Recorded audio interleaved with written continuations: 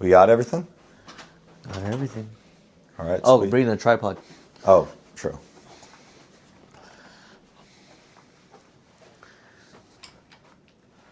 What's going on, everybody? We're ready. Are we head live? out. We're live. Let's go. Dude, I'm pumped. We've had quite the morning, man. Yep. Quite the morning. So, guys, we learned so much yesterday. We're hitting Tech Week 2025, day 2 going live. And, you know, we learned something. We're like, let's put out challenges. Like, we got to raise the bar, raise the stakes. So today, Nolan, do you want to tell them about the challenges or do you want me to tell them? Tell them. You got the list going right there. All right, yeah. We got the Waymo on the way. The challenges for the day. We got to set the bar high. So we've been ripping on YouTube for about 2 months and at like 220 something subscribers. We want to hit 500 by the end of the day. We're going to have to talk to so many people.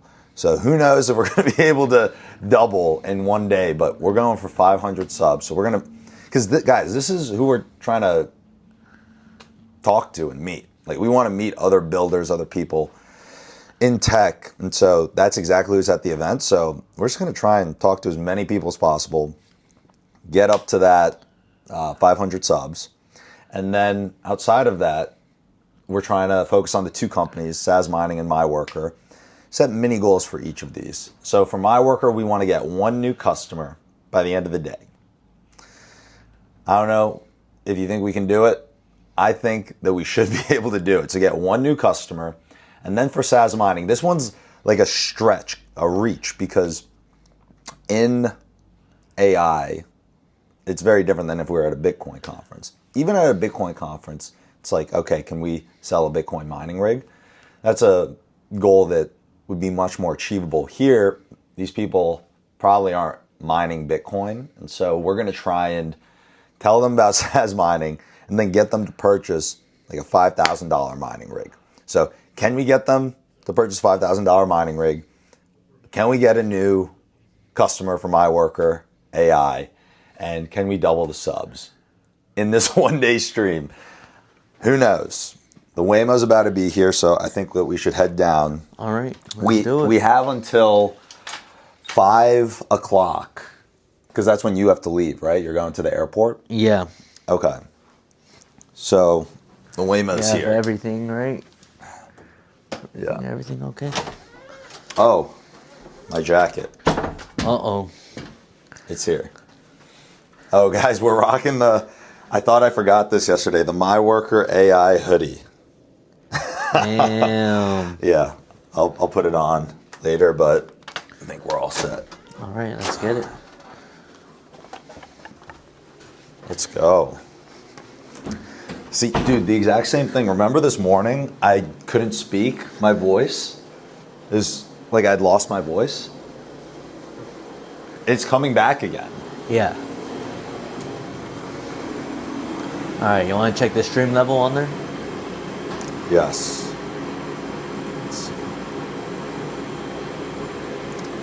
All right, guys, we got to make sure that we're actually live here.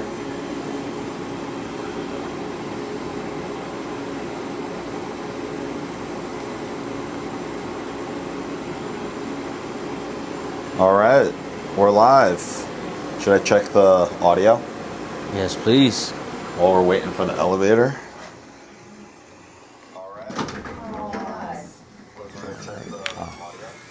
Hello. Going down? Yeah. Oh, we're just doing some live streaming of Tech Week. Oh, yeah? Yeah. Yeah. Was that you guys? Look at that. Yeah, look at all. Ooh.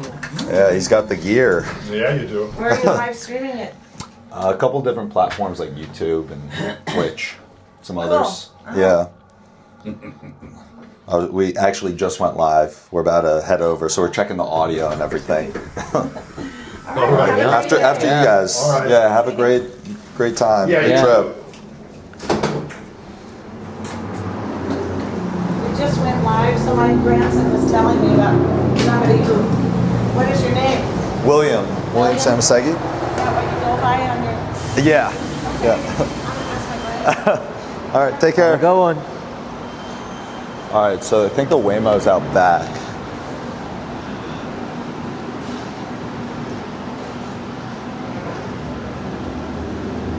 Where's the Waymo at? Probably this way. I'm gonna grab.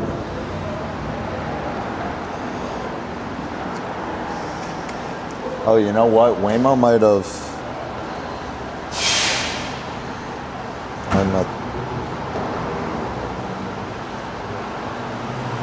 That's this way.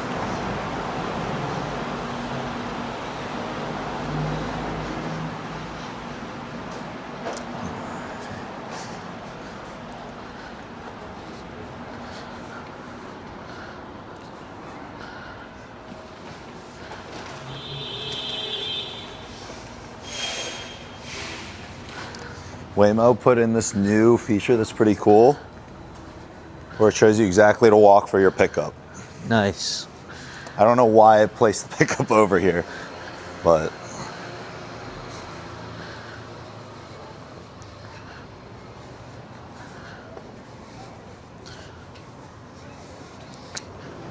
we'll get there.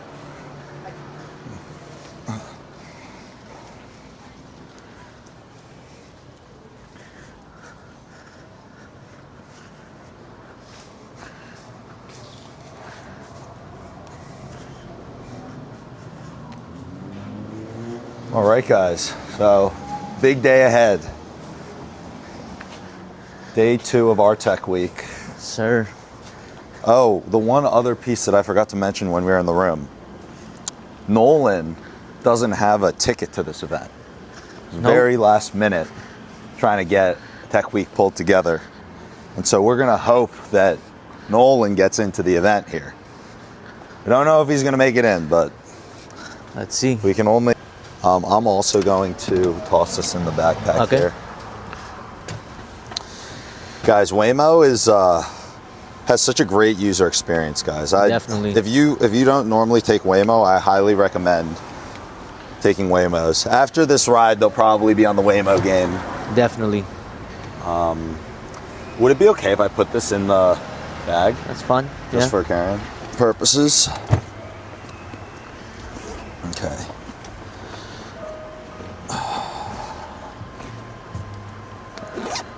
Okay. All right. Let's get to it. All right. Let's do it. Hop up front.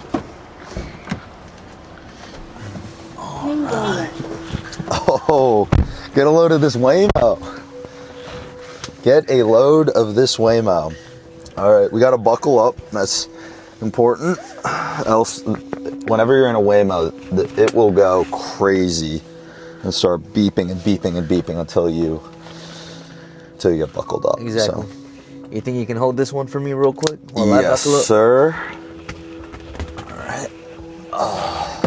Guys, if you are in the chat, let us know if there's anything you want to see. We got this event we're rolling up to. Hopefully, we can get Nolan in. And we got a big day ahead of us. Exactly. Heading to Leon and Jackson. All right, we'll get some music on. Happy Friday. Dang, happy Friday. Oh, we still have Gangnam Style from That's yesterday. crazy. All right.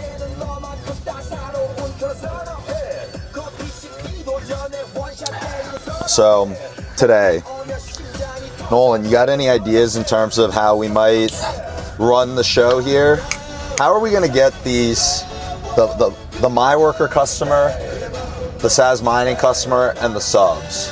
Which ones do you think is going to be the hardest? What do you think is going to be the easiest? I mean, for myself, I can only do the subs. The subs, I don't know how yeah. to get You'll be on the customers, subs. yeah. I mean, that's still a big... I mean, at the end of the day, you're going to have to talk to like 200 people, like Exactly. very quickly. Exactly. Oh, you want to know what else might help? We tell the people, hey, get other people to follow the YouTube. That too, as well. Yeah, Yep. because that's how we can multiply the effort. Exactly. To get to 500, because I think if it's just us trying to reach 200 people, it's, or 240, or, oh my God, it's like 280. Something like that, yeah. Yeah, we're going to have to get a lot. I feel like we're going to need some help. All right, we're going to make a challenge today. Who's going to get more of the followers, me or Will?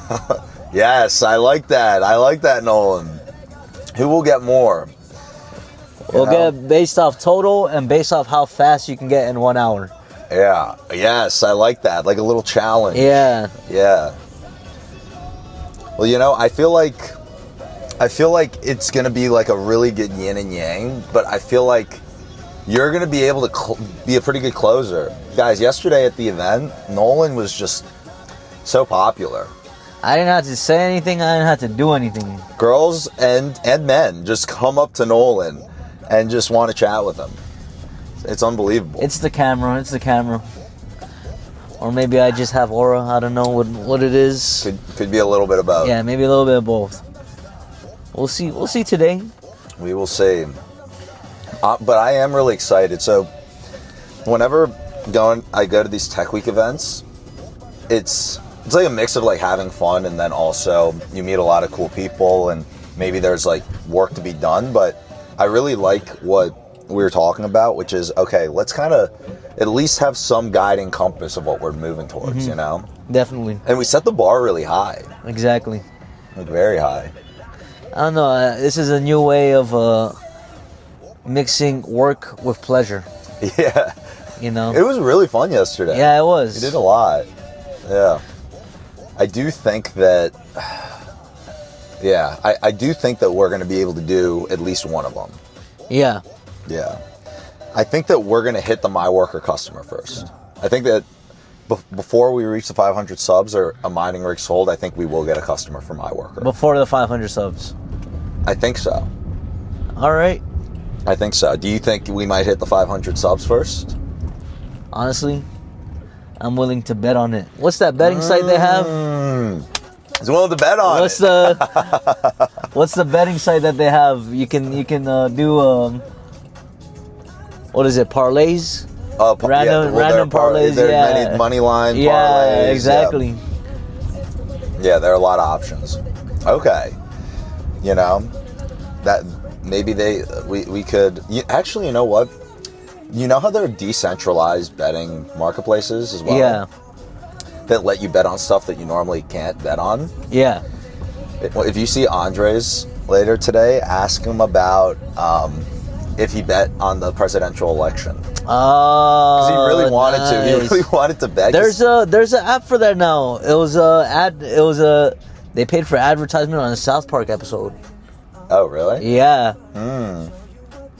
They're literally talking about it like, oh, is Cartman gonna say this tonight? It's like random types of bets. Yeah. Yeah. I mean, if you think about it, like, you can bet on anything. Definitely. Bet on absolute. I guess the big question becomes, how do you make sure that, like, how do you verify? Exactly. If you're betting on the most random stuff. There are certain Exactly. things that you obviously can verify, but I guess that's where it gets difficult. Exactly. Well, who's trying to make a bet of us? Yeah. Guys, if you're in the chat and you wanna get in on this action. Yeah, I think Andre should bet with us, because I don't know. My boy's been talking all this smack yesterday about everyone. Yeah. Andres loves talking smack. Dude, He's I feel talking like about someone needing to. He skipped leg day at the gym or something. Like that. I was like, damn. yeah. We're trying to get investors. We're not trying to chase away people, man. Come on. Oh, was he talking about the investor, or was he talking about the guy who that one guy. interviewing? Yeah. Or that was really that kid was funny. Yeah, Oh that my kid was God. funny. I really want them to meet, like, Andres and that kid that he was roasting on chat. Yeah. Yeah. The kid didn't even know. The kid was oblivious. He was being... No, but I knew because of the way you were talking about it. I was like, oh, he's getting roasted. Yeah, he's getting I was roasted. looking at your dude. reactions. And Andreas was talking about, oh, there's no girls at that party yesterday. Why don't you bring some of the girls next time, bro? Dang. Is Andres in the chat right now? That I don't know. We need to get Andres in the chat. Yeah. Okay, guys, we're about to get to the drop off. The big question here, once again, is Nolan going to get into this event? Let's He see. signed up. I think you signed up at like 3 a.m. Yeah, we were so tired. We were yesterday so after the tired, like clubs. late, and then we got up at, you got up at like 7:15, right? Or 7:30? Nah, I pushed it to like 7:45. Smart. You know. And I got up at 8:15. And then until we went live with you, we were getting everything ready, from the tech to the Batteries, stream, the battery, yeah, just everything. everything. Is this it? 3140? Or are we across the street? Vehicle approaching. Honestly, let's wait in here because we might have the wrong address. All right. I remember when I was calling it, I was kind of confused at certain things. I got to check the particle. All right. You're here. The Please Waymo's make sure like, it's get the clear hell out of our car. For real. Don't forget any items in the trunk. Okay. They did a really good, not really good, a really weird thing in how they put the event Vehicle in. approaching.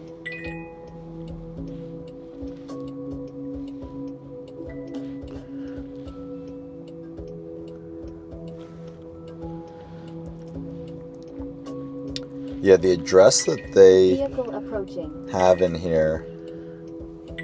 3132 Jackson Street.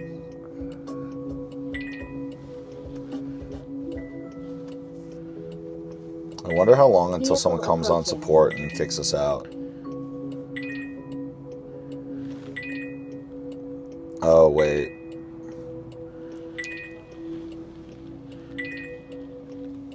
Yeah, this is definitely not the right place. It's a good thing we didn't go out. Edge and Node House of Web3. Vehicle approaching. I'm gonna edit trip.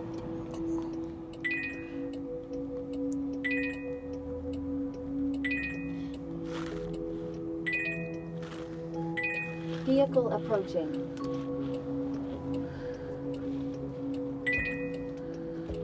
Oh my god, that noise is so. Wait, where?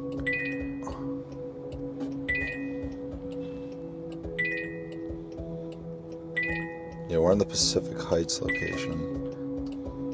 Oh, does it not go into?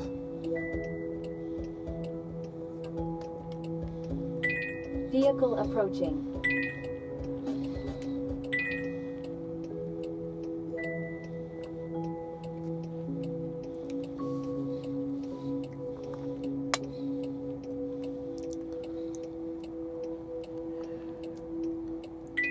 Vehicle approaching.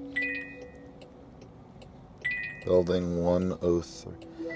I think it's a problem that Waymo doesn't go into this place.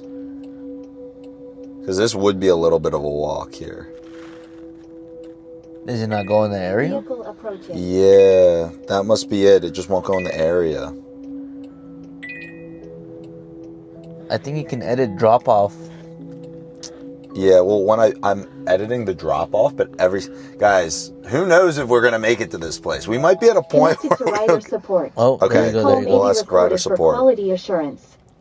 Okay, Hi, perfect. William. This is Alex at Waymo.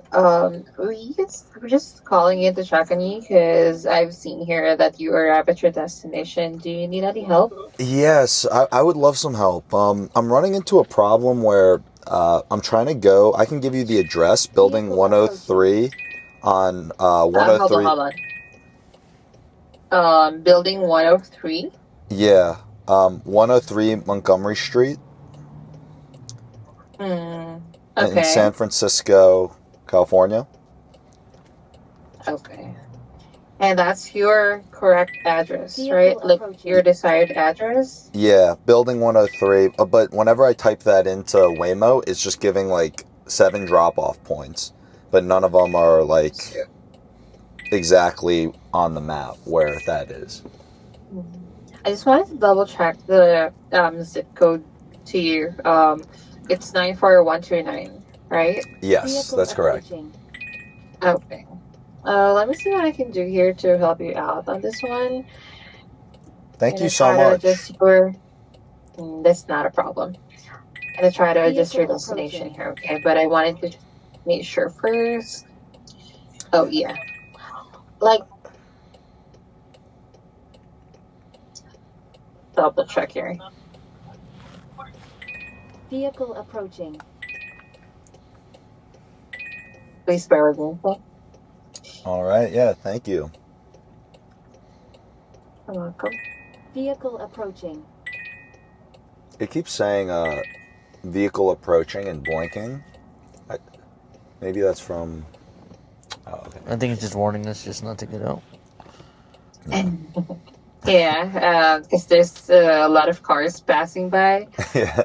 I just also wanted to check with you that it's near at the Walt Disney Family Museum, at the destination where you wanted to go. Motorcycle approaching. Walt Or Disney. can you tell me? Can you tell me the name of the building where you wanted Vehicle to go? approaching. Edge and Node House of Web3. Okay, Edge of Note. Yeah, that's beside of it. Let's see here. So it's still inside of our service area, so I should be able to get you there. Just let me check here. Yeah, I was Hold getting on. worried that we might not ever make it there.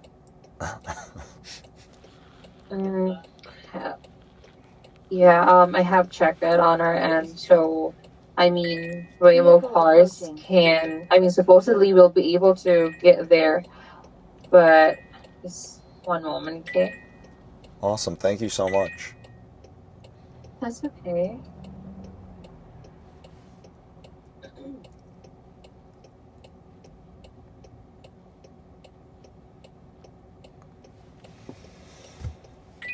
Vehicle approaching.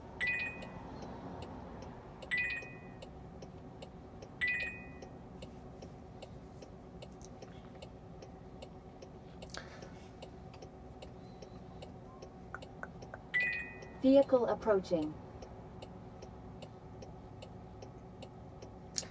How frequently are you guys receiving calls at Waymo support? It depends on the shift Vehicle time. approaching. So, like, on this type of shift, in what do you call this, morning shift? So it's like what we call much queuing, because there's a lot of Vehicle call that we're approaching. receiving than like the nighttime. That makes sense. Yeah. People like us And who in the nighttime. can't get where we're going call in and you save the day. Think, oh my gosh, have you ever worked technology? How are you at a tech conference? Vehicle approaching. I hope I can get you there. I'm trying my best here to get a Vehicle drop off approaching. spot on my end. So I hope I can get you there. All right, thank you. Yeah, it looks like we might be running into the same thing. But just give me a few minutes here. Vehicle approaching. If I can get you there, as it says on the system that it's serviceable by a Waymo. Okay, awesome.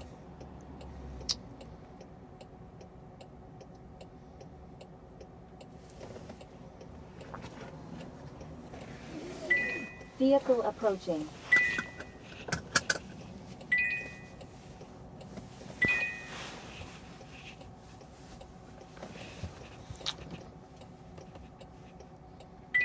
Vehicle approaching.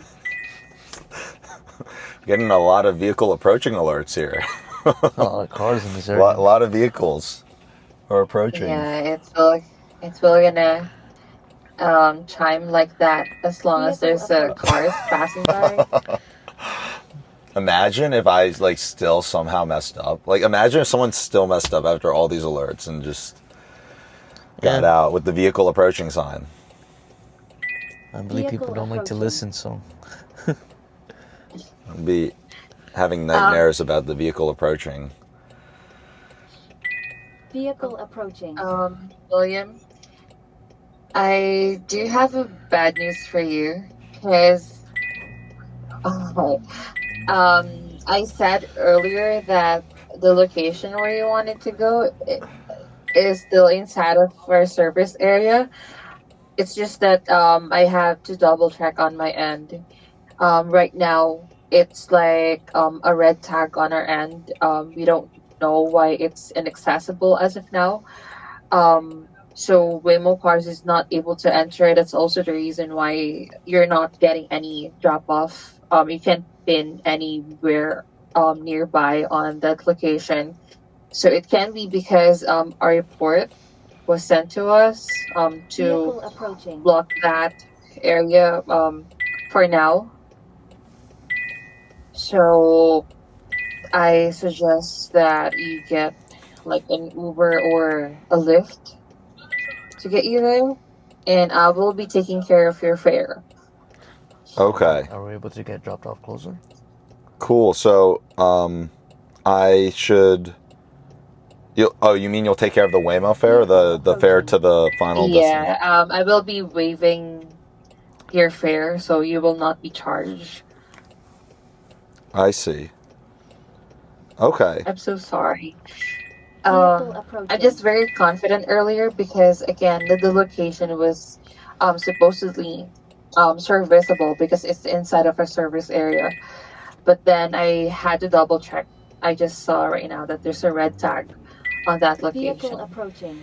Yeah. Totally understand. Not your fault. I ran into the same type of issue when I was calling the Waymo, actually. So, yeah, that makes sense. Thanks for understanding.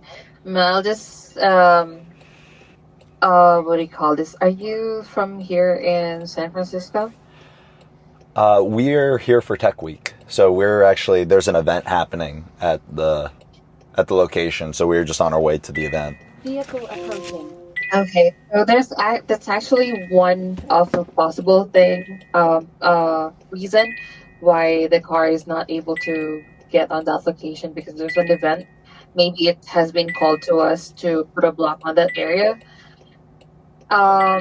Since, I mean, do you think you will be able to use Waymo Vehicle approaching. like tomorrow or in a week? Because I wanted to apply one free ride on your account. Oh, awesome! Thank you so much. Yes, I love Waymo, and I would be happy to use it tomorrow. Sure. You don't have to pay for this trip. And then I'm gonna apply one free ride, so you can use that on the future trip. Okay. Okay, sounds good. Thank you. Okay. Awesome. Anything else I can possibly help? I think that's it. So Vehicle I guess we should approaching. just exit the vehicle here at this location. Yeah. All right. Sorry about that again. You're like, please get out of our car. Yeah, no, I totally Thank you, makes sense. guys. Yeah, no, thank you. You were very, very helpful, and we will. I appreciate the free ride and the fare coverage. It's not a problem. All right, You both have a good one, okay? Thank you. take care. Bye.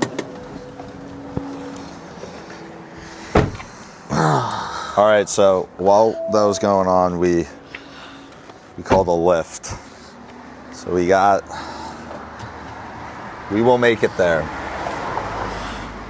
We will go to the ends of the earth to get to this event. I got you.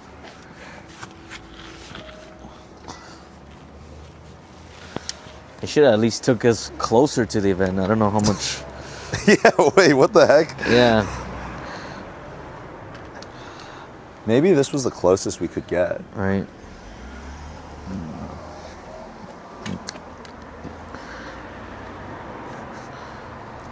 That was kind of funny. I had a feeling. After it was taking a while for her to get back to us or update the ride, I had a feeling that we might be having to call a lift. This is good. We're getting some sun in. Mm-hmm. Feeling good.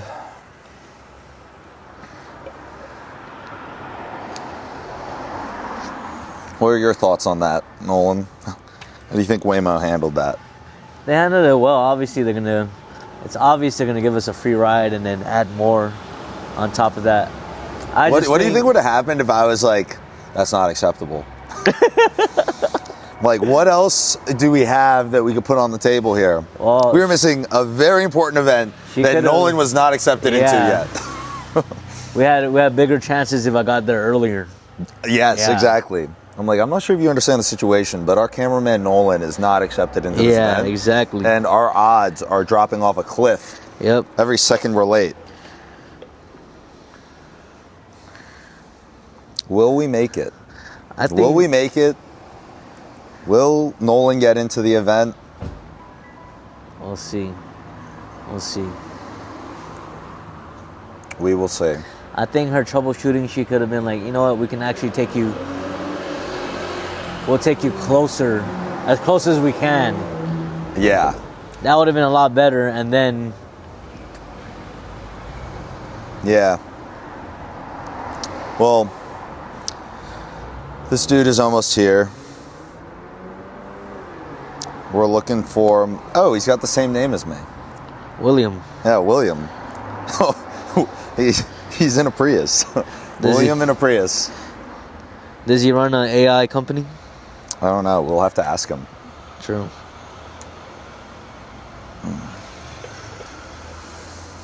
Okay. Maybe this I girl got think, the same I think problem it's too. across the street.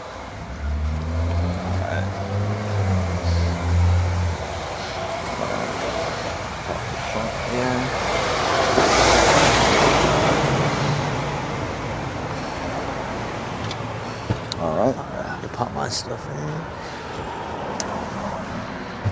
Yes.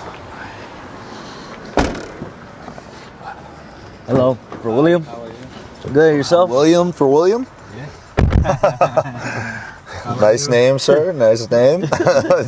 Doing great. How's your day been? Ready? We're ready.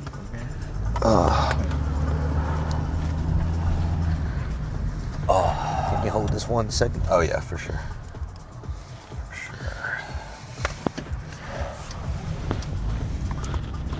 All right, we're good. There you go.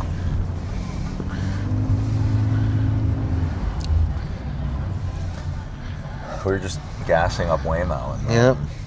So we were just taking a Waymo to the location we're going to right now, and Waymo does not drive there. Yeah. So we had to call you. We had to call you. You're our savior. You're going to get us there. Yeah. Un poquito inglés, hombre. Ah, okay, okay. Español? Español, sí. Oh, Simón. Hablo un poquito. Poquito español, sí. Sí, aprendo poco a poco. También estoy muy aprendiendo bien. inglés. Yeah, Muy bien. Yo hablo un poco. Sí. Un poco. Está bien. Sí, me gusta español. Tuvo salida Me por gusta hablar. ahí.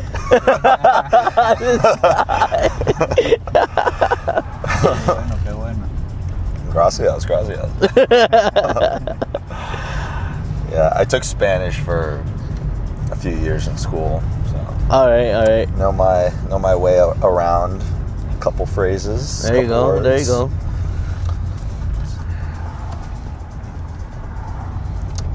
Muchos palabras. A lot of words. ¿Dónde aprenden el español? Yo, Ajá. de mi ex. ¿De tu ex? Sí, Sí. sí. Oh, so your Spanish is solid. A little Es bit. muy bien, A muy little bien. bit. A little bit. It's not as good as you think, bro. Like, I just learned a lot because also like I used to work in la cocina, in the kitchen. Sí. Yeah, so Sí. mucho mal palabras. Malas palabras. Yeah. Oh, Muy grosero. Yeah. They teach me all the bad words and stuff, and then yeah. Yo sé un poco Okay. palabras mal. Oh, you already know. Es un stream, so no sé en el stream, pero yo Hey, it's pretty muy good. inteligente. Yeah. Soy inteligente. No, it's pretty good. It's pretty good.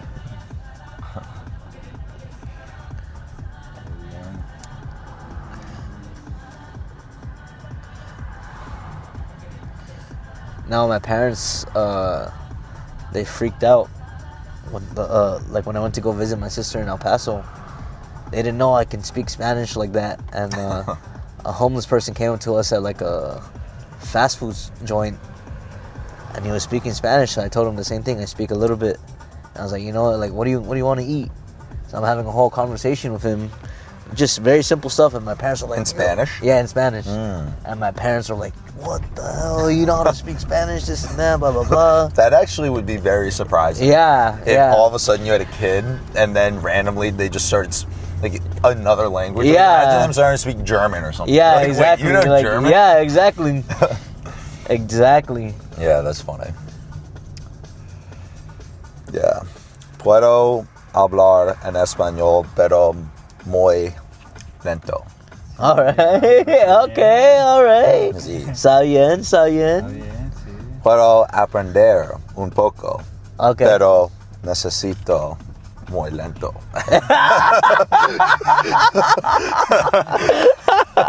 Debe conseguir una novia que hable español. Yeah, sí. Conjugaciones. Necesita trabajo. Wow, dude, you know a lot of Spanish, bro. I feel like you know a little bit more than me. You know, like, words. Sí, sí. Soy inteligente. No sé. Muy bien, muy bien. That's hilarious, Poder bro. hablar. ¿Dónde eres? De Venezuela. Venezuela? Okay. Nice, very nice. Venezuela y Colombia. Nací en Nah. Venezuela y me crié en Colombia. Okay. Sí. I can hear it in your accent. Sí.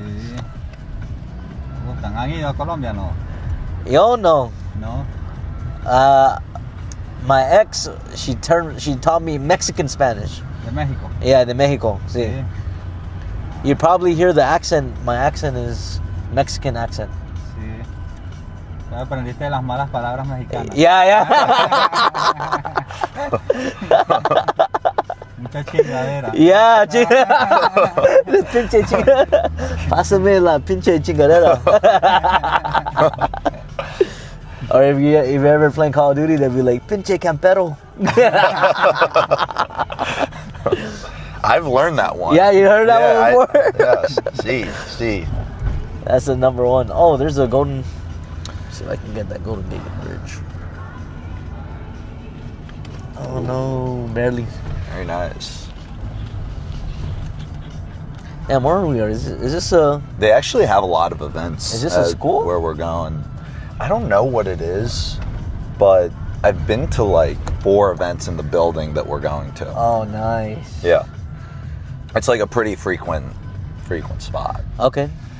It's pretty cool. Not bad. ¿Pero aquí está bien? Perfecto. Aquí está bien. Sí. Y muchas gracias. Gracias, William. Mucho gusto. Mucho gusto, encantado. Igualmente.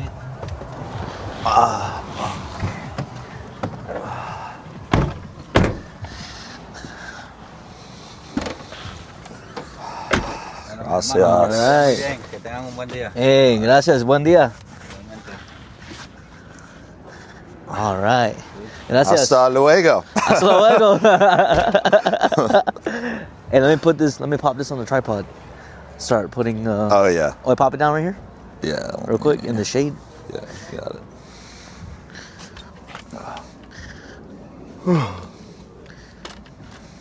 Okay. Moment of truth, guys. What is Nolan to do?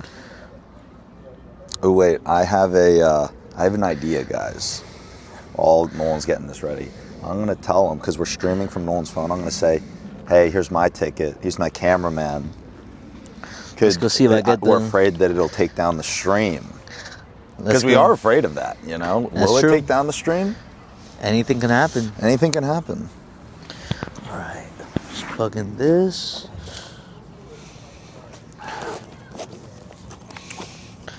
See, more accessible.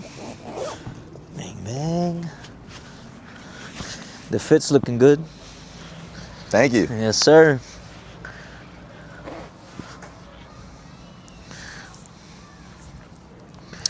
All right, I'm going to get my ticket ready here. All right.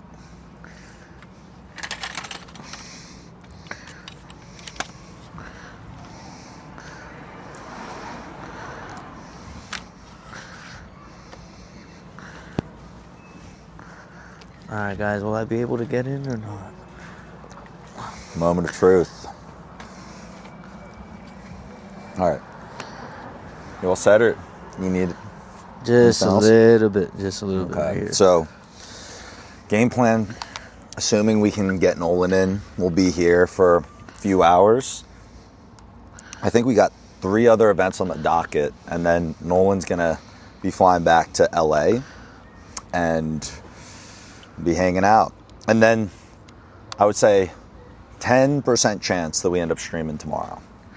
So if I can find a cameraman today for tomorrow, I'm going to do that because we're going to Tech Week tomorrow as well. But it's the game plan. Nolan, we're pretty much on the clock right now. Once we get in there, we got to be like on it. Exactly. All So right. do you have the QR code and everything that I sent over? Yes. Okay. Or it's on my phone too. It's on my phone, yep. Yeah, it's on my home screen. So I'll give you my phone in there. All right, And I can then- take your phone. Well, first, Actually, let me... I'll first get it out to get into the event. Mm-hmm. But yeah, as soon as we yeah, get yeah. in, I'll start talking to people, and then, yeah, we got to get to 500. So 500. Let's do it. 500. Okay.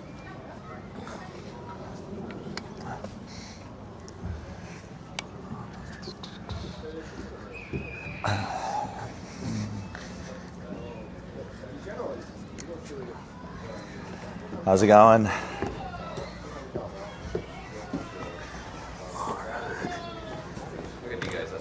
Hello. Oh, thank you. What's your name, man? Mickey. Mickey? Nice to meet you. Will. All right. He's gonna take us through the elevator. Yeah. Awesome. We're getting close to capacity, so I'm going to start telling people that they have to wait. Okay. Like a final assessment. Looks like we got here just in time. All right. Thank you. Thank you. So you're with the event or one of the companies? I'm with the building. Oh, okay. House of Oak 3. Awesome. Oh, you guys enjoy. Thank you. Thank you. Take care. So despite the Waymo debacle, we got here right before they were at capacity. I wonder how packed this place is going to be. Same. Yeah, I'm wondering. Yeah, the same it's a thing. pretty big spot. All right. How's it going? Yeah. Is this This one maybe. Hello. The camera crew? Yeah. Yeah. Yes, This is sir. Yes, Tech Week sir. camera crew. I feel bad kind of cutting in line. Is this a whole line right here to get the? Maybe. I guess so. Quick question, do we need a name tag or would we be able to just go around?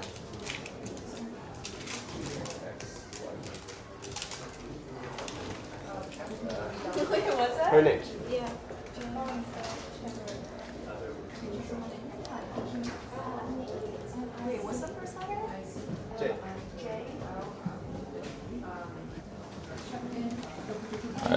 So that's- Ready? The events are north. How are we looking? It's getting pretty tight. So, I think after people, you gotta stop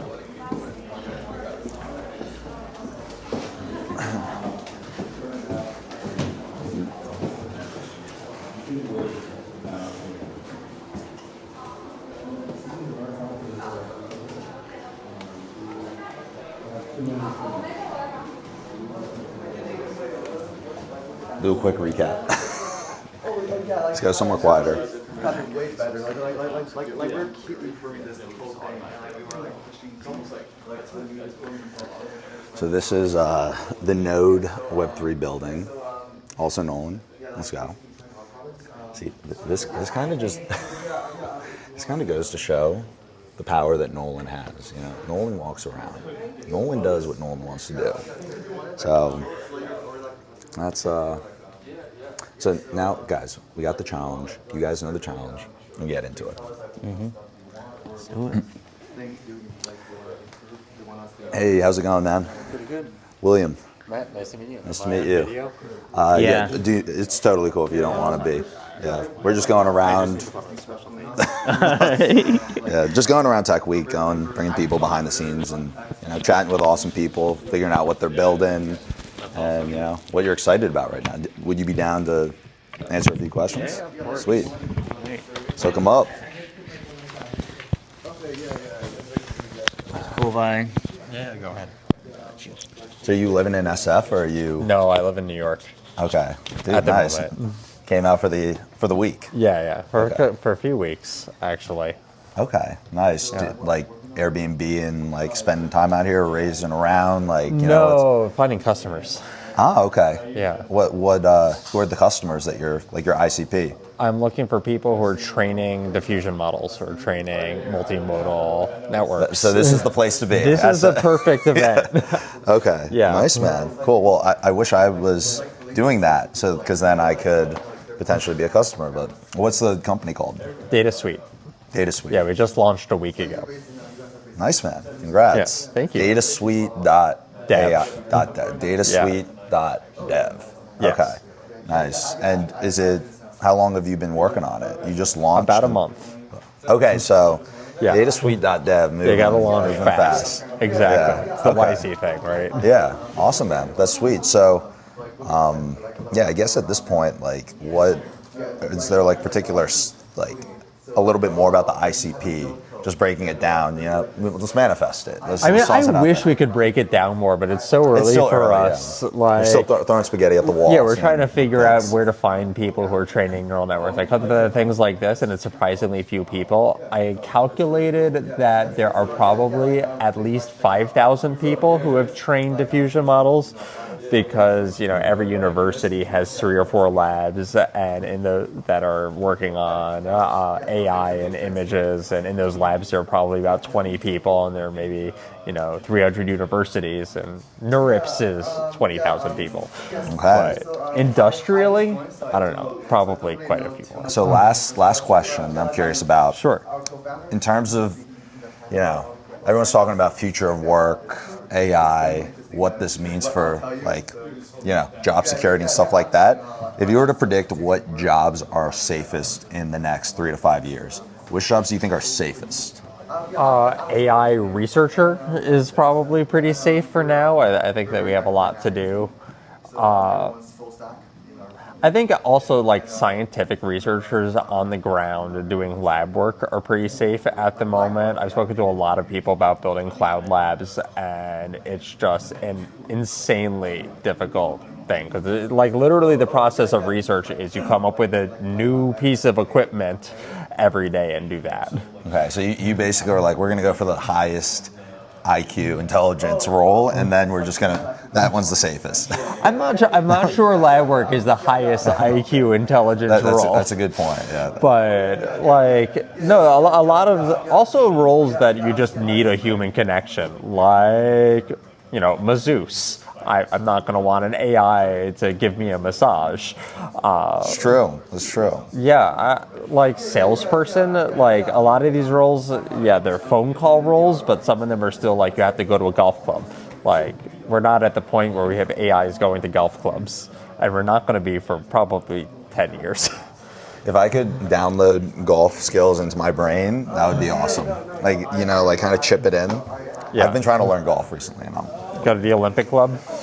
not around here. I'm in LA, but Oh shit, doing what brought you up? This event? I was actually brought up just for Tech Week. We did some streaming yesterday, and then doing some today. Actually, chat with Nolan when you're passing the mic back, and he can show you the different channels, and we should connect on LinkedIn. Awesome, yeah. Now that I know what you're up to, What's your thing? if anything comes to mind, it's a company called MyWorker AI. MyWorker. Yeah, so actually one of the goals for the day is to get a customer, but our target's normally companies that are at $1 million in revenue or more, like kind of trying to scale their sales side of things. So it allows a single founder or SDR to do the work and outbound of like a team of 10 to help eat up. That's definitely the type of sales that is automatable. That is the automatable kind. Yeah. Yeah, but we'll pass him the mic, and then I got to get in my phone too. But dude, this was awesome. And yeah, check out the channel if thank you for if we having get me. a clip or I have something my from own it. podcast, so love being on really? people's podcasts. Yeah, Dude, let's go. yeah, I like your setup. Yeah, appreciate it.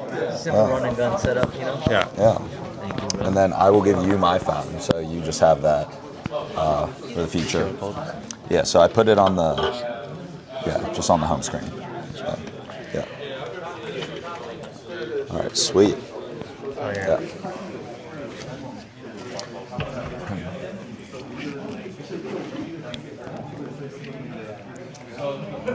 How long have you been doing the podcast for? I started a couple of years ago, and I kind of stopped about a year ago. Like, I recorded 60 full episodes with founders. And Oh, nice, man. I released 30 and got no traction. Oh yeah, I mean with content you get no traction for like ages. Yeah, it was very demotivating not getting traction. Just like I put like 2-3 days of effort into each episode. And Yeah, that's a lot. That's a grind. Yeah, so we just started on YouTube. The goal for the day is on YouTube to get to 500 subs. So yeah, that's one, and then on LinkedIn. are you Let's connect on familiar LinkedIn. with the like algorithms follow dynamic theory? The current theories about follow dynamics.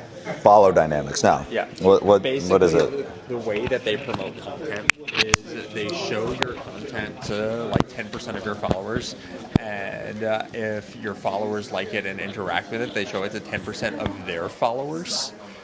Which means that the best strategy is actually not to go and get subscribers in person. It's not to go and like actively try to get subscribers, but like literally start each video with an entirely fresh account, and then hopefully that will reach its intended target audience really quickly.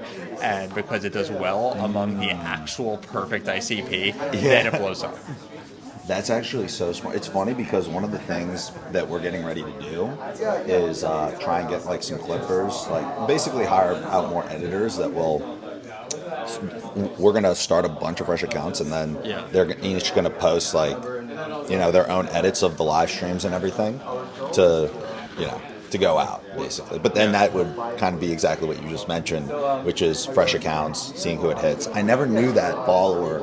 Yeah, the tree. 10%, 10%. 10%. Yeah, no, I heard about this and then it made sense because I like amassed. Oh, it makes perfect sense. Yeah. I got like 20K followers on LinkedIn, and now I feel like I'm shadow banned there. Like Really? A couple of years ago when I had like 3,000 or 4,000 followers, everything I posted got like 30, 50 likes. Now I post anything, 2 likes. I feel like it's gotten very saturated. I've heard a lot of other people, some of our customers, one of their other growth channels is LinkedIn.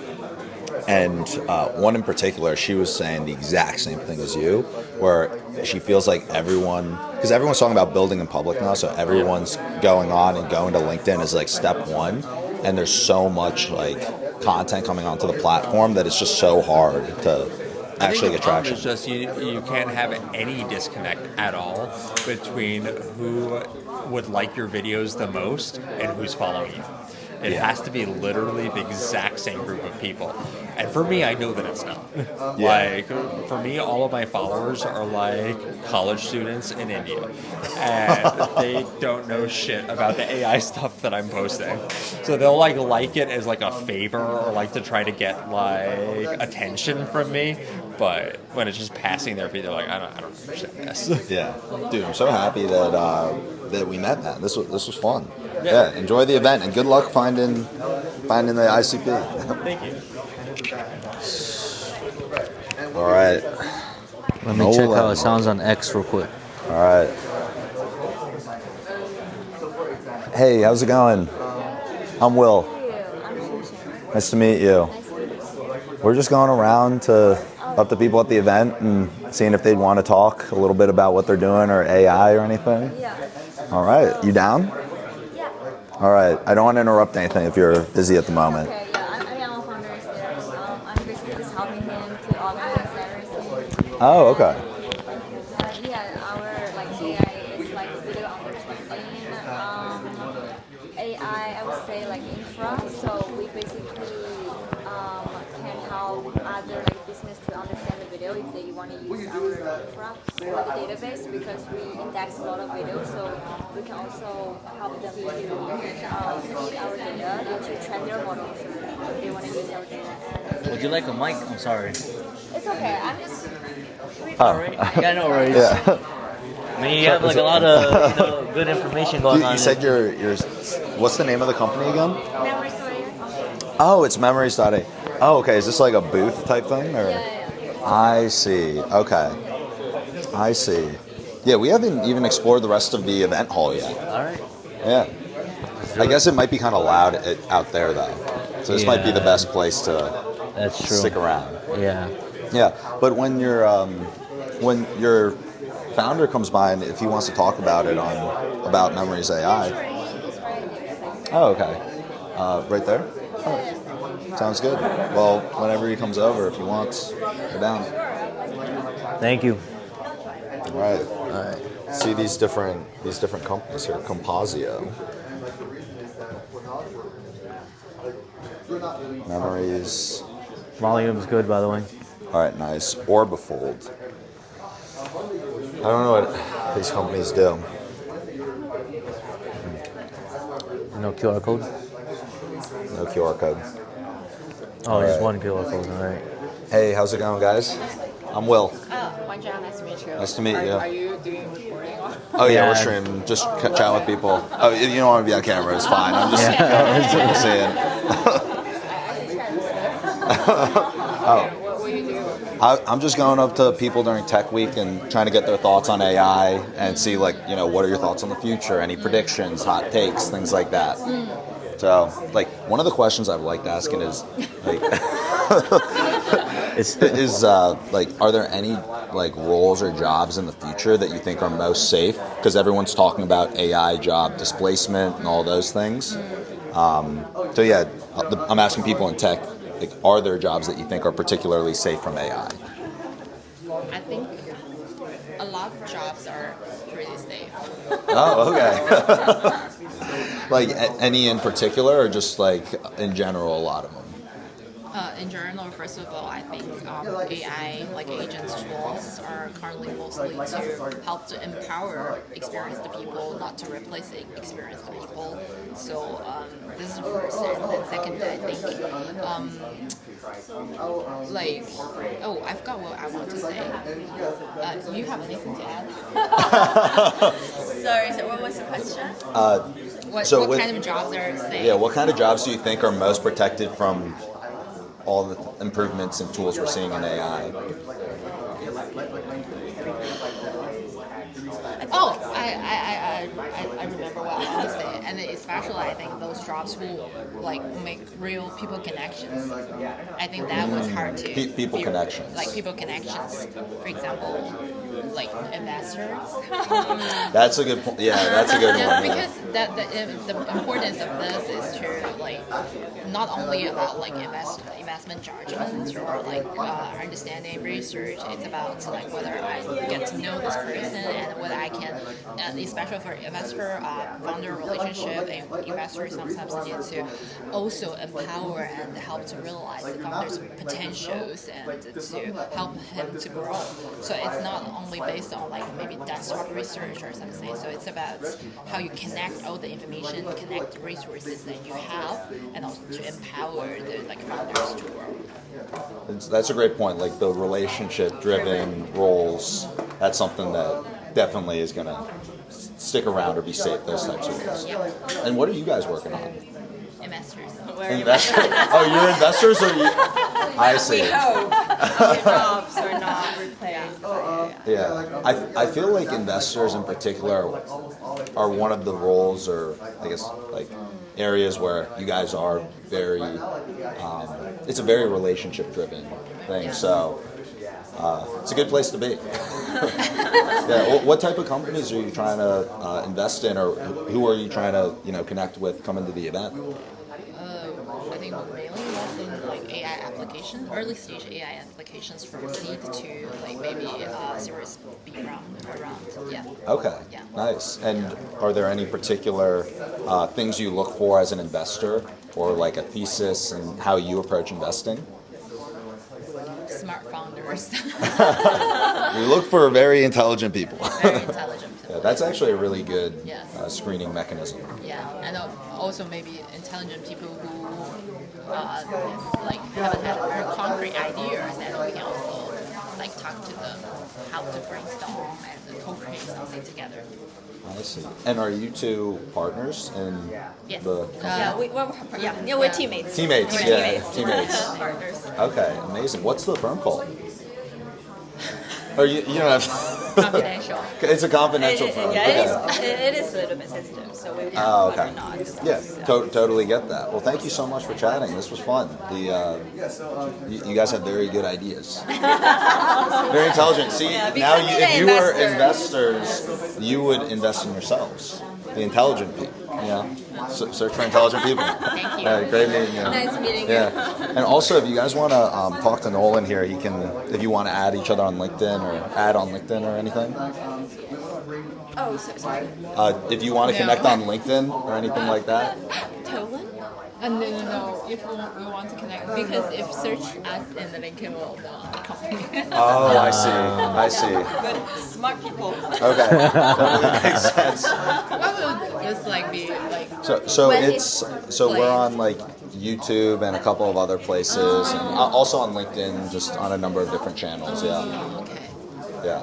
So we're doing like the whole founder, like I guess, build in public, and then bringing people behind the scenes in Tech Week, asking people what their thoughts are in different areas of AI. Yeah. Okay. All right. Thank you so much. Yeah. Take care. How's it going, man? Good. What's happening here? I'm William. William, I'm Ivar. Nice to meet you. Nice to meet you, William. So this is my buddy Nolan. We're going around to different events in Tech Week and chatting with people at the events, getting their thoughts on AI, tech. Do you want to? Happy to share. All right. My Awesome. thoughts. Let's get it. You look like you got some good ideas. Yeah, let me move this a little bit to the side so it's not in the picture. Sounds good. I like the fit, man. Thank you. I like yours as well, right? I need to work out more. Sure. How do I do that? All right, sweet. So what actually brought you to the event? So I was invited by one of the organizers. I invest in AI, early stage, pre-seed, and seed, and we're always looking to, meet great people and learn what's new out there. Awesome, man. And you said like pre-seed, like in the early stages. Yes. I speak with a lot of investors, and you have, I guess, like different focuses, mandates, and then things that they personally screen for that they think are important. As an investor, what are the things that you've come to see as very, very important in underwriting or selecting the companies to invest in? So we focus on three big buckets: vertical AI, AI enablement, which includes dev tools, and physical AI, which means AI for robotics, but more on software side. And what I focus a lot on moat, right? So because in the AI world, there is a big question, is like, are you building on top of other people's technology? Are you reinventing the wheel? But for me, what's important is the moat and things like, are you doing your own data collection? Do you own your data? Do you have network effects? So these things are very important. And when, in case of vertical AI, do you know this vertical very well? Have you been working in this space for, decades maybe? So you know all the customers, you know their pain points. And when you talk about that data moat and network effects, are there, like, kind of double clicking into those, how are you assessing like network effects or that data moat at that early stage? Because at the early stage, it's still... Of course. So at early stage, they often don't have it yet, but it becomes pretty obvious if the flywheel is there from the very beginning, right? Mm-hmm. And data moat and network effects are actually very different, right? So on data moat, what's important is, do you have collection of data that is like a part of your business, and do you from the very beginning set your contracts in such a way that your clients don't mind you owning the data? Like for example, when a company is, company is a note taker, right, on your meetings, right? Can you own these notes, and can you make data processing these notes, or your customers own the notes and you cannot touch them anymore, right? Yeah. So do you own some sensors? By the way, another important thing on data mode, do you have some unique data? Because like For example, there are a lot of note takers. They all have their own meetings because the separate meetings have separate note takers. But in the end, the vast majority of this data is very similar, right? So one note taker and another note taker have similar data. But some companies have unique sensors, like so maybe some company has a sensor that takes temperature inside of some pipes, and there's no other company. No one else is doing that. Yeah. So the unique data sets are very, very important, and from very beginning. On the network effects, it's a completely different story, right? Most companies don't have it, but it's most importantly that do we see that every new member of the network, be it a customer or like a partner, do they increase the quality and the usefulness of the network exponentially, right? Like obviously Facebook and TikTok are good examples of network effect businesses, but in the AI world, there is like a lot of new businesses that build AI first, that build with network effect, be it consumer or business, right? So especially marketplaces and so on. And what's important for us, is it obvious that every new member improves the network and the product exponentially? And does the company know how to solve for the cold start problem, which is often for network businesses and so on? Yeah, that's a great answer. So I guess my last one is, taking a step back, looking at the landscape. One of the things that founders are constantly doing is they're looking at, okay, this is the world you're living in today, and this is the future you're moving into. And I'm curious from the venture perspective, you're getting in at the early stage. It's almost like you have a time machine of what could potentially be coming down the pipeline. And so with that in mind, I'm actually curious, first, what that world that you see looks like coming down the pipeline. Like, what do you think are some of the big things that some people might not know that are going to become more important? So one big thing that, to be fair, I don't think it's unique view is on physical AI is that the robots will be pervasive in 5, 7, 8 years, both humanoid and non-humanoid. But one thing that some people don't see and we see is that the modularity of the stack, right? So we started with robotics being all end-to-end. The company would do the robot and the software, all of it. Now I believe that there is so much more space, and in 5 years it become obvious that there will be manufacturing hardware companies and there will be software companies like IBM separately from Microsoft, or Dell is a hardware company while Microsoft is a software company. So in the robotics, there are a lot of software companies. Like everyone taking their own part of the stack. Yes, so this is the big part that we are focusing on. I see. And final question, double tapping into that. Taking a step back, are there any jobs in the future that you think are most secure, or the areas that it's best to be building in? I don't think anything is secure, right? So you need to be very thoughtful and flexible. Everybody needs to be flexible, right? So, but CEO as a job will never go away, right? Building new businesses and being an entrepreneur is very important. It will be important anytime. But areas to be building in is a good question. So to be fair, I'm totally fine with businesses building in the areas where the jobs are not secure. Like everybody thinking, like, I don't know, accountants, recruiters, all these jobs are not secure. Yeah. It's totally okay building in those businesses, in those areas. But in general, physical jobs that still require some complexity still have many years to go. Like, I don't know, inspectors inspecting railroads, right? So, or like people are, installing gas stoves. These physical jobs will still have another 5-10 years at least. That's a great point. Yeah, the complexity of some of those physical jobs, and then the actual role of the CEO that's leveraging all of the different new tools to build for some use case are the two most that you see. Awesome, dude. This was great. We should stay connected. Happy to say, what we're doing. Let's cover that as well. I'm Igor Makhanyok. I run Geek Ventures. Geek Ventures, a New York-based fund focusing on AI and robotics, especially focusing on immigrant founders. So that's our intersection. Yeah, happy to stay connected. You can find me on LinkedIn or Twitter or email. Amazing. Okay. Yeah. Cool. Thank you. Let's connect on LinkedIn, and actually. There might be some opportunities to chat as well with what we're doing. We're building a company called MyWorker.ai, and some of the things you were mentioning around network effects, data moat, those are some of the things that you can find trying to connect with great partners with to learn more about. Sure. What's your name? Nolan. Huh? Nolan. Nolan. Okay. Here, if you want to follow us back.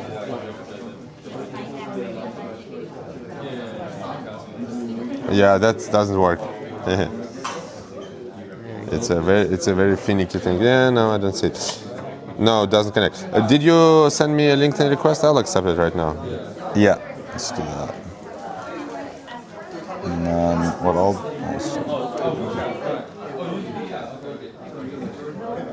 is if you want to scan and follow the YouTube. We just started on YouTube, so we're trying to grow it. We actually, for the stream, did trying to get to 500 subscribers on YouTube because we just Are started the you channel. Hungarian?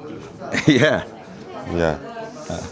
Awesome. Yeah. We're live streaming right now, actually. So these get clipped up into like shorts and verticals and everything later. Cool. Nice meeting you guys. All right. Nice meeting you, man. Oh, you're following me. That's pretty cool. Yeah.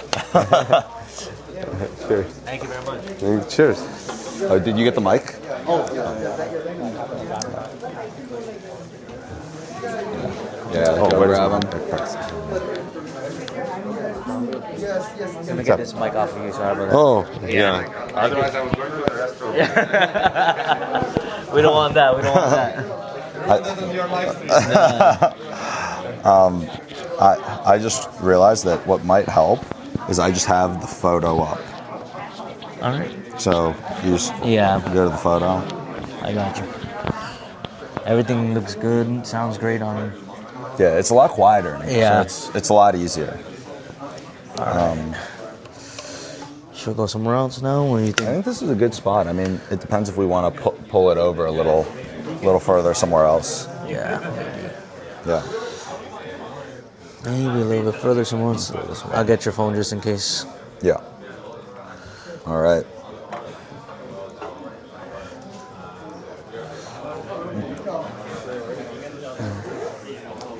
How's it going, man? William. Nice to meet you. Nice to meet you.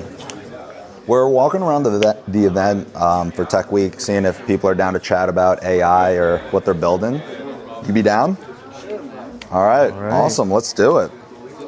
All right. This is actually kind of cool. Like a nice cozy seat. I could have Nolan hook you up with like a mic too, but for the time being. Oh, yeah, for sure. So after this, we can have Nolan kind of show you the different channels. Can you also make a photo of us, bro, while you're recording? Yeah. With the photo? Yeah, from the back of the camera that you can see. Yeah. Yeah. Okay, so what are you guys doing? So yeah, we're going around asking some questions. What are you building? Are you building in AI? Or are you? I guess what role are you playing in the ecosystem? Yeah, so I'm now like a 2-time founder. So I originally came from Amsterdam, and I already have my first company built there, which is established now. Zenips.com, which is a shipping platform. Zenips? Zenips.com. Okay, ZENIPS. ZINE. Oh, Zenips. ZINIPS.com. Yeah, Zenips. Okay. You know, like the word synapses? Yeah. That's where it comes from, you know, the brains, the synapses. Okay. So that's in Amsterdam, which is doing pretty good, 2 million ARR. That was my first company in Amsterdam, and now I'm also doing a second company. Yeah. What does Zenips do though? It's like... It's an AI-driven shipping platform for e-commerce. Okay. So, you know, for the e-commerce brands, when they ship across borders, especially in Europe, and we help them by doing that, integrating all the carriers, integrating all the ship. But that's the one thing, and now I'm in the US. I have a new team, which is we are building AI for QA, so quality assurance for software testing. And so all making sure that the AI tests the whole product, you know, so you don't need to do that. Yeah, so focusing on that particular area of the product development process and just building AI for that side of things. Okay, very cool. And so in terms of, how long have you been a founder again? You mentioned that you did Zenips and now you're working on this company. I think now, from the start, I think I'm now 8 years in the game. Good stuff, man. Yes. Sticking with it. It's tough, bro. Yeah, I don't recommend at all, especially not 2 at the same time. Yeah. But what can I say? You know, when you love, you know, you gotta love for the game. Yeah. I can't help it. Yeah. Somebody loves to golf. You know, somebody loves to. That's the analogy I always give. It's like you don't have to make a kid play video games all day. They're just going to want to do it. And some people have that itch for building companies. Exactly. And I don't recommend it at all, though. You know, some people are like, yeah, you need to be a founder, go build. And I'm like, no, don't do that if you don't want it, man. You know, don't force yourself, bro. But if you really like building shit and getting crushed 2 years and you wake up and you're like, hey, I'm gonna do it, then you need to do it. So you're gonna be a little bit crazy though. Yeah. Yeah, 100%. So when it comes to actually building in AI or like your views on the future of AI, are there any things that stand out to you or particular areas that you think are going to change because of everything being built right now in AI? Yeah, I think the most significant impact on the world will be like when AI gets into physical world, which I call it the physical AI. Physical AI, yeah. That would be the biggest change ever. So if you look at it, robotics, self-driving cars, and other autonomous vehicles, which is coming. I like to say then the physical stuff gets the brains, because now everybody's working on the brain, which is the AI, right? So OpenAI is building a lot of cool shit. It's incredible what they achieved, right? Especially if you 5 years ago, nobody knew what an LLM was. Yeah. So everybody's building the brain, but the brain gets into a body, so the physical stuff, so human robots, driverless cars, the whole world change will be like, it will be a crazy world. It's going to completely change. It just completely changed the whole thing. So in a good sense, right? So I'm not a believer in a dystopian world where robots taking over. At least not for 10 years, right? After that, I don't know. Mm-hmm. So I think the physical AI stuff will be incredibly impactful. Okay. And then the final question I have for you is, let's say that you are talking to someone who's thinking about diving into either tech or entrepreneurship or both, however you want to take the question. What would be the one thing that you wish you knew earlier on when you were starting in year 1? Because you said you're in year 8. Yeah. It's like the one piece of advice question, but particularly as it relates to entrepreneurship or tech. It's like you have a time machine. You're talking to your younger self, or anyone who's at that age now. It's quite difficult, right? Because there's a lot of things. But if I had to say one thing, don't attend these kind of events. Okay. Just don't do it. Let's double click into that. Don't do that. Yeah. Just go and take actions. Okay. Because it's tempting, these kind of events. You want to surround with founders, you want to be a founder, you're going to put your name as CEO when you're on your own, and then you get overwhelmed, bro. You get overwhelmed, like, what the fuck, hey, somebody's doing $1 million, why am I not? And you're like 24. Just skip all of it and just take the first step, man. It's so difficult. It's like going to the gym, bro, Mm-hmm. When the gym is 5 minutes away, you're like, oh man, I need to take the car, I need to go there. But if you take the first step while everybody's talking about it, go. And that's what I see. So even for me, like, I don't usually attend these meetings. So I had events, I had a couple of meetings in which the people said, go attend. But if I started on day 1, I would just like dive into it and take some actions to learn, to fail. Yeah. And just don't attend these kind of meetings, man. That's actually really unique advice. So I've been a tech founder for about a decade now. Awesome. And one of the things that stood out to me very early on is I looked at things very differently than my parents. They would always say, go focus on school, go to these events, all these things. And you might meet or network with someone. And I thought, you can find online who the right person is for whatever your business is at, and find a way to get in touch with that person or work with that person. And here is the paradox, bro. And here is the thing. If you the odds you're going to run into someone randomly that's perfect at an event is actually very low. It's low. Even if it's, specific. Exactly. But if you are working on something crazy and you're doing it, you kind of attract the co-founder or the next dude. It's like the universal work like that. It's kind of like, So if you go do it, you attract the relevant people. But if you some kind of seek out like events networking, you don't get far. So it's really hard to explain. But if you're just going to do it, you attract the people also, which will eventually be a part of the journey. Yeah, 100%. You know, but people are marketing like you need to go to events, you will find your co-founder. It's like oh bullshit, dude. You need to go do stuff, dude. Remember you said day one, right? Yeah. So day one is different than 4 years or whatever.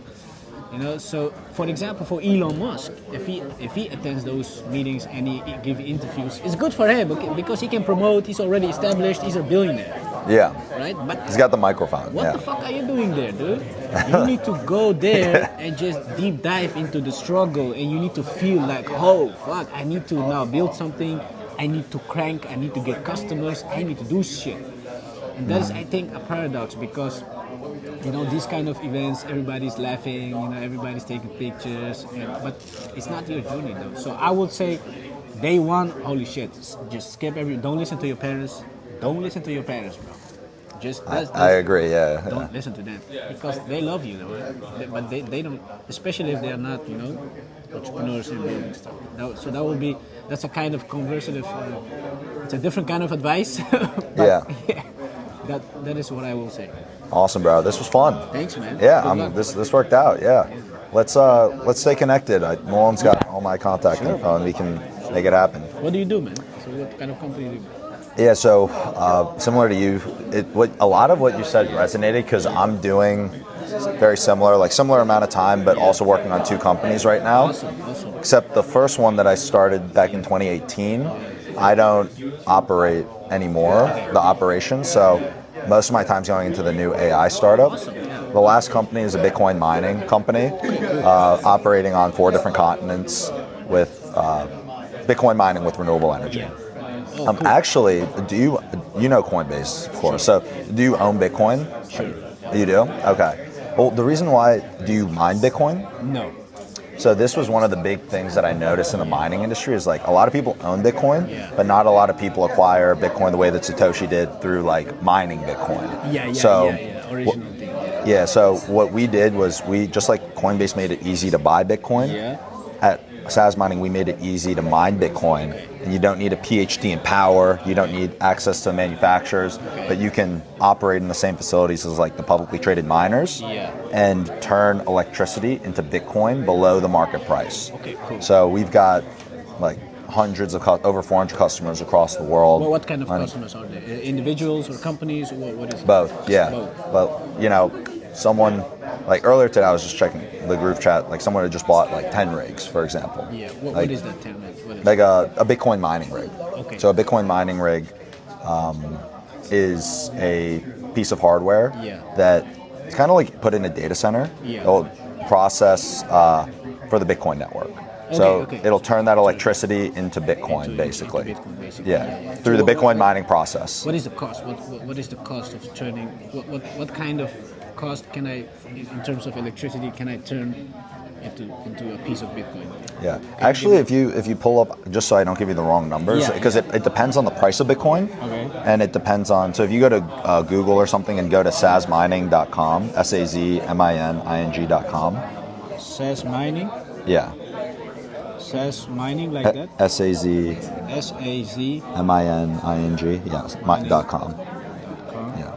So then I can give you the right numbers. So basically, it's like allows you to start mining Bitcoin below the price.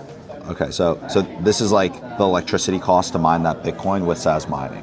Hold on, but this is based in a certain kind of region or just globally or what? This is at one of our facilities. Yeah. Okay. So, yeah, and so let's say someone wanted to start mining. Yeah. This is a calculator. So you have the access to the energy, the bulk discounts, all these things. All these things, yes. But we built software and relationships in the mining industry, so you can get access to the top level mining. What about the convenience? So how easy is this to set this up? Do you need to be really technical? It's easier than buying Bitcoin on Coinbase. Are you kidding me? Really? It's easier, awesome. yeah. So This is this. It's amazing. All you do is like you buy it. It gets set up. You have ownership of the rig, so you can sell out of the position whenever you want. And where is going to be saved these? It depends which one you have, like which data center. So we have one in Paraguay. This one's Ethiopia. This is like a cloud for Bitcoin mining. Yeah, but even better than cloud, because with cloud you don't own the hardware. You own this. Yeah, you own this. But so. owning.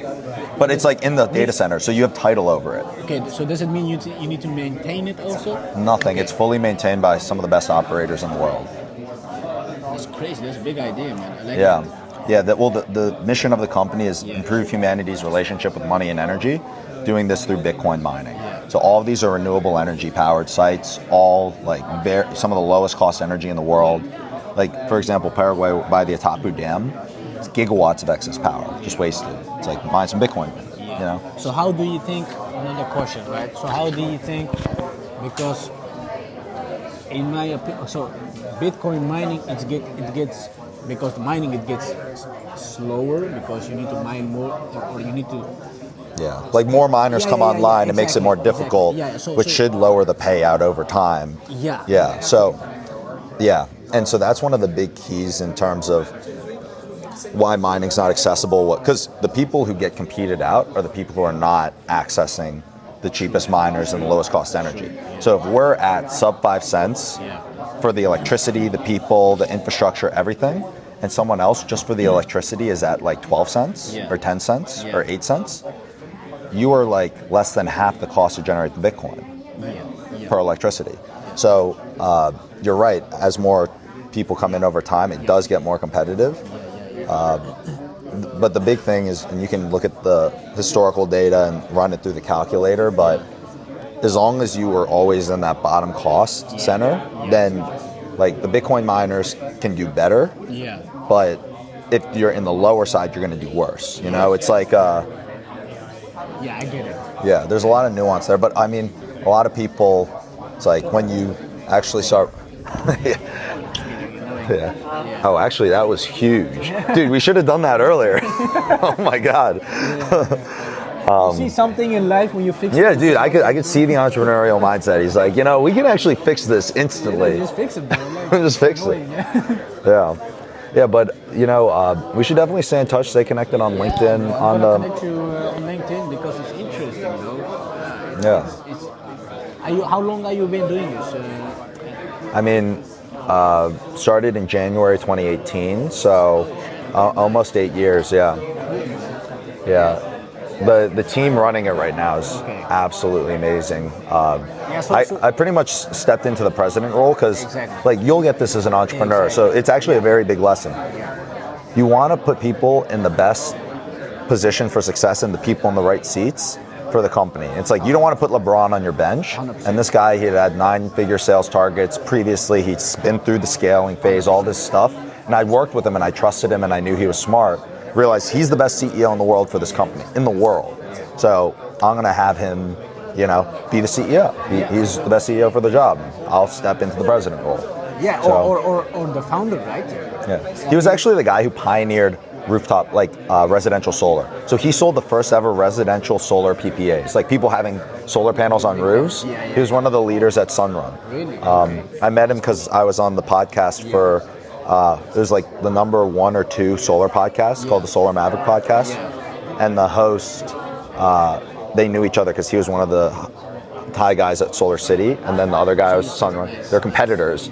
But then he was listening to that guy's solar podcast and reached out, him on as an advisor, eventually COO, and then now CEO. You recruit them, Yeah. No, but that's exactly what you said. Like, I think we have a similar path, man. And I totally, like, I said to my team, hey, folks, I'm done here. You need to now run this shit, bro. Yeah. Right? I put you in this position. I coach them. I build them from the top. And now you see them, like, running everything. Yeah. Which I can now focus on new stuff. Exactly, yeah. Again, in a position of founder. You see president, but I think you're the founder again. You know, Yeah, you founder. What is the next thing? You build that. Because I think, in my opinion, a lot of people are here real good engineers. They're good, you know, sales or GTM. But to be a founder and an entrepreneur it's not being a good engineer, bro. I think a lot of founders are amateur engineers. You Yeah. need to be good at putting a team. Yeah. Which is fucking hard. That's You the need big to move skill. Yeah. people. You need to communicate and inspire them. And I don't think a lot of people can do that shit. Yeah. Right? That's very true. Yeah. It's like a very unique skill set. It's, Yeah. it's unique, dude, because you need to have like the leadership skills. Not much people have that shit. Especially in SF, it's my second time. Yeah. So I see a lot of good engineers. I'm like, dude, great. But Yeah. I don't see a lot of good young leaders who Yeah. can put up a fucking team, have a vision, and say, guys, we're gonna do like this. And eventually, like you said, so when I did also like you, when I built my first company, now I have the freedom to do a bunch of other stuff. But if I didn't do that and my company needed me, then I did something wrong, bro. Yeah. If I need to be there every fucking time, at the beginning it's not a problem, but when you build a company and it's running on its own, bro, that's the best feeling in the world. It is. Fucking It hell, is. it gives you time, you can explore more things, and that's, to me, that's a fucking entrepreneur, and that is the greatest thing, sense of achievement. I don't want to be dependent, like the company must not be dependent on me. Yeah. Then I did something wrong. Yeah. So one more time, the company's name's Zinips. Yeah, Zinaps. and the new one is ZIN. And what's the new one? The new one is Actory AI. Actory. Actory. Okay, actor with a Y.ai. Actory.ai. Okay, awesome. Dude, fucking thanks. amazing. Thanks, Yeah. man. Dude, what are the odds we get you a rig? Bro, Dude, diversify. You got the Bitcoin. And, Why not, bro? yeah, I mean, I think that the best thing, and the majority of our business is repeat business. People come in, buy a rig. You can tell people hey, you're mining Bitcoin with renewable energy in Paraguay. Bro, to be honest, it's like a badge of honor. Yeah. To be honest, I'm fully in Bitcoin. So buying and stuff. Yeah, Sure, just but a single rig. I would love to see and get dude, you'll love it. Bro, You'll now love it. you, to be honest, you got me interested in mining shit. Why? Because you made in my mind that you said it's easier now. And that is something Easier than buying Bitcoin easy now. to buy. Yeah, that's crazy, bro. So When, now you don't have to go through this whole long process with these exchanges. It's literally easier now, and that's the thing, and that's one of the reasons why I'm looking at the content side, because a lot of people don't know this stuff. Bro, So we're trying to get it out to the market. and I'm going to send to some of my friends your shit because they love the whole stuff too. And then I'm going to get you some customers in Amsterdam, man. Don't worry. Love it, I man. love the idea. And maybe I will do it too. Or maybe I will give one of my assistants to just do it. Give him a bunch of money. But I like the idea, man. So let me explore. I'll even walk you through it if you want to hop on. Because also I feel like some of the stuff you're doing, I love your energy. I feel like there's a lot of potential, amongst many things. But yeah, we should definitely stay in touch after this and get something. Get your contact. Yeah, let's do it. Yeah, bro. Thanks, man. All right, and Nolan's managing the whole piece here.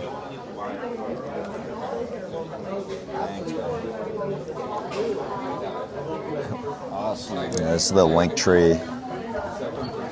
So we basically do. We've got a team of 3 that edit everything from the live stream and then do the clipping, posting it out. Yeah. Yeah. So on LinkedIn, which one's there?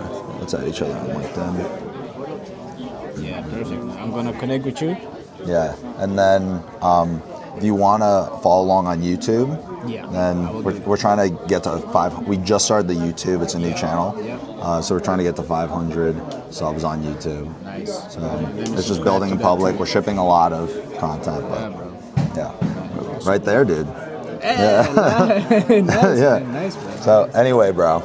Thanks, man. Dude, Good this luck, was fun. man. Yeah, Man. Good it's luck, streaming bro. to 5 platforms right now, but we're trying to get YouTube going for sure. Nice to meet you. Thanks, man. Thanks, bro. Can I Yeah. get this mic? Yeah, sure. Best of luck with everything that you're building, man. I honestly I feel like there's certain times where it's you can get gut feelings, all right, this guy's doing some stuff. Yeah. Absolutely, let's do it. All right, how you feeling, Nolan? Dude, it's looking great. Really? Looking great, sounding great across all platforms. Okay, dude, I appreciate you, dude, showing up, making it happen. Yeah. So I even brought this out because I saw the signal was dropping. I was like, Ah, I see. When it goes on power, it gets better. I see. I said, all right, I'll put it in.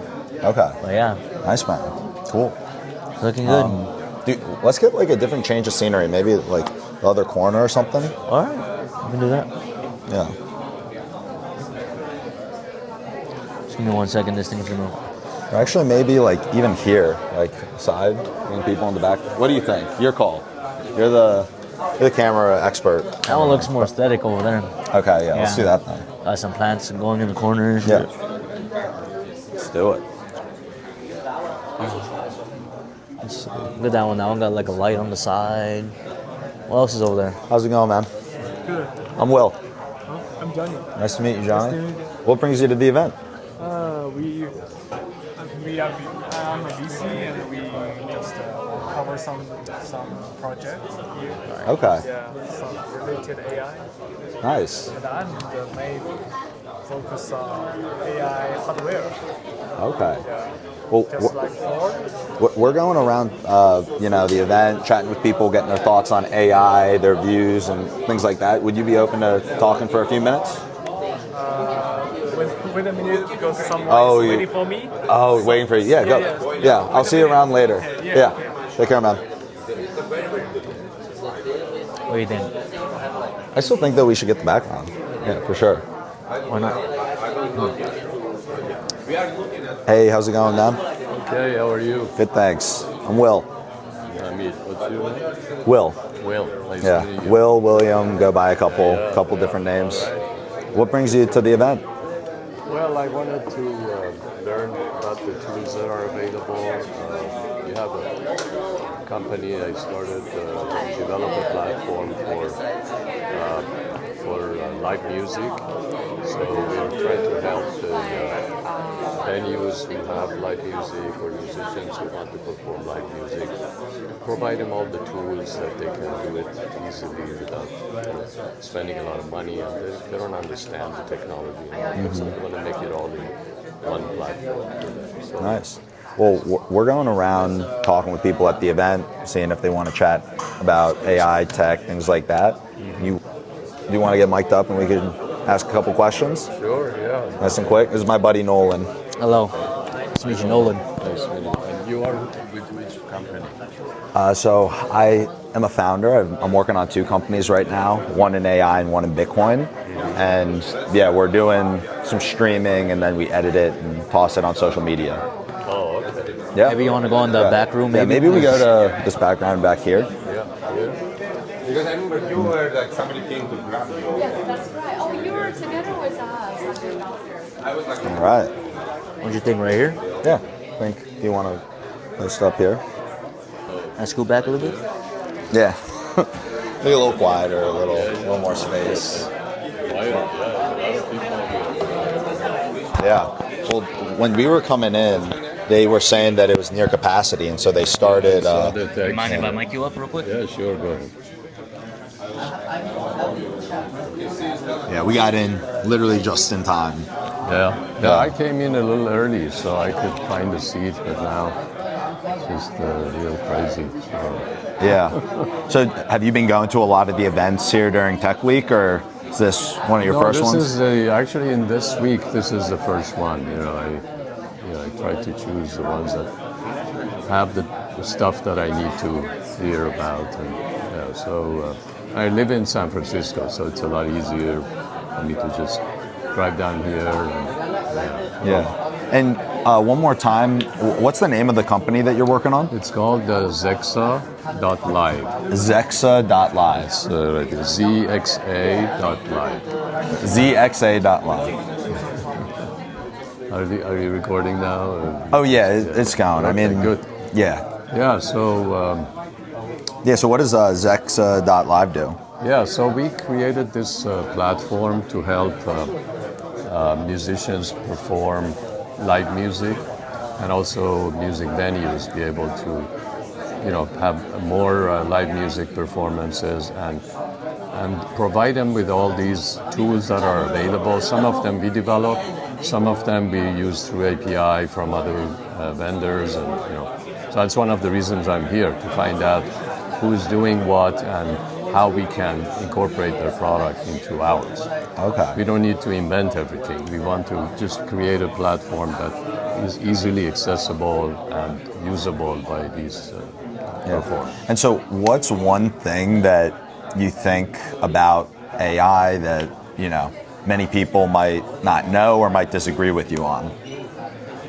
Well, AI there's a lot of debate about it, right?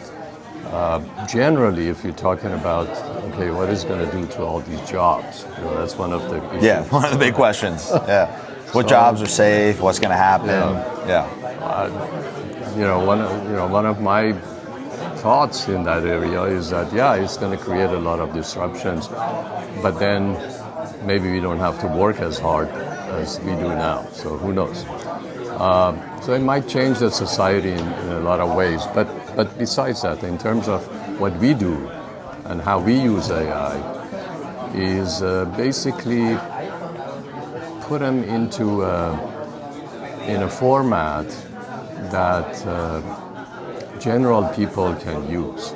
Especially artists. Artists are totally again. I mean, you talk to I'm myself as an artist, but if I talk to artists, like my wife or others, they don't want to hear about AI. They think, oh, it's going to destroy everything. I feel like artists as a whole, as a group, are much more anti-AI from a percentage basis. Like a lot of artists, because they're directly hit by the tech.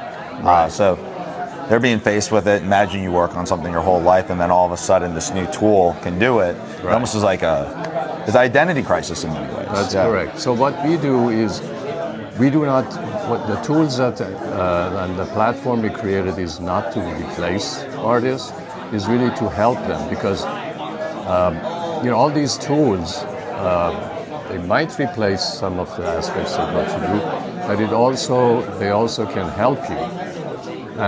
For live musician, for music, I'm a classical singer myself as well as electrical engineer, but I always find that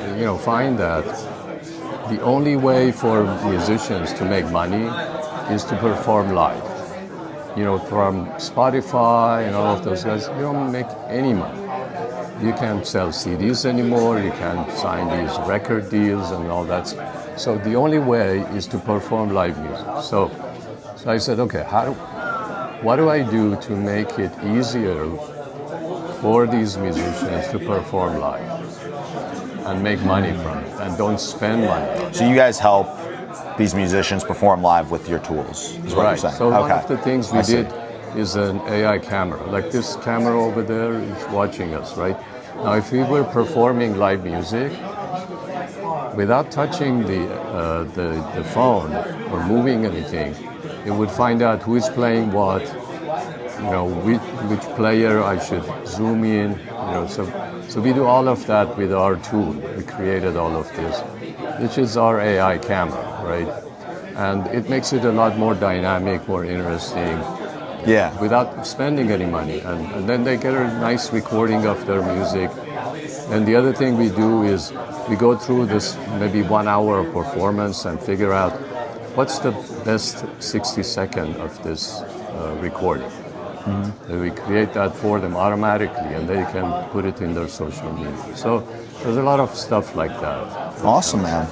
Well, thank you so much for being open to chatting. This was great. Would love to stay connected, and we can connect on LinkedIn, and if you want to follow the channel.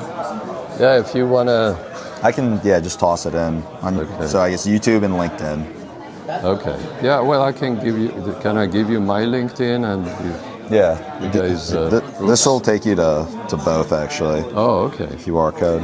Yeah, I'm in the middle of doing something, so I don't want to switch my browser, but can you follow me on LinkedIn? Or let's see. Just go to camera. Yeah. I'll add you here, and then let's see. Yeah, so there's some. And then I'll pull up the QR code and help you get to. Or do you have the YouTube app, or would the QR code be better? Yeah, either one is okay, but I can. Yeah, let me check your.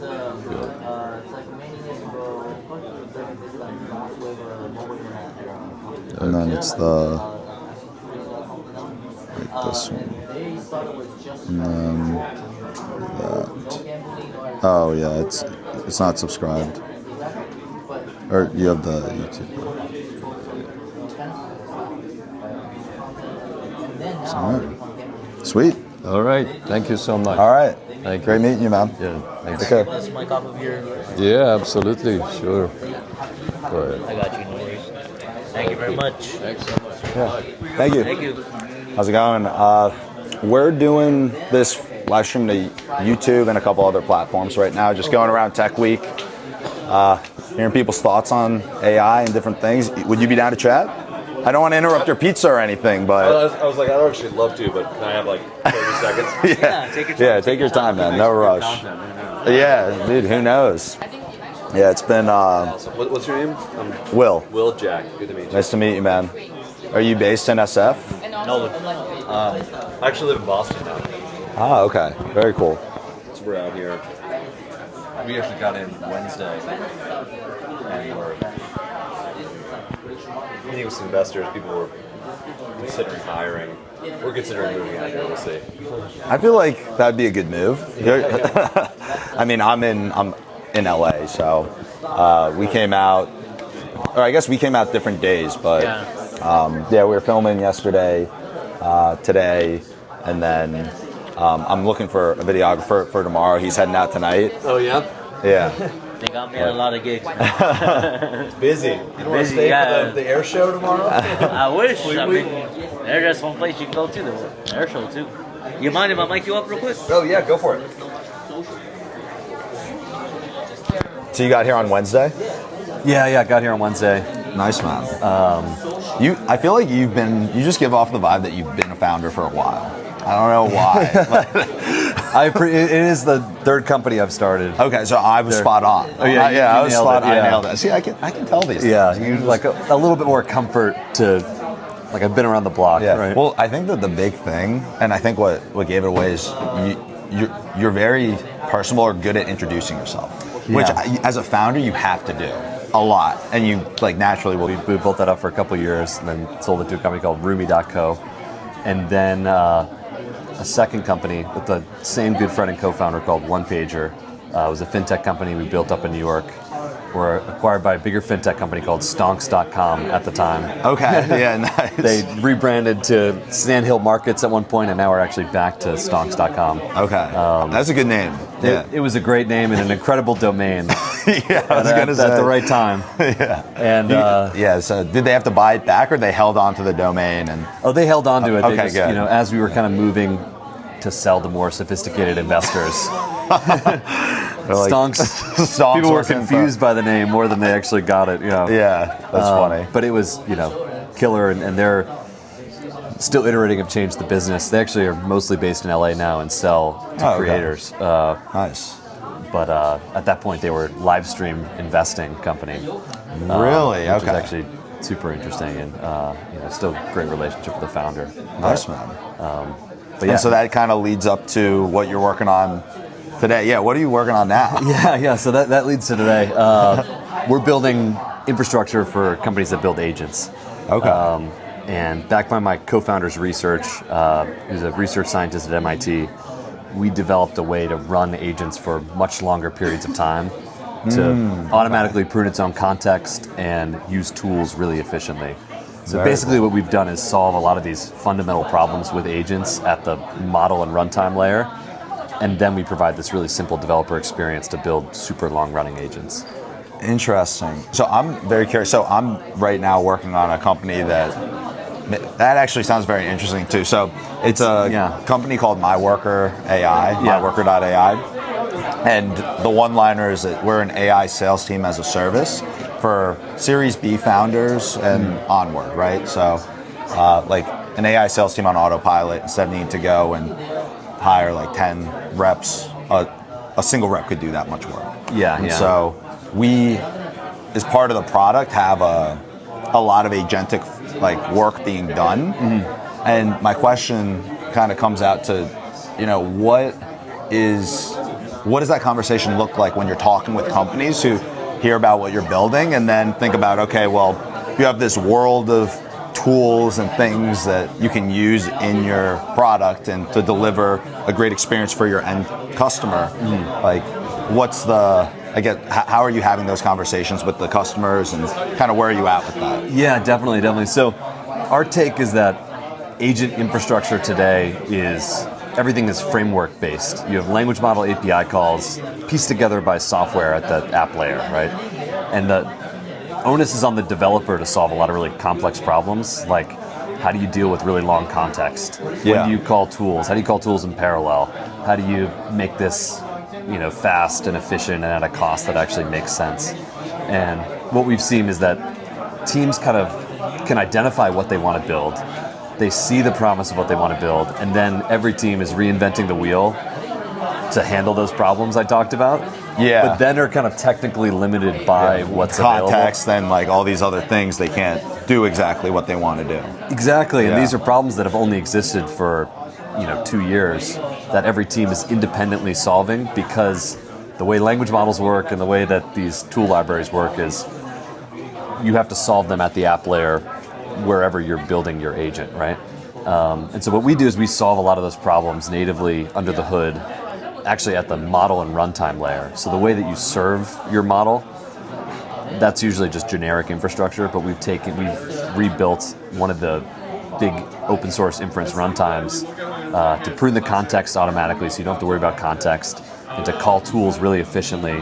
So you just give it a prompt, you give it what tools you want it to use, and it's going to spin off a 1 minute to 30 minute workload to just go out and get your work done. That's pretty sweet. What's the company called?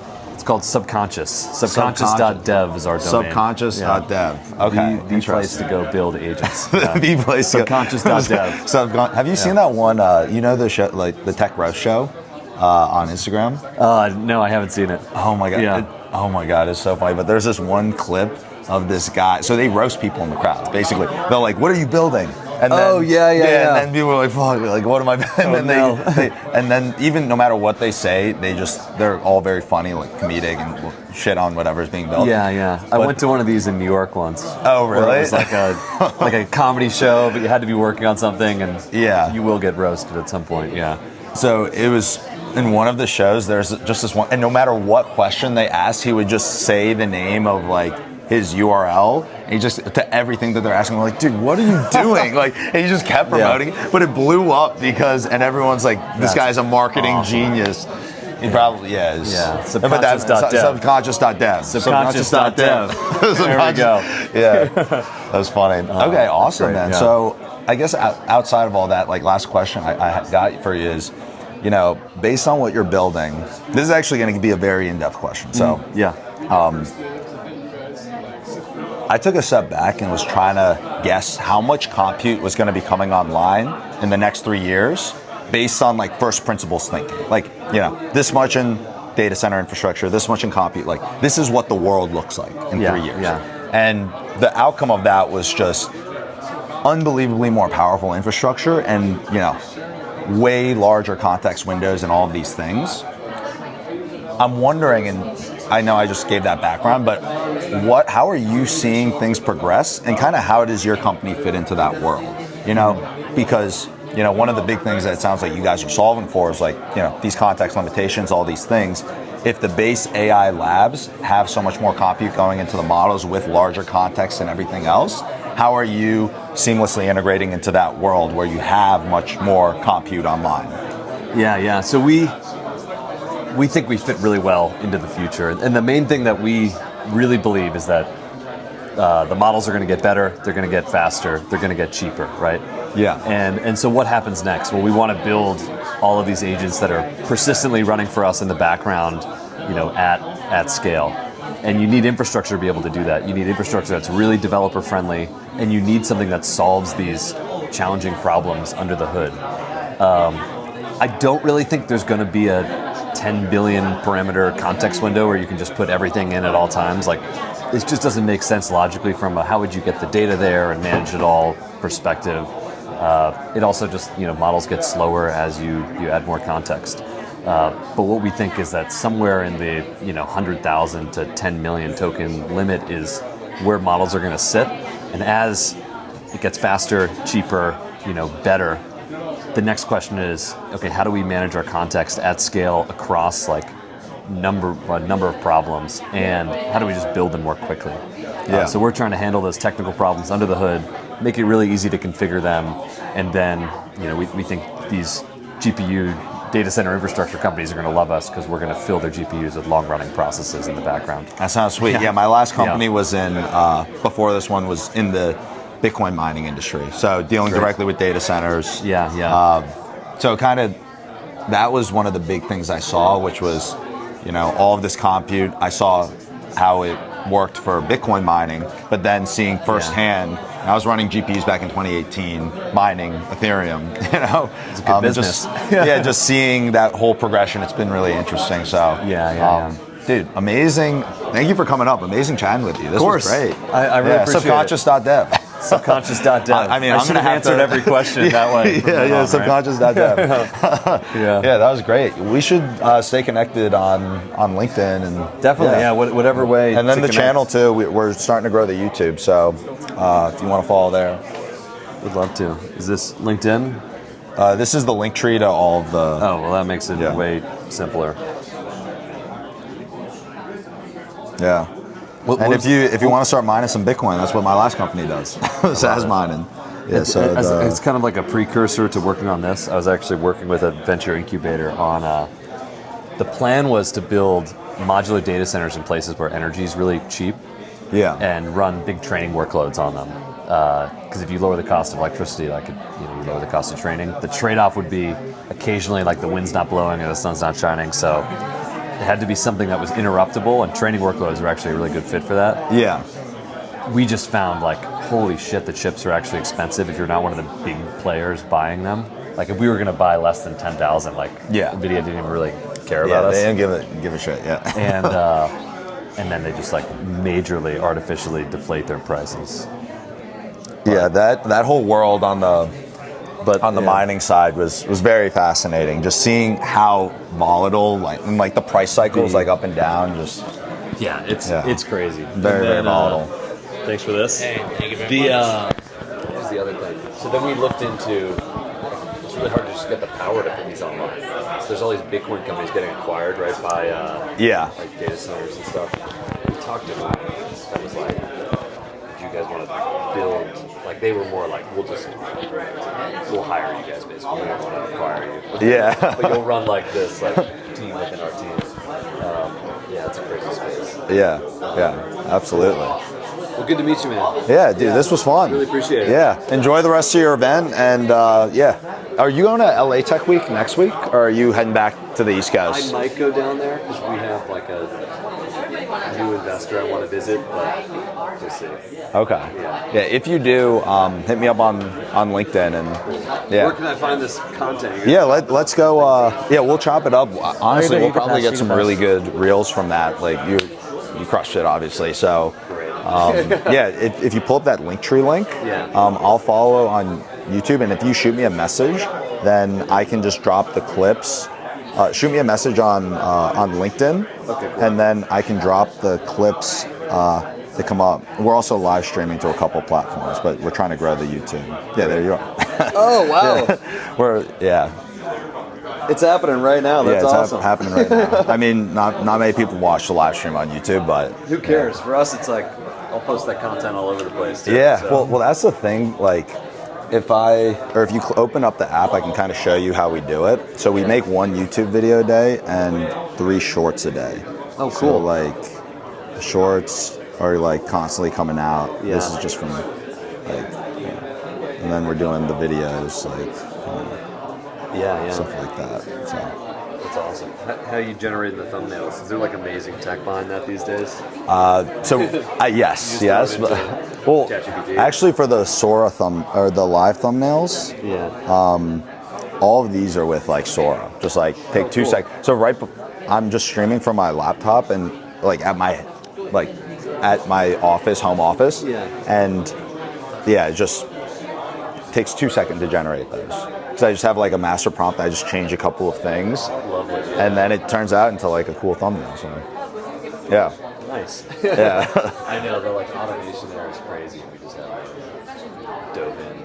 Yeah, But, it's crazy, man. It's a lot of fun though. But dude, we definitely need to link up again. This was fun. I mean, Yeah. yeah. I would love to, like, And it I sounds want like to check you out guys your are doing tool stuff, too. So Yeah. like we're built on Azure microservice architecture throughout. I think that of course data is very important, and we're trying to, especially with where everything's going. It's like, okay, what are the data modes? What are the distribution modes? What are all these things? And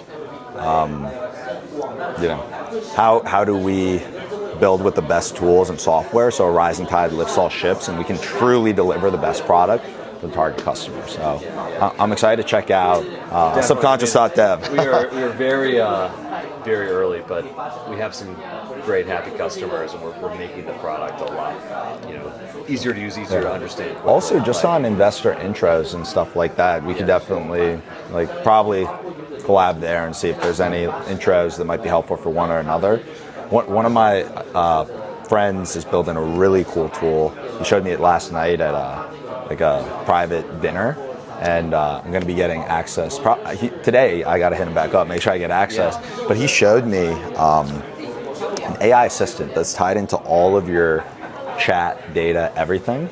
And he was just like, hey, I'm talking with this person. It seems like she might be wanting to connect with investors for her jellyfish, whatever, brand. He's like, I don't even think I'm connected to any VCs that would even be remotely within their mandate. Yeah. And then it went through all of his everything that he's ever done.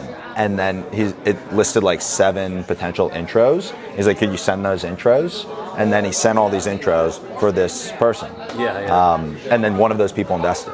So that was his early use case. So I was amazing. So I was like, get me on this, man. Yeah. He's one of the founders of Razorfish and built a lot of big companies.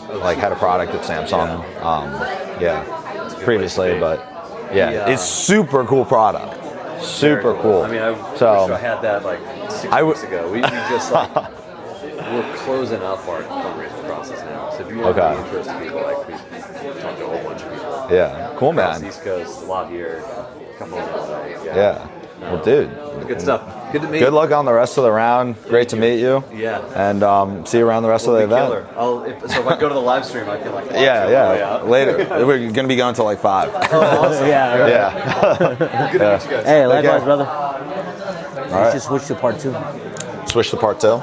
Okay. Switch phone. Switch all. Okay. Yeah. How far are we into the battery? Huh? How far are we into the battery? Right now we're at 53. 53? Yeah. Okay. Do you think we should leave it going a little longer then, or what do you think about It's just because I'm trying to follow how we have it on ChatGPT. Oh, I see. Yeah. Okay. Yeah. Let's wrap it up. Should I give a quick outro or anything? Tell them that we're gonna go into part 2 in a couple of minutes. Okay. So I'll actually give a quick update because this is where we're at. There you go. So, guys, quick update. Let's pull it back here just so we're not in. All right. So, there we go. We got you. So, quick update, guys. When we kicked off this stream, what did we say, Nolan? We said we needed to get to the 500 subs. So, basically almost doubling the subs, which would be big. And then getting 1 new customer for MyWorker and 1 new customer for Sazmining. Right now we have, I'm forgetting the dude's name from where we were sitting down. But I forgot his name. Very, very close to, he seems very interested in getting a rig. So we'll follow up with him. Maybe if we see him again here, maybe book a call. So we might that was the one that we thought was going to be the hardest, is getting the rig set. That was pretty simple for But that one, he was right on top of. We still need a customer for MyWorker. We're trying to find someone who is within that ICP of, certain amount of traction for their company. So we still need that, and then we're still far behind on the sub goal. It looks like the sub goal is actually going to be our most difficult, if I'm just thinking.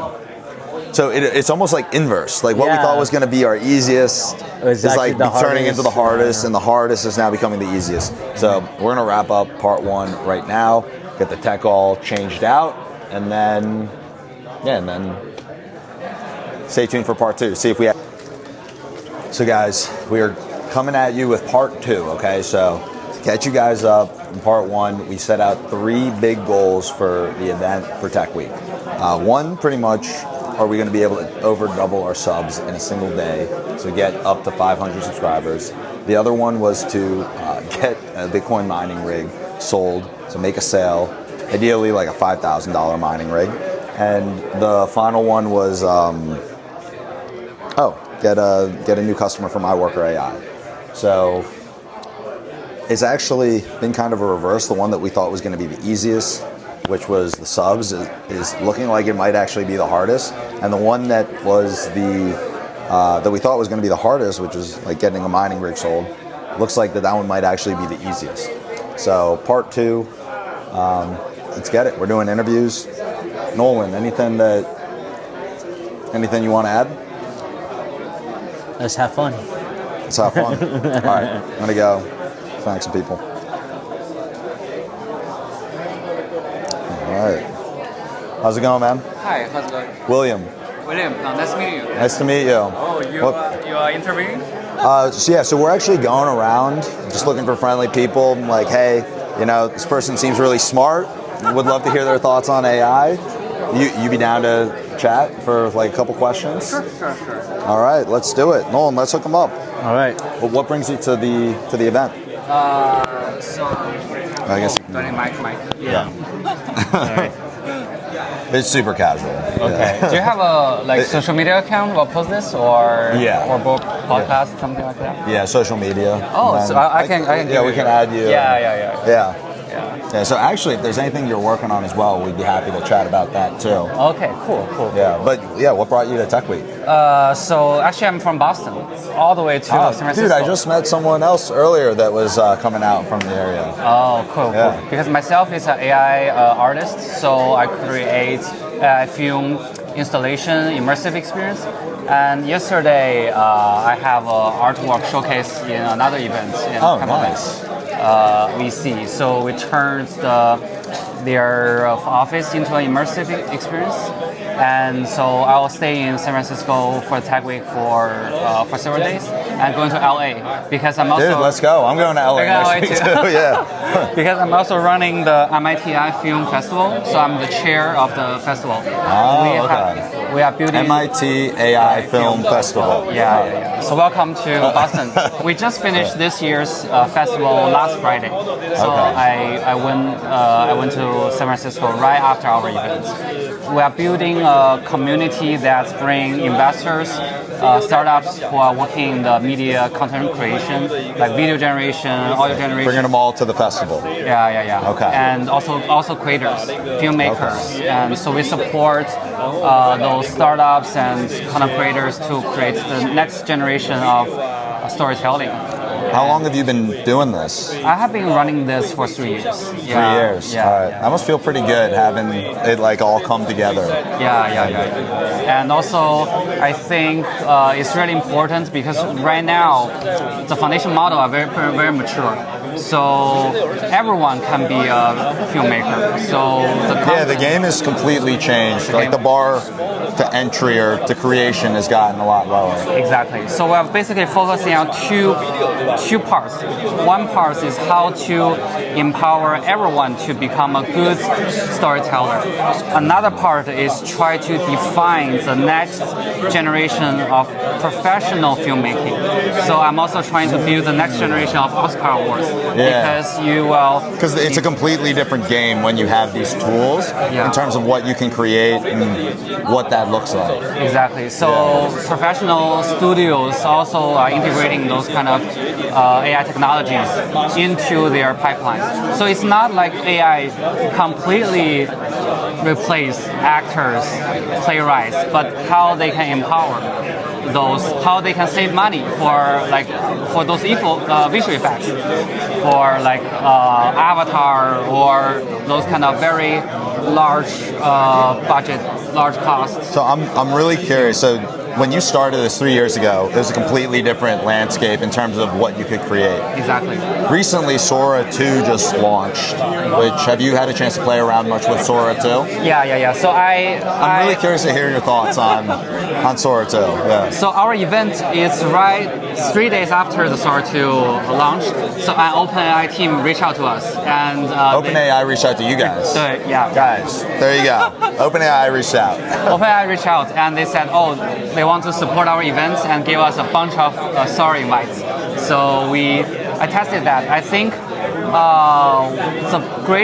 the most exciting thing is not only about the video generation quality, because the quality, for example, the resolution is pretty low.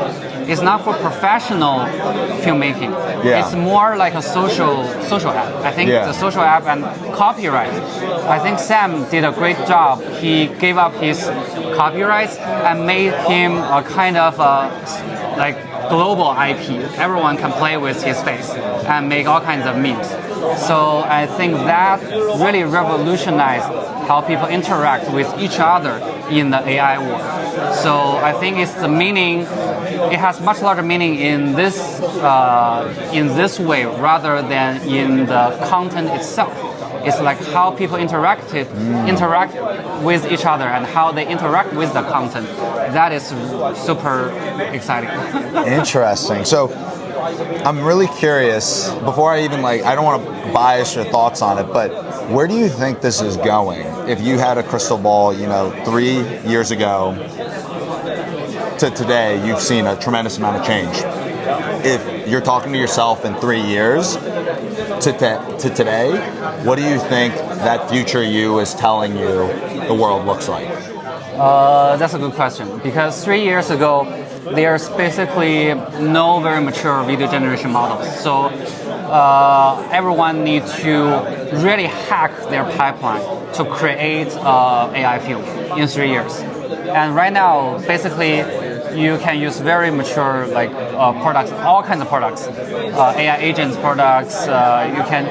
I think in the future, there, like what I mentioned, still there are two different kind of contents. One thing is for the mass media, it will be a huge explosion.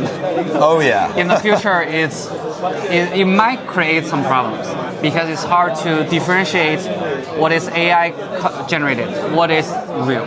Yeah. So I think what's important is a system that can differentiate the deepfake with the authentic. And also, that is one thing for the mass media. Yeah. Another thing it's like it's going to be different to differentiate between what's real and what's not. Yeah. As one of the things. And sorry, continue. Another thing is storytelling is always humans' inner desire. Everyone wants to tell their story, want their story to be told. And with AI, there will be new kind of storytelling methods. And I think the top artists, they still need to be very creative. They cannot rely on AI, but they need to learn to make the best use of AI to create something that cannot be created before. So those true creativity and authentic AI films and AI medium, I think, still rare. So that's also what I'm really interested in. So one thing is the mass media, one thing is the top one. Yeah. So if I was to summarize it, you said that there's going to be an explosion of content, but you're still going to need those great storytellers that are able to do it at a high level to stand out. Yeah, exactly. Even more so than today. Exactly, and it will be much more competitive because more people can use the tools. Yeah, more tool use, much more content, so it's going to be harder to stand out. Exactly. So it's always, people feel that, it's easier with AI, but actually not, because everyone are empowered. So how can you stand out and differentiate with others? It will be even more difficult. What about from outside of the creation piece, more to the consumption piece? What do you think that's going to look like in a number of years if given so much more content and so much higher bar of content? Do you think the consumption patterns are going to change over time? Yeah, I think the way the distribution might be different. Yeah, because we might not need to go to cinema to watch all the films. You can use your phone. You can use all kind. I met a lot of some founders building the hardware for the next generation of immersive experience. Yeah. So the way people consume those contents will be quite different. Yeah, I think definitely it will change. Yeah, that's one of the things too where when you scroll on Sora too, you can tell it's AI, the videos aren't as good. But like what you mentioned, this content's going to get a lot better, and eventually in 3 years you might not be able to differentiate, right? Yeah. And so then the question becomes, if you can generate so much high quality content, how do these social media like Sora 2 and others compete against TikTok and eat up market share from the consumption point of view? Do you have any thoughts on that? I don't know. I'm just tossing it out there that, you know, it could change the landscape of consumption potentially. Yeah, I don't know. But personally, I don't think Sora will replace TikTok. I think people still need real interaction, like what we're doing right now. Yeah. Even with AI, with social media, with Zoom, we still need in-person experience. That a lot of them, this kind of embodied experience could never be replaced. Yeah. Even though there are a lot of like wearable device can simulate hug, love, remote, they can help us build the relationship when we are not together. But I think at this age, this kind of in-person experience, interaction will be even more valuable. You bring up a really good point, which is just even watching, knowing that something is real, it almost makes it grips you more. You know, if you saw this exact same thing and it was an AI conversation, people wouldn't be as drawn to it versus, oh, this actually happened. You know? Yeah, exactly. I think we still need mixed reality. We need the reality and the virtual, not virtual like totally getting rid of the reality. Yeah. And so going back to MIT AI Film Fest, when is this a private event, public? How are you growing it? What's the vision for MIT AI Film Fest? Yeah, so we are starting from a very small community. I think the first year is actually starting from a hackathon. We call it MIT AI Film Hackathon. Okay, a hackathon film fest. Yeah, a hackathon. I love that. That's awesome. Yeah, a hackathon. And so we host this event every year, it's an annual event. And this year we started to turn the hackathon into a festival because we do not just want people to come for the competition, but we want more like dialogue. We want to bring more collaborators into our community. So we are building this. We're also connecting with a lot of AI film festivals around the world. Like I'm also one of the advisors on the board of Seattle AI Film Festival, and a lot of festivals in China and in Europe. I'm the judge and the advisor. So we try to create a global network with each other and see how we can define the next generation of AI storytelling and AI filmmaking. Because I think like several years ago, people are competing for the foundation model who can generate videos that has the best quality. Yeah. Right now, people are competing who can design the product or AI agents, which can create a film easily. Yeah. And I think the next level, the technology will gradually combine with society and the culture, and how we define the next level, next generation of storytelling. I think that's what I'm really interested in. Yeah, that's fascinating. So last question, and then we've held you for a while, so thank you. I'm very curious from a storytelling aspect. Whether it's a movement, raising capital as a founder, telling a good story and capturing attention, storytelling is such an important skill set. I'm curious if there's anything, just being around so much storytelling and what you're doing, if there's anything that you've noticed or that makes a great story. What makes a great story? Yeah, like what makes a great story or how to tell a great story. Oh, wow. That's a very difficult question. I think a great story, it has to be personal and also connect to a larger audience. So it has to be something from your heart. It can echo with each other. and it has to be personal, but it can never be just personal. So either it's a startup founder or a content creator. I think startup founders also need to tell a good story to the investors. Absolutely, yeah. You got to be some of the best storytellers. In many ways. Exactly. So I think it's the same. So something that's very personal to you that resonates, but can also be understood and applied to a wider audience. Yeah. I think either it's a product or a film or a music or a presentation or a text or like a novel. Everything. I'm a multimedia artist. I like multimedia. I'm not defined to just one medium like a film or a painting, or because I previously studied architecture. Okay. I like spatial experience. So I think people, like everyone, we read, so we listen, we watch. So we like story in different medium format. So I think this kind of transmedia, multimedia storytelling skill set is super important in the future. Absolutely. Dude, this was awesome. Thank you so much. Glad I came up. Thank you. Yeah. Let's stay connected. Are you on LinkedIn? LinkedIn, Instagram, both. Perfect. Yeah, let's do it. Mullen can hook you up here. He's got a QR code for a link tree. You are the host of the events? No, we're going around Tech Week chatting with people who are building. I'm a founder, so I've been a founder for 10 years building tech companies. Oh, cool. But we're getting into the media game. Nice. Medium is important. Yeah. You need audience. That's why I was so fascinated in all the stuff you were saying. Either startups or filmmakers, everyone need audience. Audience is the key.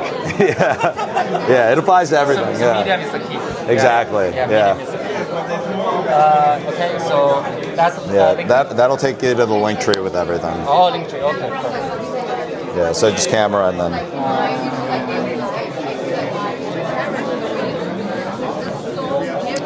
And then LinkedIn and then the YouTube's on there too. Really? Yeah. And also.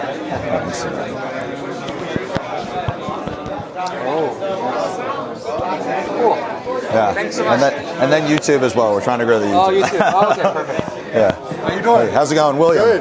Nice to meet I want you. this guy to be my new advisory board member. We're very aligned with a lot of the stuff we're working on. So if you guys are doing any, I don't know what you're doing the interviews for, but if you want to continue the conversation. Oh yeah, we'll bring you on. But yeah, let's stay in contact. I was listening to some of the stuff you were talking about, and like it's very aligned. So, yeah, you want to get mic'd up and we can chat a little? Yeah. Dude, you are tall. How tall are you, dude? 6'9", 6'10". Yeah, almost 7 footer. We need a ladder for the camera. I'm gonna be like looking up. Can we have a selfie? Yeah, let's do it.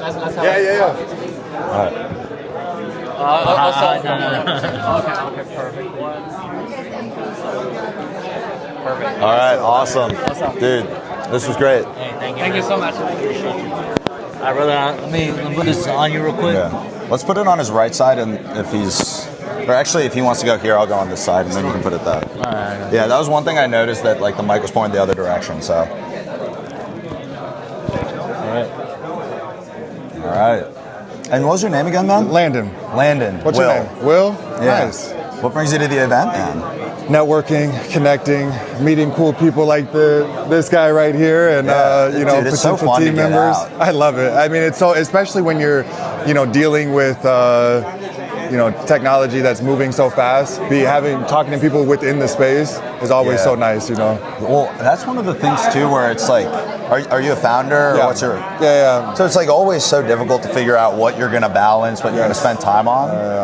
Do you feel like you kind of spend too much time in one area or not enough? Because I'll always feel like spending too much time at events, then not enough time at events. Yeah. It's always like, all right, how am I supposed to juggle this? It's definitely a balance. I would always prioritize like your team and developing out what you're working on. But I think making those partnerships and stuff is very key, especially with potential team members and people that you could work with and partner with. So yeah. So what exactly are you working? Yeah. You said that very there's like a It's tie there. So what you guys just talked about the future. Were you able to hear from over there pretty a well? little bit? Yeah. Okay, good. I heard parts of it. I also had spoken with him before. but we're building the infrastructure for that future. We believe that as we head into this future where the barrier to creation continues to get lower and lower, and more people can create stories, characters, worlds, games, whatever it may be, how can we rethink the infrastructure that's in place to allow individual to turn into almost like a mini studio and media franchise in their own rights. Yeah. And right now with blockchain and AI, we believe that that's the solution, and so we're building on-chain to provide a lot of that infrastructure for people. Okay, I love this. So I want to continue the conversation. So just in case you weren't able to hear everything, we kind of talked exactly what you just mentioned, that the barrier to entry for content creation is plummeting. You're going to have a lot more creators, a lot of media coming out. And then you were just now talking about the tools, what kind of taking that a step further, right? Yes. You know, you spend a lot of time in this, like you're a founder. Kind of paint a picture, talk a little bit about how you envision that world looking. Like, what do you think, like, if you had a time machine and you were talking to yourself in the future, 3 years, what are you telling yourself? The best thing that I could do is look at where the creator economy has gone over the past like 15, 20 years. You know, if you were to tell people that the biggest superstars and stuff would be YouTubers and Twitch streamers and stuff, it's continued to grow more and more as technology is allowed for that. And I think that we're about to go through another step in that evolution. To take these creators from making viral moments and create an audience that they have to monetize on the back end, to actually being able to turn that into a business the same way that like a Disney would with some of the stuff that they're producing. And right now, a majority of the revenue from character IP and worlds and different stuff, 90+% of that is coming from like 4 or 5 different studios. As these tools get better and better, we believe that there's going to be a long tail of these media franchises and stuff that grow from anyone, anywhere. And it also grows in a new type of way, because as your audience gets more and more empowered, it's key to harness that in different ways. If you have an audience member, or somebody who's a fan of your IP, they can go from a passive consumer to somebody who's now like empowered to be a mini studio in themselves. So you want to start turning it from playing defense to offense. And I think in the future, you're going to see a lot of different, characters, worlds, and stories grow from anywhere, and also grow together with the audience. This is so fascinating. So, okay, let's actually play out a scenario, right? Okay. So, right now, you talked about how these Twitch creators, YouTubers, built these big audiences, and you're talking about taking that one step further. What exactly does that look like? So let's say that today you've got 100,000 subscribers on YouTube, and you're monetizing through AdSense and maybe some brand deals. And that's the world that we're living in today. Okay. What's that next step that you're kind of talking about in terms of like these mini studios concept? Like, how does that look in practice? Well, I think the first thing is just the quality of the output. Right now, something like a Pixar film used to cost $32,000 a second. Yeah. As much more expensive. That price drops to a small fraction of that, these creators that used to maybe build a brand off themselves or something, they can actually start to output very high quality work and content. And as their audience is also empowered with those, now instead of something where maybe I have something that is a character that I've built up, or something that is I've gained a following of, I can now open that up and play more offense and allow for my fans and audience to take that IP and create themselves. Maybe somebody makes a mini game. Maybe somebody makes a short film of it. Maybe somebody makes a plushie of this character. Whatever it may be, if you can start to give the same power that these big corporations and studios have and drop it in the hands of an everyday creator, it's going to be more and more important to facilitate that as we head into this future. Yeah. And we believe that now the technology is all there. It's just about how do you compile it together to actually give the creator that platform. So the creator is basically every creator of a certain size has the ability to be like a mini studio and start making money through royalties, or anyone in their audience going and in their own way monetizing that IP of the creator. 100%. Imagine something where you start you vibe code a mini game, that goes viral, and in it there's a character and there's a whole audience of people that love the game. but one person really, really likes his character and makes a side story on it, and they can license that IP, make some story about it. Maybe they make like a short film, and then that blows up, and then they want to do like a capital formation event around it, and they harness the audience. Nowadays, you can go past a Kickstarter type of capital formation, and blockchain will allow you to actually take capital in and give something back, give ownership back into that IP, give some type of decision making back. You can really start to rethink the whole system, and when you head into this future where we're gonna have AI completely forcing us to reimagine what's possible, we also have to reimagine the infrastructure underneath it. And the technology's there, it's just been really outdated because only a few studios are the ones participating. And so we believe it's time to start actually considering what that infrastructure is that we need to reimagine. So what's that infrastructure? Like, what are the things, because this is fascinating. It took me a little while to kind of piece that together, but it's a lot. Yeah, that the way that you laid it out actually initially, I just didn't think of it this way. Is every creator becomes a studio in terms of how they can easily monetize everything. What's that infrastructure that actually makes that possible? Because that just seems like it's a lot. Like you can understand it conceptually, but it sounds so difficult to actually make happen. So a few things. One of the things that we're building on top of is called Story Protocol. It's an on-chain layer 1, and they're working to bring IP on-chain. They're doing it in kind of a hybrid fashion to start, where it's represented off-chain with a legally backed license, but also on-chain as well. And if you make that IP programmable, the same way you would make like a stable coin or something programmable, it unlocks all types of things that you can do with that and gives a lot of power to the individual.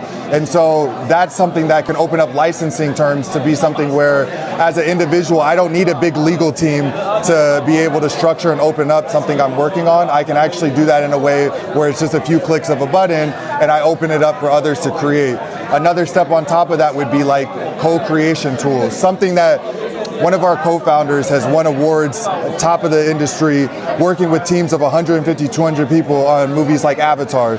And as that team size drops to 5, 10 people and it becomes more accessible just to the everyday person, you can start to create different types of working pipelines where you have AI project management, you have on-chain escrow services that hold assets and release them at certain times. It's really rethinking that whole process. As I mentioned, capital formation before. Sorry to across the board. I want to start with that first part. That you talked about the IP side. So that's a core infrastructure piece that everything else is built on top of. And so when you're talking about that, are you envisioning the creator in the future? Like, how are they taking that on? Like, is it, like, I guess, what does that process look like? Because at the end of the day, I think all of these things become possible, and I see the concept. I'm just wondering, like, at the end of the day, you still have that one creator whose full-time job is the content creation and doing that. And then, yes, they can take on all these other things, but how seamless does that become before they need to end up building out their own studio and it's like the same type of thing? So it's as seamless as, like, you know, let's say I am one of those creators and I'm creating something, right? Imagine now that I have, you know, again, my main character that I'm working with within something I'm creating.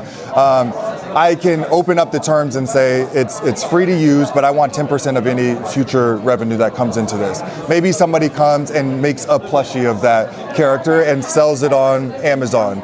If the smart contracts and everything that's on chain are active, what could happen is they could sell, you know, 50 of them, and as that revenue's coming in, a portion of it that is that 10% that I'm owed is held by the smart contract and automatically routed back to me. So as a creator, I don't actually have to do anything but set my terms, and it could be as constrained as I want. Like, I want approval of everything that's being used. It's giving the power that, like, a Pokemon, you know, or a big studio would have over their IP and how they license it out, but doing it in a much more offensive mode. You're allowing for a creator to really open up what they're creating in different ways and not have to stress about, you know, I need to make sure I get paid for something that is being used, or I need to do this. That's all being able to be handled on chain and through smart contracts in a trustless manner with no intermediaries. Well, I love the concept too. So my background, my last company was in the Bitcoin mining industry. Okay, awesome. But we started with GPU mining. So we were mining Ethereum. Know a lot about the blockchain side of things. One of the questions that maybe you've solved for, I'm curious about, is you talk about doing things through smart contracts in order to distribute the royalties fairly, have everything traceable. I get the concept. where would that transaction be taking place for that to happen? Because let's say a lot of people, let's say you're an audience member and you're monetizing a plushie and you're selling that. Maybe you sell it on Amazon, wherever it might be. How does the blockchain part and the distribution part get tied in? Because that transaction's happening in fiat or dollars on somewhere like I just said Amazon, but anyway. Like, is there infrastructure? And I'm curious because I haven't been following blockchain super closely recently, so I don't know if there's like new infrastructure layers or companies that have been developed. If you haven't, there's been a lot of progress. What are some of the big ones? Yeah, a lot of the progress, especially what you've seen in the stablecoin bill that was just passed and stuff, you're going to see a lot of more things come on chain in ways that people don't even necessarily know they're interacting with it. It's kind of a back end stuff. Now that the regulatory stuff is easing up, a lot of these products are going to have some type of underlying infrastructure that includes being on chain.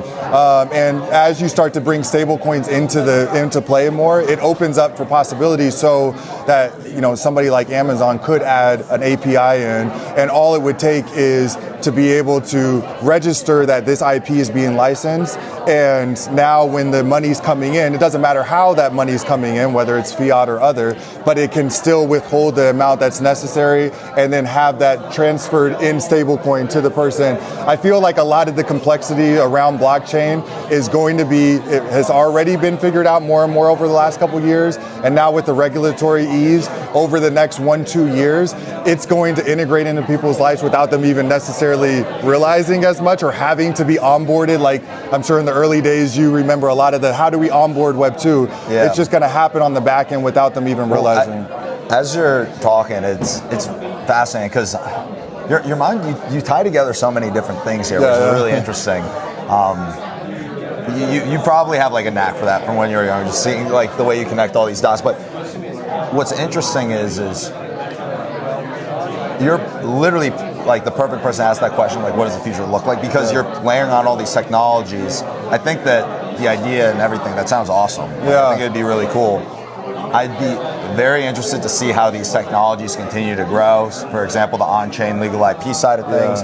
And then what you mentioned, the everything for the transactions and how that gets integrated in. Because I think that once those core technology foundations are available and easy to build on, and you can build a product around it, then it unlocks so many new potential businesses, 100%. Like the model that you're talking about here. And this is something where, like, from first principles, all of the technology is there at its core. It's just how do you compile I feel like the infrastructure, like the tech is there. Yeah. The infrastructure to be able to build a product that does all these things seamlessly and that's what we're in here a simple UX. Yes. That's always the challenge. It's like, how do you turn that into like something where it's a no-brainer for the people who are using it to make that shift? 100%. And this is because at the end of the day, the people, it sounds like you're monetizing. You could monetize on a lot of different places along the value chain, but it seems like the place where you're looking to monetize is from maybe the creator side, or how are you looking to monetize the actual business model?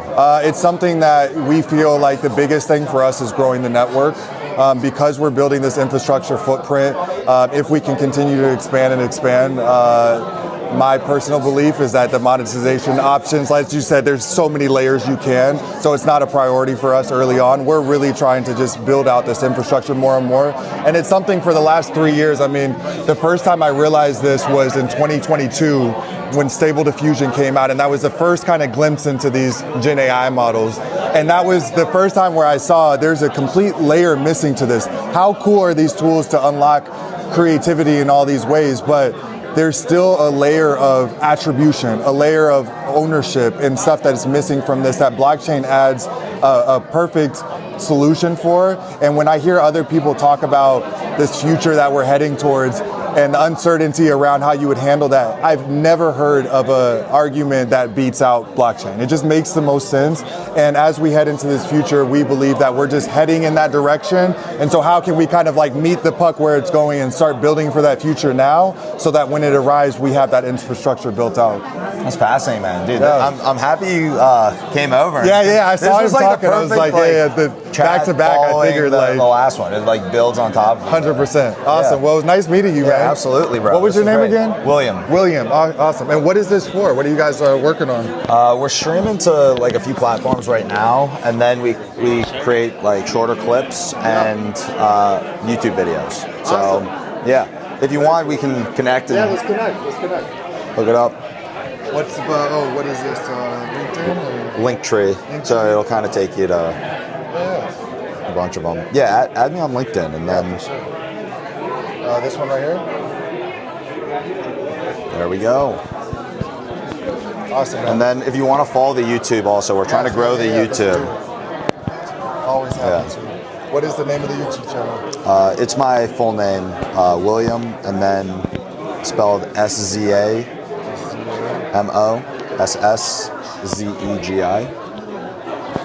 How do you say that? Samosegi. Yeah. Oops. Because we're live, it's awesome. Yep. Awesome, bro. Man. Yeah. Enjoy the rest of your day, man. Nice Appreciate talking. it. Nice talking with you. All right. What's ready for next? I almost want to see or I guess we're streaming from the phone. I can't see what events are coming up. What time is it right now? It's 1:30. Okay. Did you get into any of the other events? I haven't got any messages from the rest. Okay. You got into the wine, what's it called? Because I think that one starts at 2:30.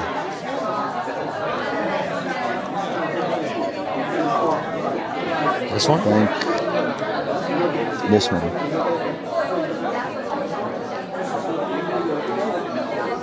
Yeah, this one starts at 2. Right? Yeah, should we start heading over there? Let's see how far this one is. Oh, is this like a women's event?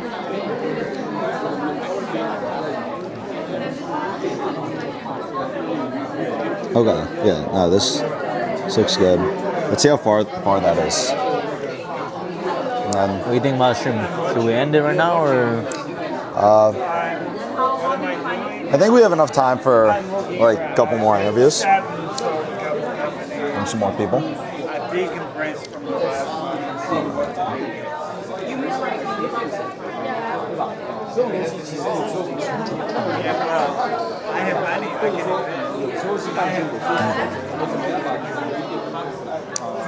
Hey, how's it going, man? Patrick. William, nice to meet you. What brings you to the event? Just wanted to check out the startups. A few of the startups I heard about before, so. Oh, okay. What about nice. Just here speaking with people about like basically covering Tech Week, chatting with other people, building in the space. Nice. And doing some interviews. Okay, cool. Yeah. You want to chat a little bit? No pressure. Not great in front of cameras. Okay. Is this what you do for I've been a founder for the past 10 years, and so we're getting into the media side. And so this is actually, we're just getting started doing in-person events, but we normally stream, not at Tech events. Yeah, maybe on like LinkedIn or YouTube or I don't know. What kind of products do you like? So my last company is a Bitcoin mining company. So Do you know Eli? yes, yeah, I know Eli. Okay. I was at his dinner yesterday. Yeah. I wasn't able to make it. But David, like the Netherlands, is from Amsterdam. David. Polish guy. Built. Okay. I don't know, like I met a Eli, lot of people yesterday. Yeah. Not yesterday, but like in the past. But yeah. So you're roommates with him? Yeah, he's my housemate. He lives in my house. How big is that? Is it like a big hacker house or something? No, we just rented it out at Berkeley. Okay. It's like we have 4 people live there. Awesome, man. I was like, it's rare to see someone built and like and I was like, I appreciate it. He does MyWorker.ai. Yeah, awesome, man. Well, dude, great to meet you. Yeah, if you want to stay connected or something, you can hit up Nolan or the link tree. Yeah. This is. Man, you should run this event. Yeah, are you running the event? Yeah. Oh, you want to chat real quick? I'm just chatting with people about tech and stuff. Sure. Let's connect on WhatsApp first, and because we're hosting like a product demo session. Oh yeah, I'm sure you're probably busy at the moment. My phone is actually they're streaming. I could, if you want to scan the Linktree code and then shoot me a message from there, that might work.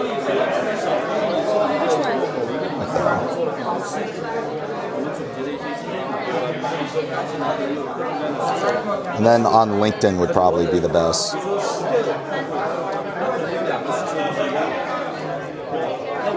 Yeah, awesome. Well, good luck with the event and product demo. 20 minutes away. It's 20 minutes, so we got like 30 minutes left. Yeah. Oh, sweet. How's it going, man?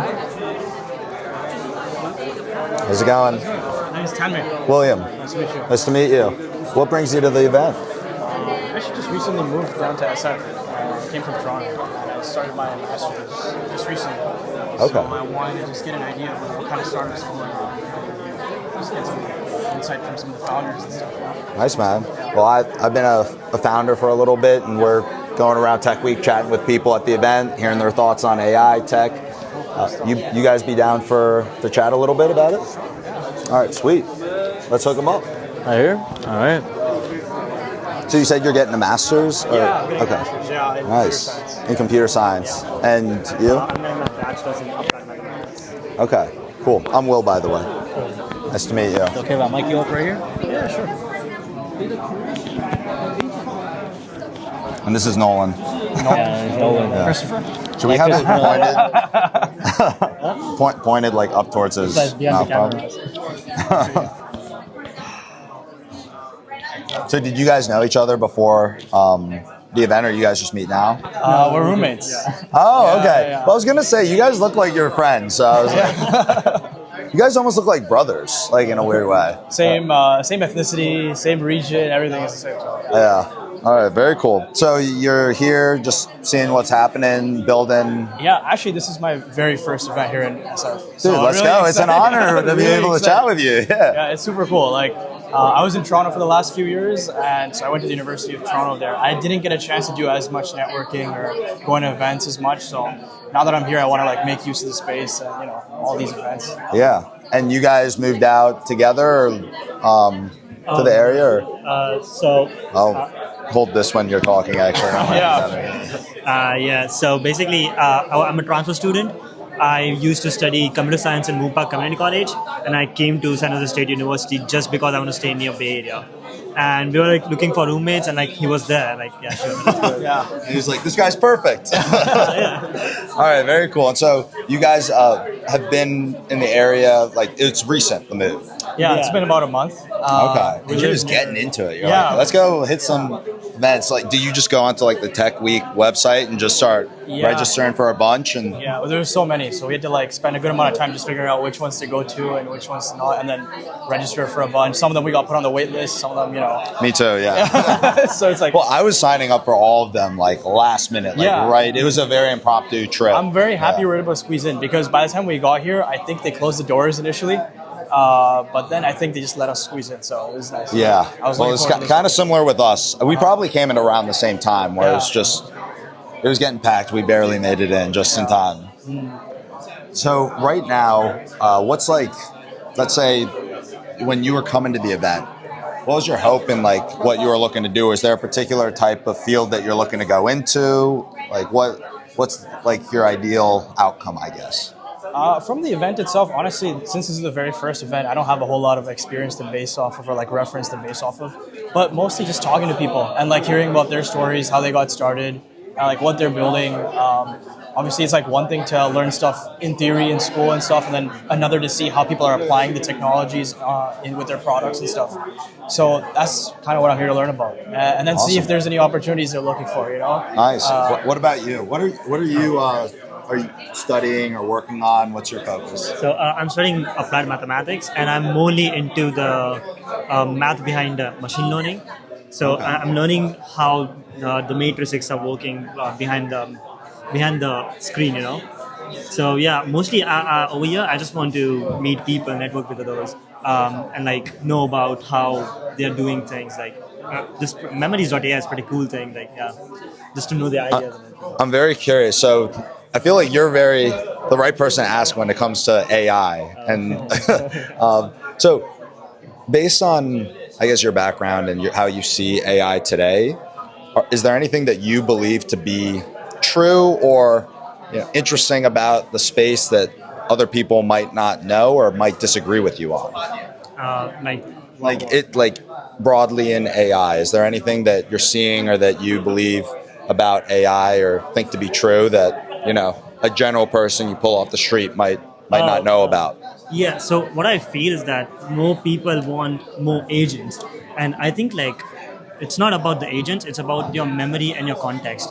Like what kind of memory are you putting inside the AI and what kind of, inside the prompt, and what kind of context are you putting inside the prompt. So most people don't understand this, they want more agents on sense. But it's not about the agents, it's about the context that you're giving it and the memory that you're giving it. I see. So it's all about the memory and the context. Yeah, that's what I feel. Okay. What about you? Honestly, I don't think I'm any expert to comment on things, but I will say I think from a high level point of view, if you're looking at the impacts that it's going to have on society in the next 10, 20 years, just one thing that just came to mind was the rate at which social media developed, for example. We weren't really thinking too much about the impacts, and we were just focusing on building it out, and people accepted things very quickly, I guess. And now it's after you built everything, you're thinking, oh, how can we control the impacts on everyone, right? But I think one thing I think is technology kind of amplifies existing human emotions and human relationships with each other and all that. So I don't think people who are worried, super worried about doomsday scenarios, it's kind of yeah, there's new technologies, but the people using it are the exact same. Human psychology doesn't change too much or anywhere near as quickly as technology, right? So the people using it are going to be very much the same as 100 years ago. So yeah, just a random insight, I guess. But yeah, absolutely. I'm not a technical expert, to be honest. I'm learning that stuff now. No, it's a fascinating insight. Honestly, I think it's creating a lot of psychological problems. I think I was reading this AI psychosis things, how it's becoming a more emerging thing right now. There was a Ilza computer, which I don't know who built. I forgot the name who built it, but it was he gave his wife the computer in the room, and that computer would give convincing answers to her wife, and her wife was typing and chatting with the computer, and at some point she just said him how can you guys just give us some space, we're just talking together or something like that to the computer. And I think that thing is happening right now, but at a larger scale. And it's hard to control it, honestly. Yeah. But yeah. So going off of both those points where human psychology stayed the same and we're seeing some of these impacts, what do you think? Do you think that there's anything that should be considered or should be done in the development of AI as a whole, or do you think it's more of the same type of thing we saw playing out in the past where we should just let it be built and then retroactively try and figure out what to do? I feel it definitely helps to be proactive, but at the same time, I feel it's very hard to enforce that or even encourage that, because everyone's kind of worried, if I don't build the next greatest thing, I'll fall behind. And, I feel incentive drives that big time. So I don't know if people will actually take a step back to slow down and think about the repercussions and plan ahead of time. So I just don't think that's going to happen realistically. It's it sounds like it would be good, but it's not going to happen. It's not going to happen. Exactly. I agree with that. What about you? I mean, I'm not that smart enough. I'm just learning these things right now, but I think there should be more privacy and more control over what are you asking. I mean, at the same time, it's also the fault of the user for asking the weird questions to the AI, and obviously at some point it will hallucinate and agree with you, and then you will feel I don't know, it's more it's the job of both the company and the user at the same time. Both have to come together to do something. Yeah. Guys, this was awesome. Thank you guys for being open to chatting. I know that it's kind of random, but super cool. Also I saw you, I was this guy just looks friendly. I feel he'd be a good person to chat with. Oh, thanks, man. Yeah, I appreciate it. Yeah, we should stay connected. Yeah. He's got the link tree, so okay, guys cool. can connect on LinkedIn. Are you guys kind of posting this on any social media platforms and stuff? Or? Yeah, quite a few. I'm just curious, what kind of you should follow the YouTube actually. The YouTube. We have a goal for the end of today to get. We just started YouTube. We're trying to get to 500 subscribers on YouTube. Okay. If you scan this, it'll take you to LinkedIn and the YouTube. It's a link tree? Yeah. Got it. Cool, good stuff. What's your background, by the way, man? Like, just curious. I've been a tech founder for about 10 years. Okay, nice. So my last company was in the Bitcoin mining industry. Right. Started actually with Ethereum mining with GPUs. And yeah, then grew that, got data centers mining Bitcoin on 4 different continents. Okay. And now most of my time's going into building an AI startup. So Okay. kind of in the journey, and now we're trying to capture content, build in public, things like that. You have a familiar face. I don't know. So people have been saying that Yeah, actually. I was like, I have seen you somewhere. Yeah. Well, it was amazing speaking with you guys. You guys also had awesome answers. Like that. I'm not gonna lie, I feel like maybe edit out some of the bad parts. Oh no, you were great. Yeah, you're really, really good. Okay. And I loved because that's the other thing too is like when you're interviewing, or at least when I'm interviewing, I want to continue the conversation going into the different threads, kind of the curiosity. Yeah. But like some of those answers were so great, and I see it the same way, and they're very unique in terms of human psychology has stayed the same over time, but you're just layering in different technologies into the society, and it's very interesting to just see how that plays out. Yeah. I think that there's a whole conversation around the tech side, but then and what gets built, but also just when you talk about geopolitics, war, all these other things, like if you had a crazy person in the past, the most damage that they could do is like a sword. They can't really do too much, but like now today you've got these powerful weapons, and then when you layer in AI, there's so many different interesting avenues around that. True. Honestly, I have been thinking about it a lot. Like, I feel like human minds are too weak to even. I'm just gonna point this at you as well. We're talking. This is how I continue. Yeah. No, I think like human brains are too weak, so we can like accept anything we want. Because I was like, I was reading this case is like 16 years old California boy suicided because the AI said him to do it. Yeah. It's like that's pretty weird. Like, how can you even just like do like how can you suicide just because an AI said you? Like, human brains are too weak to even. I mean, they are manipulative. Yeah. Honestly. Very malleable, like to be manipulated. Yeah. Yeah. So the YouTube is the 4th one. And we're actually live streaming right now. Oh, it's live streaming. Cool. Oh, that's me. There you are. No way. This is so cool. Okay. This is the first time I've been on like any kind of video, to be honest. Cool stuff. Yeah, there we go. But yeah, would love for you guys to follow along the journey. Sure. And like on YouTube, it's a lot of fun building. So it's great to be able to meet people and come out to events like this, chat about these topics, and see where it goes. Are you like native? Like, were you born and raised here, or did you move in as well from somewhere outside? I was born on the East Coast in the U.S. Yeah, but none of my, grandparents. My ethnicity is Hungarian, Colombian, and Korean. Cool. Yeah. And then when did you move to SF? I came here actually for Tech Week, so I am in Santa Monica. There. Gotcha. Okay. Yeah, so I'm just here for the week. Got it. Nice. How's your experience been? It's almost like towards the end of the week now. Like, how's your experience been?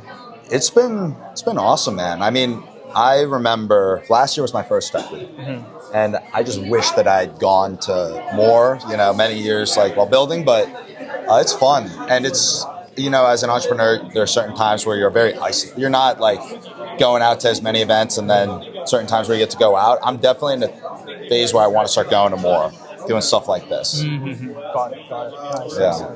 Did you meet any like super cool founders, or like learn anything really cool, I guess, that you didn't know otherwise before? Anything that stuck out for you? Or? Well, some of the interviews from today have been really interesting. I would say yesterday we had some really cool live stream conversations.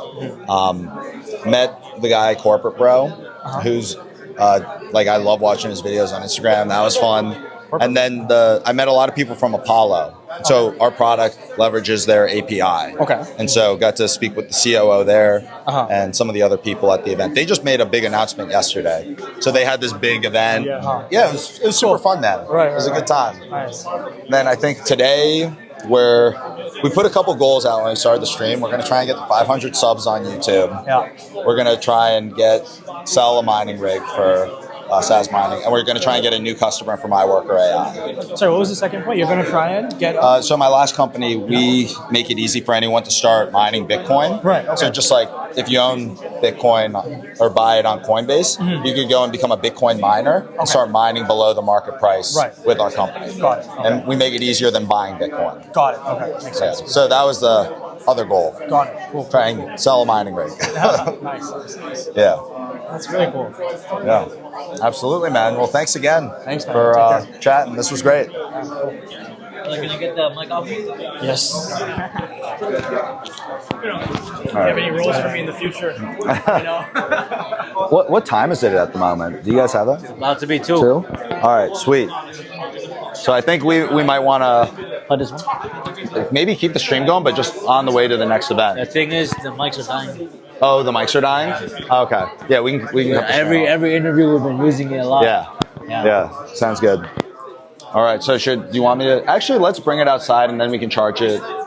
Okay. The bag is over there. All right.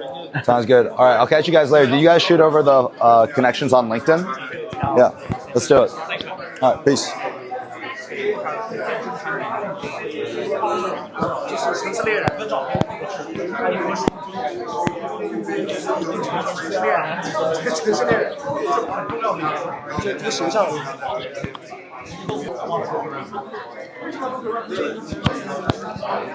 All right. So we'll shoot a little bit of like the scenery. Yeah. And head out. Let's do it. All right. All right.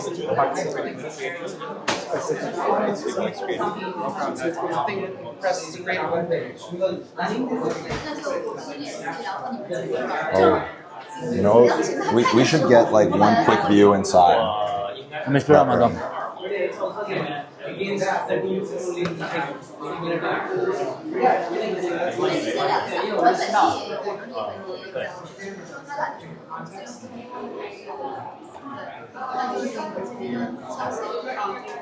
Actually, you know what we could do? We could charge one at a time on the mics to try and get the battery back up. All right.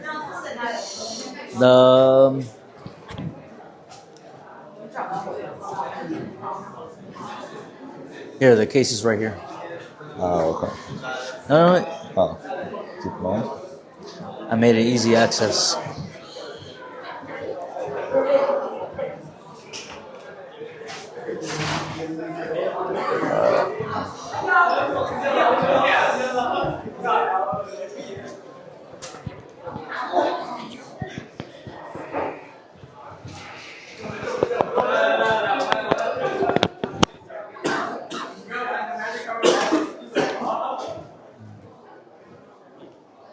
Oh yeah.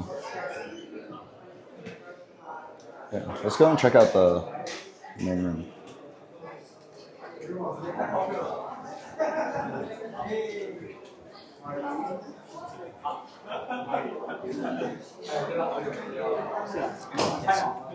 Might be a little too packed in there.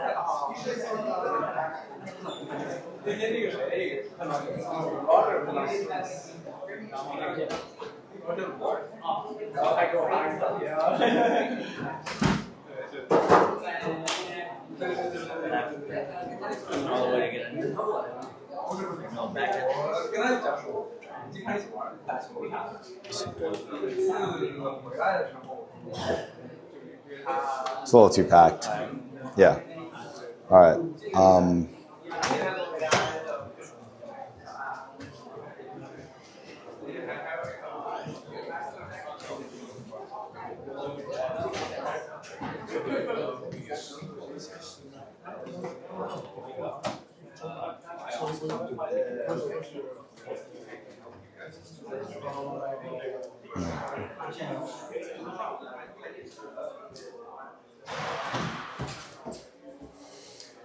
All right.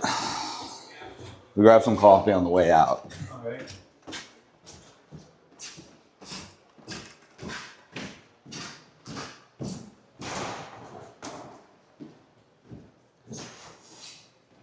All right.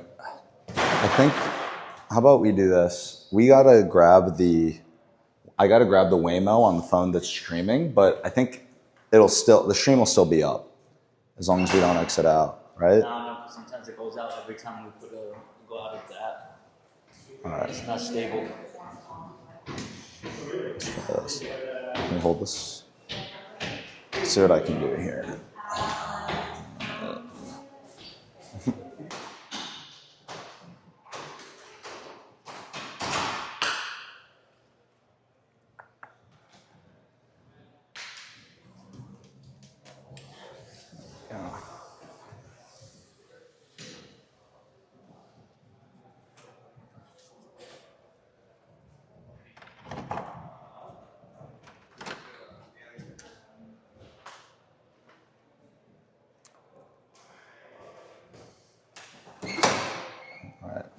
After you.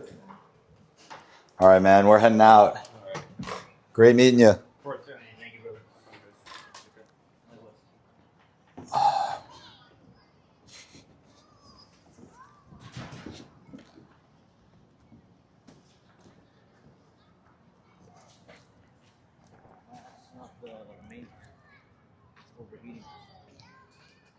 Oh, really? Hard on that one. This battery lasts so long. Okay. Sounds good. So we would just change the battery, or? Yeah. Okay. I mean, we gotta let it cool down a little bit first. Okay.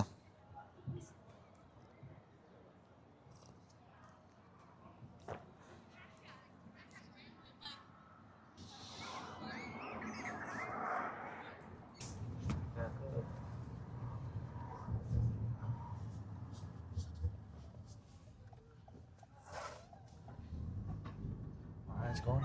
It's back up. All right. All right, so how are we tracking on these goals? All right, we might need to adjust the subscriber goal. You think so? What are we at? I want to say at least 15. You think we? 15. You think so? Yeah. That's a lot of people we interviewed. Solid. Okay. Yeah. So. Because they were sharing it with other people too. I saw. Okay. Well, that's good. Yeah. Making our way slowly. All right. We're gonna need like a viral type of coefficient to spread to reach the 500. Probably need to do some like push-ups or like. What are like? Or in-person growth hacks.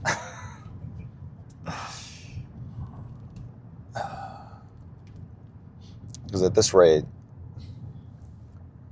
we're gonna need. I think we can definitely get a MyWorker customer. I haven't been talking much about MyWorker. Yeah. I've been talking with them a lot, but the big reason why is because I haven't connected with someone who's like the ideal.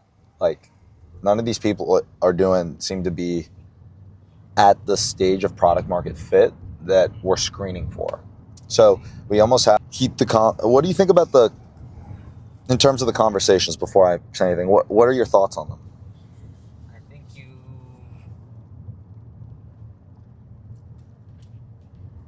I think you've had more better potential clients with the older people compared to the younger ones. Yeah, I got to go older. Yeah. Younger ones, yeah, they'll follow you they'll make our goal for YouTube and stuff. But the older ones will make the goal for MyWorker AI and Sazmining. Okay. Yeah. It's a very good point. Yeah, I mean, I feel like the younger generation is all about startups, you know? Yeah. So we need to get the 500 subs and get a customer for MyWorker and a customer for Sazmining. Yeah. We've met a lot of interesting people, though. Definitely. Who is the most interesting to you? So I think that they're all interesting in their different ways. Like, I could see they each have their own superpower, so to say. Yeah. The really tall guy, if I just go backwards, the really tall guy, Well, no, he was not. I think the most interesting guy and the best builder was the guy who came up from, what was it, Chicago? Oh, the Asian dude? No, not the Asian. The white dude that we interviewed in the corner. It was right after the older gentleman. Was Jack, I think. Jack. Yeah, Jack. Jack was actually the ideal person for a potential client, and we did say that we were going to try and get a call going. So in a weird way, we might actually have laid the foundation for accomplishing the goal. Just closing a deal here is very difficult, like in person. Like, you're not going to close a deal in person. Honestly, in a weird way, it's almost like we reached because one guy said he was going to buy mining rigs, and then Jack, remember that guy we were sitting on the couch? Oh, yes. He said he was going to show it to his friends in Amsterdam. So boom, that might be the. Hopefully that's that would be a fast buy to just like hear about Bitcoin mining and then spend $5,000 on a website. Yeah. Exactly. That would be. Yeah. These are going to require a little bit of follow-up. Definitely. At least you don't need to make the cold call, you know? Yeah. It's just straight, like, hey, how you doing? We had this conversation. Send them the clip. Yeah.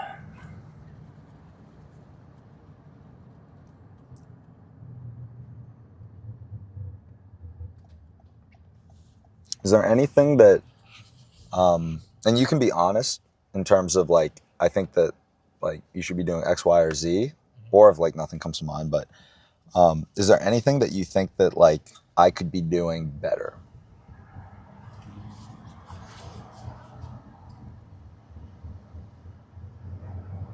The only thing I would say is just Like, what could I be doing better, and why do you think that?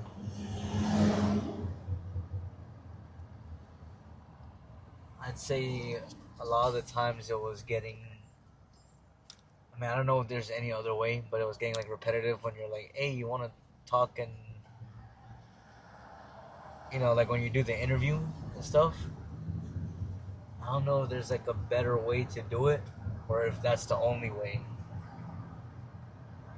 To me, it seemed too repetitive. Just saying, how's it going? And then saying we're doing interviews on a chat? Yeah. Okay. I'm trying to think of I'm even thinking, like, what if we just butt into people's conversations? If they're not talking anything personal, you know, if they're talking about something like anyone could talk about. Yeah. I guess we are kind of doing that, but we are asking to record. Yeah. I think that your idea would actually be better content to a certain degree, or it would be faster. It's just, I don't want to make them uncomfortable. So for example, exactly. like I I think that there are like, how many people? 3 people? Or 4 people? Like I went up to, and then when I asked, they said no. So like what I wouldn't want, like for example, that Asian guy that was friends with someone, he actually recognized me because he's friends with someone I know. Yeah. With Eli. Yeah. He said no, I'm shy, I don't feel like it. And then that guy, and then there's a couple. Yeah, there were a few people that just didn't want to do it. There's those 2 ladies. Yeah. When we still got an interview from them too on those 2. Yeah. Yeah. Well, like I said, totally understand. And then they just kept talking to me, and I was like, I just held the mic. I'm like, all right, well. So yeah, exactly. But then they wouldn't give us their LinkedIn's. That's crazy. Yeah, because they didn't want us to obviously like include them or whatever. But yeah. Okay, so I mean that's a good tip. I think we'll keep doing what we're doing just for the reason we talked about. But I think that's a good tip. I don't think there's. I'm trying to think of another. That way actually is good. That if there's nothing else, but I mean, if there is anything, don't hesitate to tell me. Yeah. If like you think I could be doing something better, because from yesterday, you know, we kind of thought, okay, well, we're gonna try and keep the interview shorter, which we're trying to do. Yeah. Like as soon as I get the slightest bit bored, I'm kind of just trying to politely cut it off. Yeah, exactly.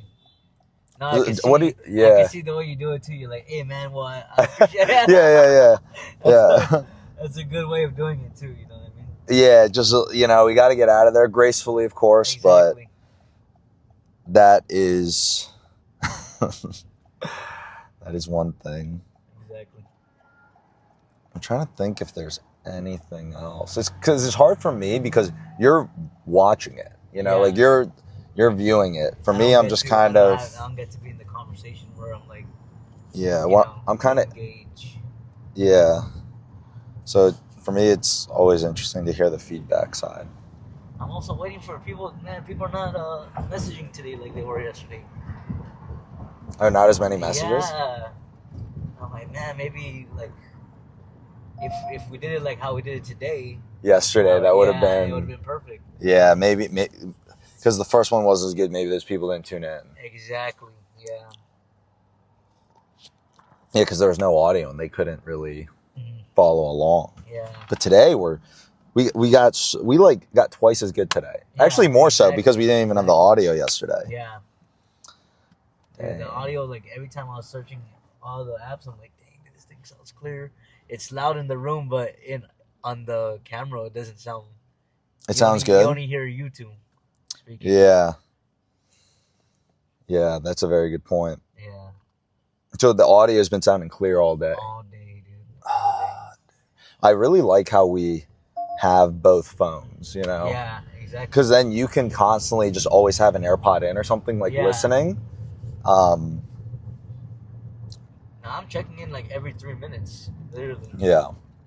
Okay. Just so I'm not making the battery go down. Yeah. Also, do you mind if I share little tidbits or things I've noticed as well, like on the camera side? Yeah. So I've shared them right away, like while we were there, pretty much. Like I thought the most important ones, but the big one was that we started doing was just depending on where we're standing, placing the mic in the direction that it was there. Because some of them it was facing the other direction. I don't think it was that big of a difference, but like they're gonna get better audio. Oh, okay. This is it? Yeah. All Sounds good. Thank you. Sweet. I'll get out on that side just so. It's all right. Oh, it's good on the side. But there was a way I was trying to do it, like with the last dude. Here. Yeah. With the last dude, because he had the guy next to him. I was trying to have it point in between the both. Yeah, that guy, and then you got my phone. Thank you. Go this way. I think it's on this side.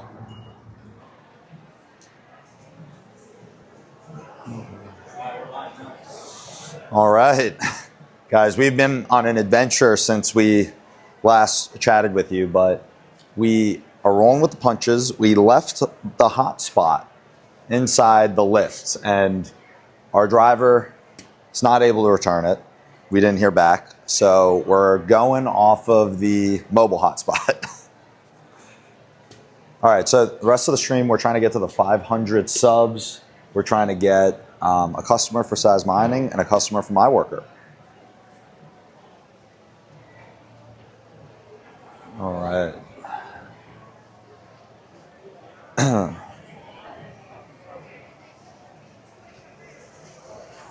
Okay, a little bit of a drop here. There's no steps, it's just a drop. Okay, let's go down this way. This is a pretty cool area.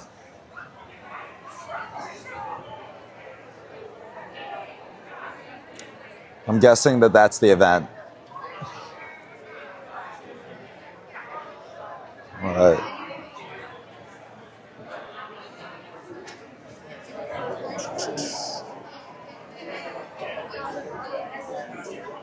All right. Damn, this place is packed, dude. Honestly, we'll just chill out here. How's it going, man? Hey. I'm Will. Nice to meet you, Bernardo. Nice to meet you. You here for the event, I'm guessing? Yeah. Okay. Pretty crowded. Yeah, I was gonna say, we just got here and I was just looking at it like probably just gonna chill out here for a little bit. Yeah, same here. I was between the sun, all the noise, I was like, I need a second. Yeah, cool. And what brings you to Tech Week and the different events? Quite a couple of things actually. One is we are a vendor for a lot of companies out here. The other is we launched a platform to help SaaS MVP founders launch their MVP in 1 week. Nice. We're actually, I'm a SaaS founder, but we're streaming right now. Would you be down to chatting about what you're doing or talk about AI? No pressure, but. Yeah, you're good. All right, sweet. Yeah, let's do it. What's up? Okay, yeah, we could use this one. Yeah, we're just, the other mic's almost dead, so we're using this one. You're good. So you said you help founders build MVPs within a week. Exactly. That would have sounded like a magical product a few years ago, but yeah, how did you get into doing that? It's still a little bit of a magical product, if you're honest, because there's so many things that can go wrong when you go just vibe coding.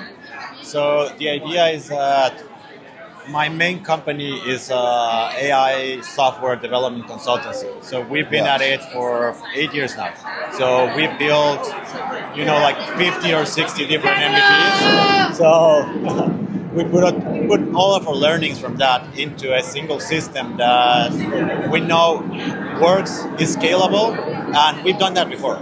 So over the last year, we've been using this system with our new customers on that side of the business, and our record was 1 week for that MVP. Yeah. And that's something that we've never been able to do before. So when you're building these MVPs, what's been your, I guess, like workflow, or how are you actually doing it, delivering an MVP within 1 week?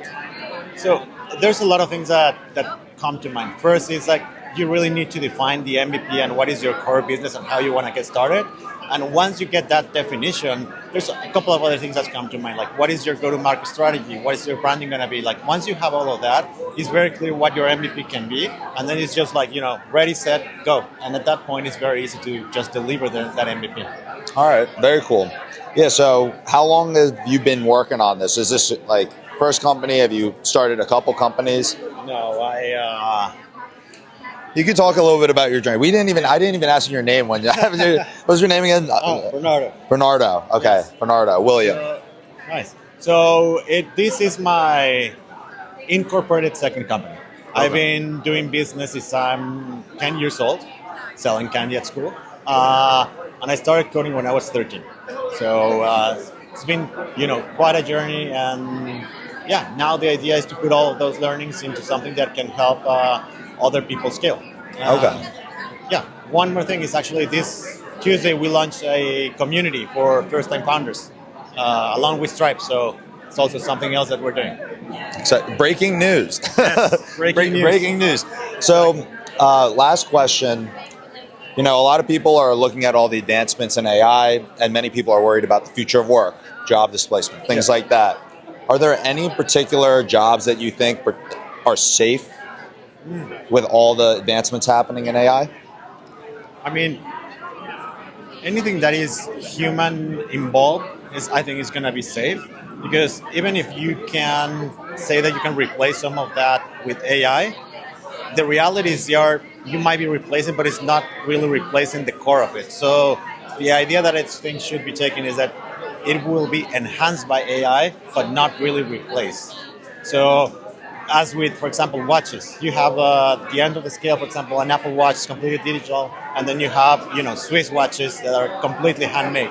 You would have think that, Apple Watch, Casio, all of that would have replaced it, but it's not really. We always want that human connection, that interaction. So I think there's always going to be something for the human side of things. Awesome, bro. This was great, man. Thanks for chatting. Nice to meet you. Nice to meet you. Do you want to stay in touch over LinkedIn and us?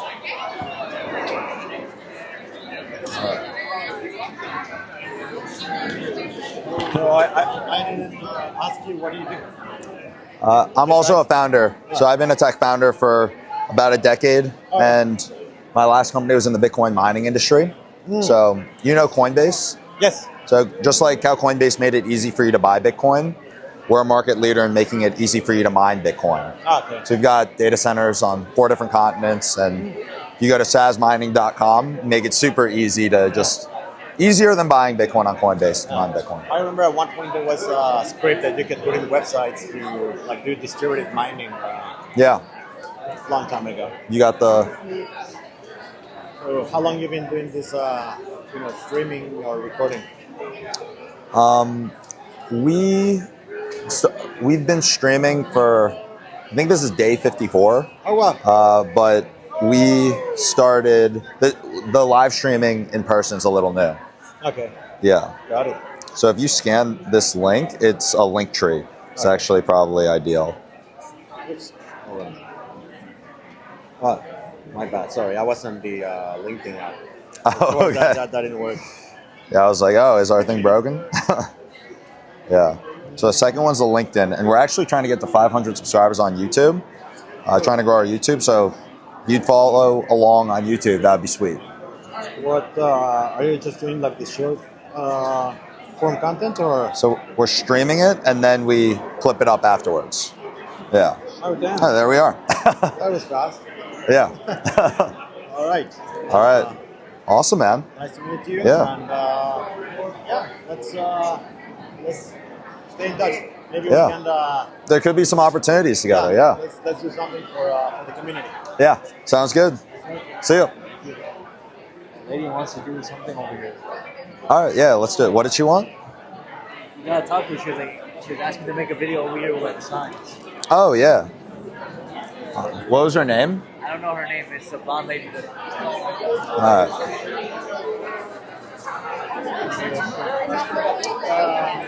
How's it going? Hey. I'm William. Nice to meet you. Nice to meet you. Are you joining us? Yeah, I was signed up for the event, but I've been live streaming around Tech Week. We're doing it. You got to do something in front of the Shack sign. You know Shack 15?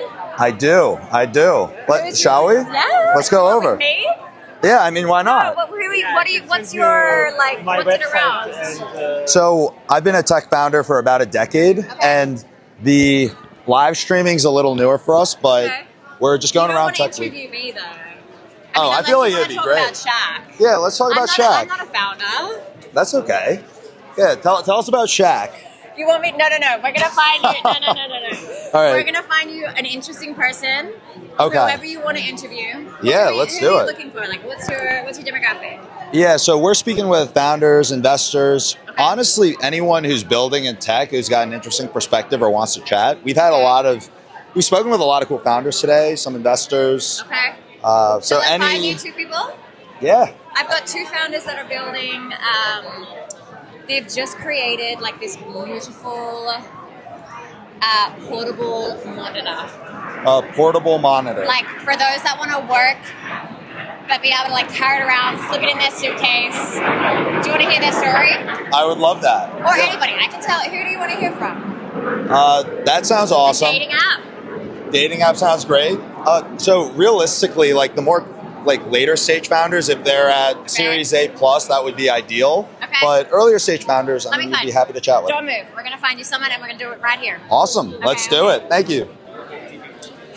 All right, guys. So quick update. We are at a Shack 15, and I forget who the other sponsor is, but she's going and going to find us some awesome people to chat with. So this is perfect. And also, if you have any ideas or want to ask any questions, feel free to toss it in the chat. Nolan, how are we looking? How's the scenery? Next Level Gamer says hello. Dude, Next Level. I am pumped that Next Level Gamer is here. Last time we had a great chat. I love it when Next Level Gamer is here. Next Level Gamer, if there are any questions that you want us to ask in particular, let us know. We're out here hitting the streets. If Stefan's in the chat, Next Level Gamer, normally they're seeing us behind a computer screen. But now we're actually out and about at Tech Week, talking with some awesome founders, building some really cool stuff.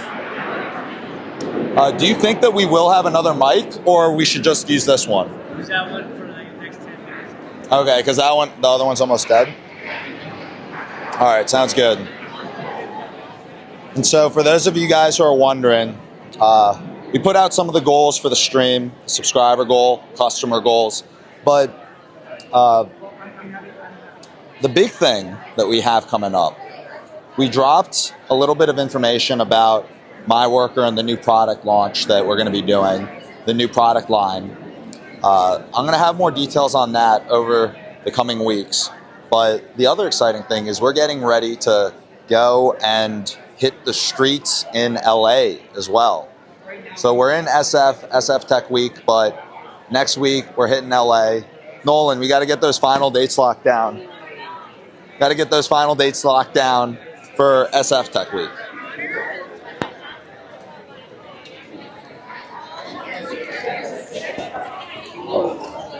There we go.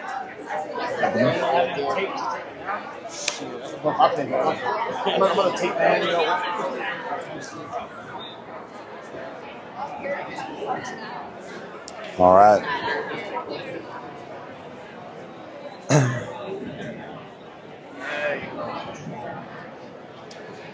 What do we think about the stakes right now, Nolan? Stakes are even higher now that we don't have the hotspot. That's a great point, guys. You might be wondering, how are they live right now? They left their hotspot in the lift. Did they get it back? No, we did not get it back. We still don't have it. We're relying on Nolan's. How was the search? So we've got a VC who can speak about what they're looking for in later stage founders. I'm going to find you the later stage founder, and you can chat to both of them. How does that sound? That's perfect. Thank you so much. Yeah. And are you with Shack 15 or? We're with Shack 15, so we're sponsoring this event. How you doing? What's this about? We are doing founders and funders. It's a wind down for Tech Week. Tech Week? Yes. Are you in tech? Yeah. Oh, what do you do? Investor. Ah. Oh, perfect. Are you from San Francisco? Live right there. Okay. Have you ever been to Shack 15? What's Shack 15? That's us there. We're in the Ferry Building, the third floor. It's a social club for change makers, entrepreneurs, founders, VC. You should come check us out. How long have you been? 5 years. So our founder, Jon Legersen, he's originally from Norway, but he's a tech entrepreneur himself. Where did you found? Meltwater. Meltwater. So he's got 50 offices worldwide. But yeah. So he founded Shack 15. And is it like a studio or accelerator? Well, we have, no, it's a social club. You have to pay a membership to belong? Correct. Yeah. Is it mainly tech or B2C or B2B? So it's tech entrepreneurs, founders, investors, creatives. No, but is it more B2C or B2B? It's really people come together and you can work, connect, come to events. It's really just an ecosystem for people in SF. What's it called? Shack 15. .org, .com? What is .com. it? .com. Yeah. And what's the membership So like? that QR code there will take you straight What's the through. membership like? What do you mean? How big is it? We have 2,000 members. Oh no. No, you're okay. You're okay. 2,000 members, Shack 15. This is very interesting. So I've heard of Shack 15 before. I've been to their workspace a couple of times. Very, very beautiful space. But I hadn't heard about all of this information. So we're going to keep trying to learn about this. Events, providing a community. Cool. What was your name? TV. TV, nice to meet you. I'm Emily. Emily, nice to meet you. And you are? William. What's that fuzzy thing you have there? We're covering Tech Week. So we're going to some events, seeing what's up, speaking to interesting people. You're one of my favorite Chinese places. All right. Enjoy. That was actually awesome hearing more about Shack 15. Oh, I'm glad. Yeah, I've been to you guys have a beautiful space, like absolutely gorgeous. I don't think you can get views of the SF Harbor anywhere else. So Why have the event here when you have like an even more beautiful space? it's true. Well, because we're in partnership with a few other companies. I see. So this is one of the partners? Yeah, and we do so much at Shack. It's nice to kind of branch out and experience new locations in the city. And Are you guys only in SF? Okay. I'm curious because I'm in LA. okay, And I spent 2 years in LA. So oh, really? Yeah. Okay, well, you guys got to come out then. You know it well. You know, maybe the Well, what expansions area are on the you way. in LA? I'm in Santa Monica. Oh, I was and in Venice. oh, beautiful. So Yeah. That, they kind great of spot. I feel like it would do well. It would do well. Yeah, but there's more people here for sure. I think LA Tech Week is next week. No? Next week? Are you Yeah. going? No, I'm not going. Oh, okay. But I feel like that community is definitely growing, so there's a space for it. I think what's really unique about Shack is obviously where it's been born out of, which is SF, but it's kind of like this new wave of social club, which is around innovation. It's people are building, whether it's their businesses, their products, or their networks. So it kind of steers away from your traditional social club, which is kind of about exclusivity, and I think Shack's about inclusivity in that way. And it's how can we work together to move forward in our own personal life, but also what we're building for the greater public. Yeah. Well, one of the things I'm very curious about is I feel like there are a number of different social clubs, and the question is how do you differentiate? How are you guys kind of looking at that whole side of things? And what do you mean in terms of? So when did you guys start? When was it founded? So we originally opened 2019 with our official launch March 2020. Okay. Which was rough for a social. That was a very interesting time to launch, actually. Yeah. March 2020. That was. It's brutal. Yeah. But we relaunched in April 2021. So we've been around for about 5 years. We're relatively new. But we don't market, we don't advertise. It's really purely through referral, so word of mouth. So it's really just people that are passionate about the cause and the community that want to bring like-minded, like-hearted individuals kind of into the space. It is a very beautiful space, very, very nice. Inspiring. It's light-filled. You've got tall ceilings and this iconic ferry building right on the harbour. So I think that helps kind of preserve the culture and kind of keep that invigorating feel for people that are building. Yeah. So how do you handle memberships? Let's say someone's watching, they're a founder, and they're like, "Hey, I want to get involved somehow." Yeah. How does that whole process work? You mentioned that a lot of it's referral based, but what is that process? You can find us online, so shack15.com. There's an application. Shack with a K or CK? Oh, Shack15. Yeah. SHACK15.com. Yeah, so you can find an application there. Once you fill that out, we'll basically be in touch with you. Is it Fleet Week? I'm pretty sure it's SF Fleet Week. I think it's Fleet Week. There's a lot I've been hearing a lot of activity, a lot of planes. Not great for sound. Thankfully, we got these things. These things are pretty cool. So you can apply online. Having a referral is with someone already in the community is beneficial because it fast tracks the process. But we meet with everybody. So I sit down with every single person that applies. I get to know you. I introduce you to the space. I let you know what Shack's about. I get to know what you're building and who you are, the change you're making in the world. And then we go from there.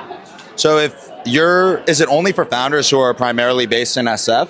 Or if someone's based in LA or somewhere else, do you guys have other types of plans? Yeah, we're a global community. So we have members from all over the world.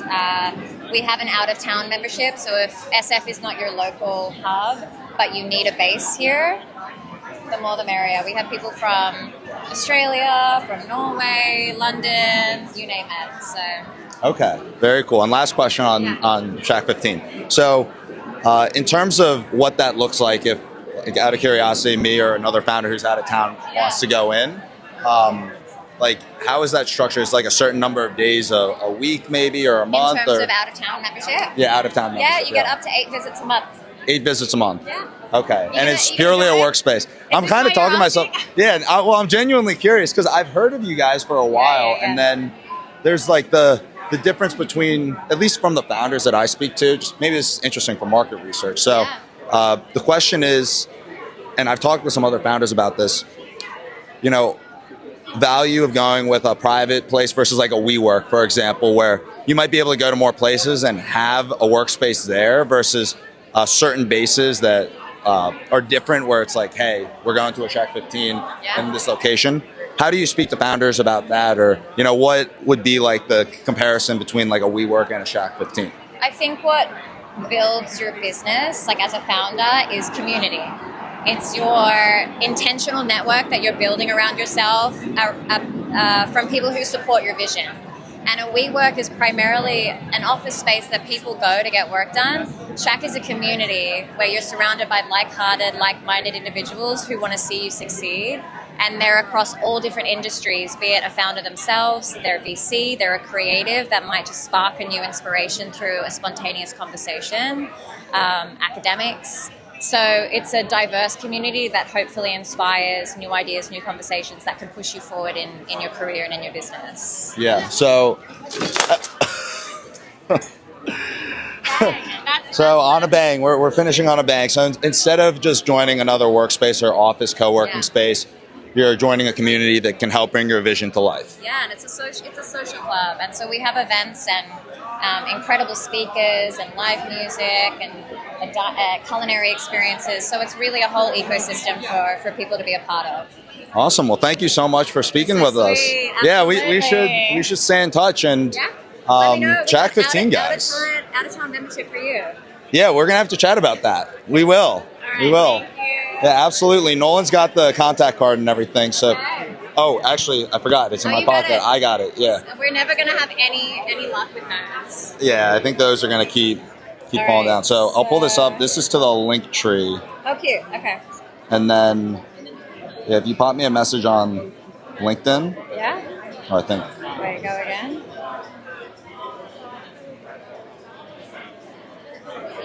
Why? I think shut it off and then turn it back on. Take care. There we go.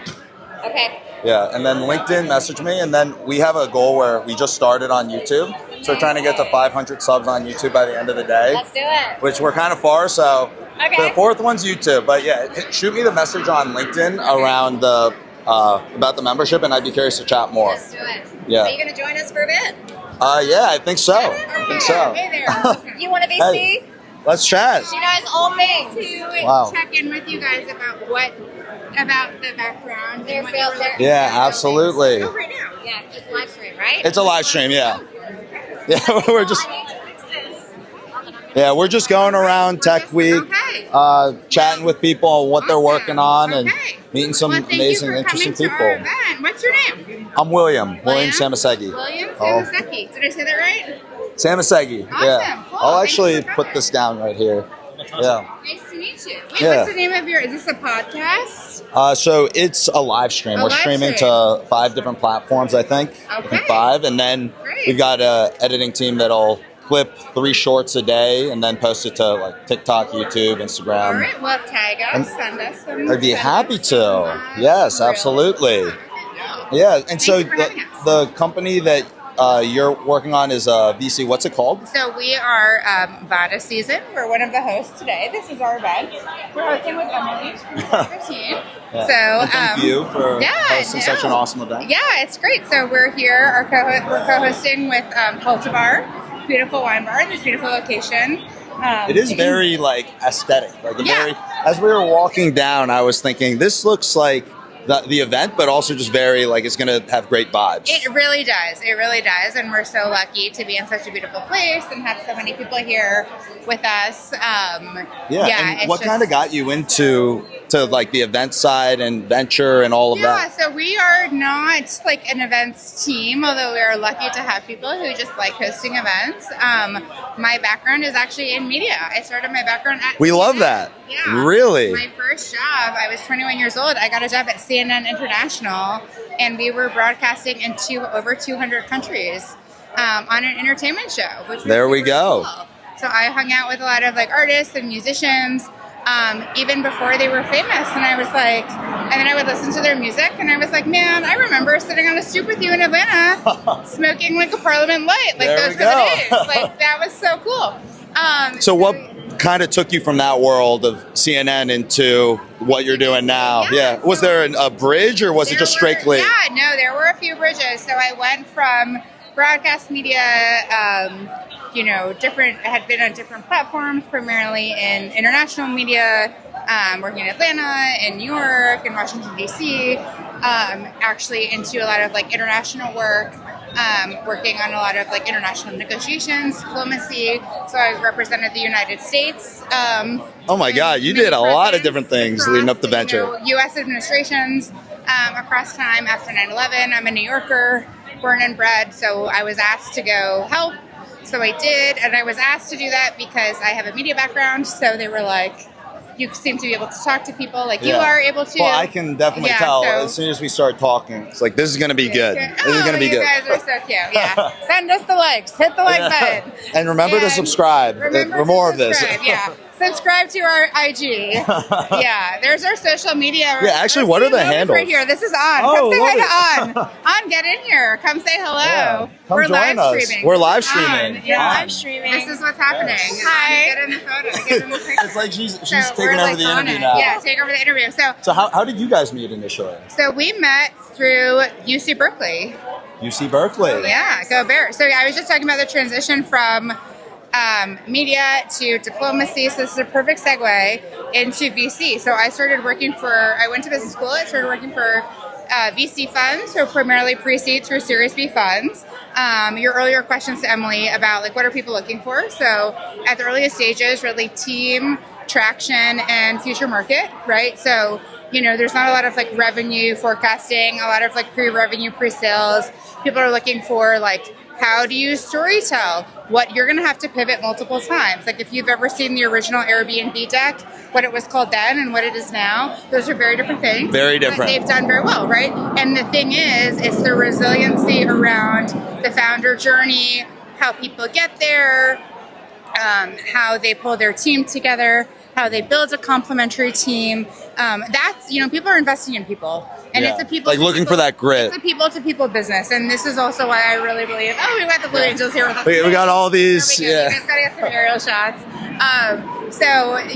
That's one of the things that I really love about this business. And I think the needle through all of my different careers and journeys has really been, people and getting to know people. Just and that surrounding interaction. yourself with amazing people. Well, and also too, just truly the journey and the conversations. And that's what venture is. Venture is sitting down, having a conversation, understanding why did you build this? Why are you passionate about this? What makes this so special? Why are you the people to build it?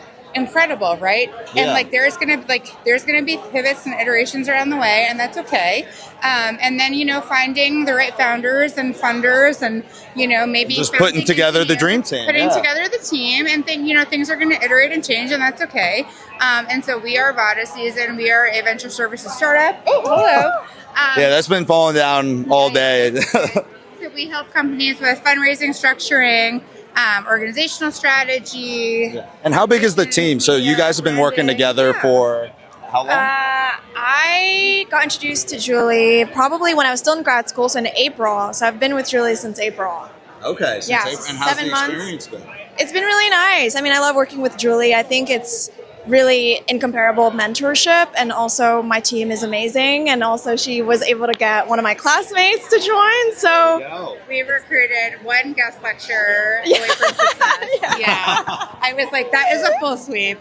Yeah, No. shout out to Dimitri Kovalov, who's watching this podcast. So that's how you know how to do it. You know how to recruit the good team. I mean, you know we the did little it. hacks. We did it, yeah. Well, it was more like I saw Julie and I was like, I want to do that. And I really like her, and I really liked what she had to say. So I'm gonna corner her when she's done lecturing and you see took what, the initiative. Yes. Went up to, yeah. I was like, here's what I do. I can offer you biomedical engineering knowledge. Can This I do is something? actually great advice, because a lot of people out there, they'll look at a position like you're in and these great organizations, and they think, how do you break in?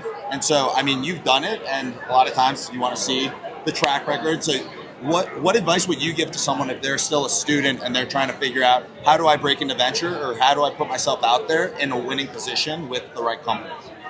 It's just about taking a chance, having the audacity, being willing to face rejection, because she could have said no, we're good. But it was just the worst thing she can say is no, and the best thing could be she says yes, or the nicer thing is no for me, but I could introduce you to someone. So I think just having the audacity to just ask for what you want was the key to my me getting to work with Julie, and all the other successes I've had in my life. It's just Yeah, all going right. there, taking the step. And I was actually going to say, from your perspective, what would you recommend from that same question? So I would say I'd like to flip the script around and say that I am really lucky to get to work with On, because she has secret ninja skills that I didn't even know when she approached me, where I was like, hold on a minute. It's this girl knows what she's doing. Yeah. So it's like, I think always shoot your shot, and like I learn every day from On. She's like, should we do this? And I'm like, I don't even know what that is, but yes. Shoot or shoot. You know, so great. And like that's the thing, and I think that's how great teams are born and made, and that's why we're successful together. Like we couldn't have done this without On and her great work, and our entire team. And like this is why we have amazing partners like Shack 15.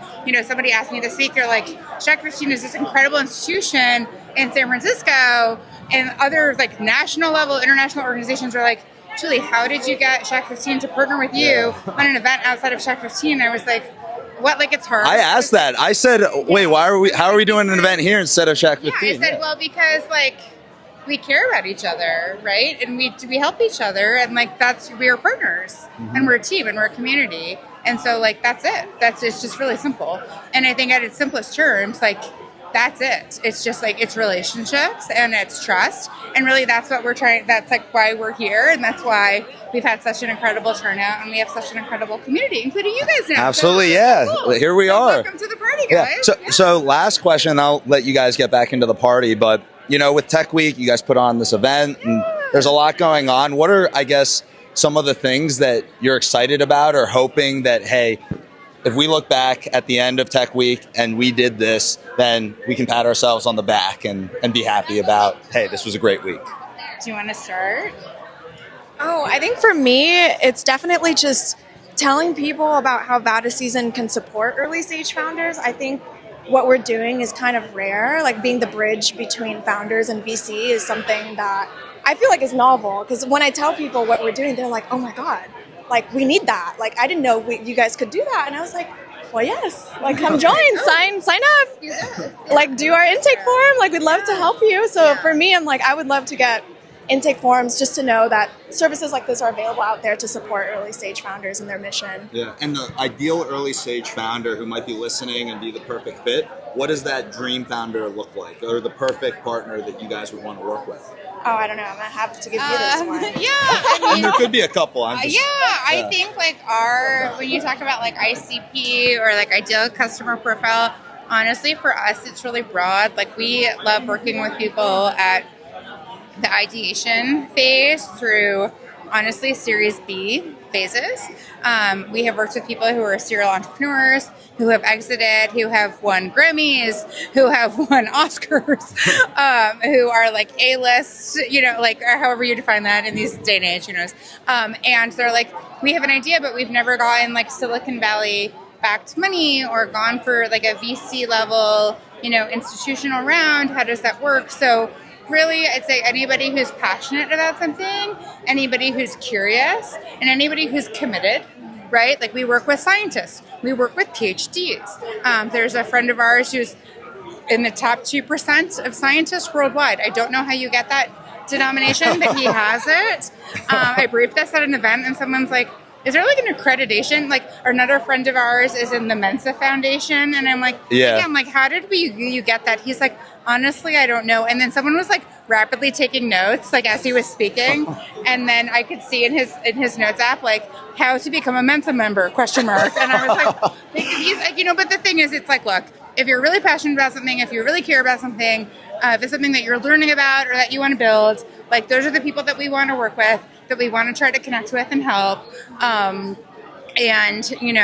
ideally we are, going to be moving into the next phase of our journey, which will be deploying capital. So, plug for us. I would encourage you guys to come visit vadaseason.com, put it in intake. How do I spell that again? VA. Vada Season. VATA Season. TA Season. Come join us, follow us, send us a message. VATAseason.com. Yeah. All right, guys. Check it out. All right, cool. Yeah. Well, thank you for your time. Absolutely, This was so fun. This was Awesome. fun. Thanks for coming. Thanks out. for popping in. Who else can we send you? Who would you like to talk to next? So that's a great question. Yeah. I what think can we do for you? I think the big thing is anyone who's building like a Series A onward founder would be amazing. Okay. Yeah, or investors. Those two. Investors. Yeah. Yeah. Got it. We do have some investors. who are, I'd say, a little bit earlier than that. And we'd be happy to speak with them as well. Early stage VCs would be great. Sounds great. Okay. Thank Yeah. you. Can I follow you guys? Yeah, let's- Can I give you a live follow? Yeah, I would love. So we just got started on YouTube. We're trying to get to 500 subs on YouTube. All right. Let So- me grab the. Let me. That's our show goal it- by the end of the stream. Let me show the stream in action, how we're getting it done, and then hopefully your subscribers will. And we should stay connected on it. LinkedIn because I am very do that curious. This Actually, is not working for me, but that's okay. as we were talking about Vita Season, I thought Vita Season could be very useful potentially for myself as well. There you go. All right. Well, Yeah. we'll grab your info. We'll find you on Linktree, and I will send you someone next. Absolutely. Thank you. Nolan, what's up, man? Dude, it's fun. It's getting a little toasty over there, but it's been good. Yeah. All the air show while How's it been from your end, Nolan? I'm like trying to get the air show and the interview at the same time. So Oh, you were trying to get the yeah. I caught a few. I feel. How is it with the sun? I feel like I can feel the sun on my face. I'm not sure if the lighting's good, but okay, cool, very cool, man. Are they bringing more people, or is it time to go in? No, I think they're gonna bring more. We could go in. It would just be kind of crowded, you know. Yeah. And then the other thing that we have coming down the pipeline, we've got Nolan for another hour and a half. So we're speed running. We're speed running the end. Yeah. Yes, absolutely. Guys, this is what happens. Is Next Level Gamer still in the chat? His chat still shows that he hasn't gotten. I see. Hey, you want to go this way so you're not Yeah. in the sun? Yeah, I think that would be better.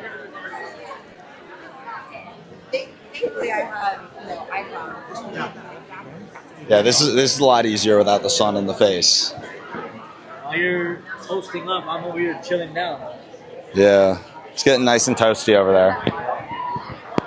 Nice and toasty. All right. Can I see the phone? Yes, sir. Still, he didn't do anything? Let's see. Do what? Oh, yeah. That's actually a great question. We should check. I can check really quickly here. Yeah. Get some of the event.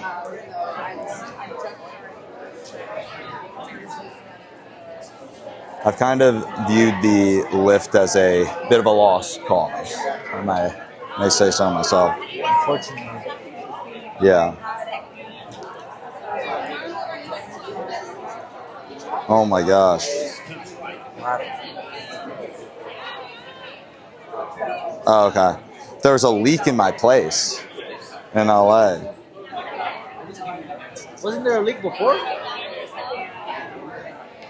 Remember you were telling me like last year, like when you first moved in, maybe? A leak before. Yeah. Oh yeah, there was, yeah.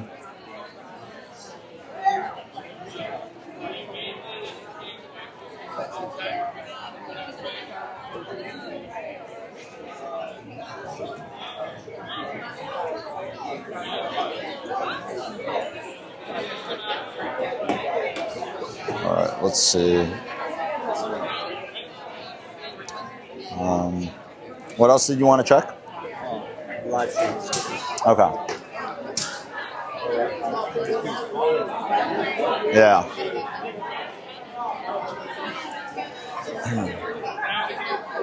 All right. How's it going, guys? Yeah, I actually never checked in. I got here and I've been outside. All right, let's do it. William.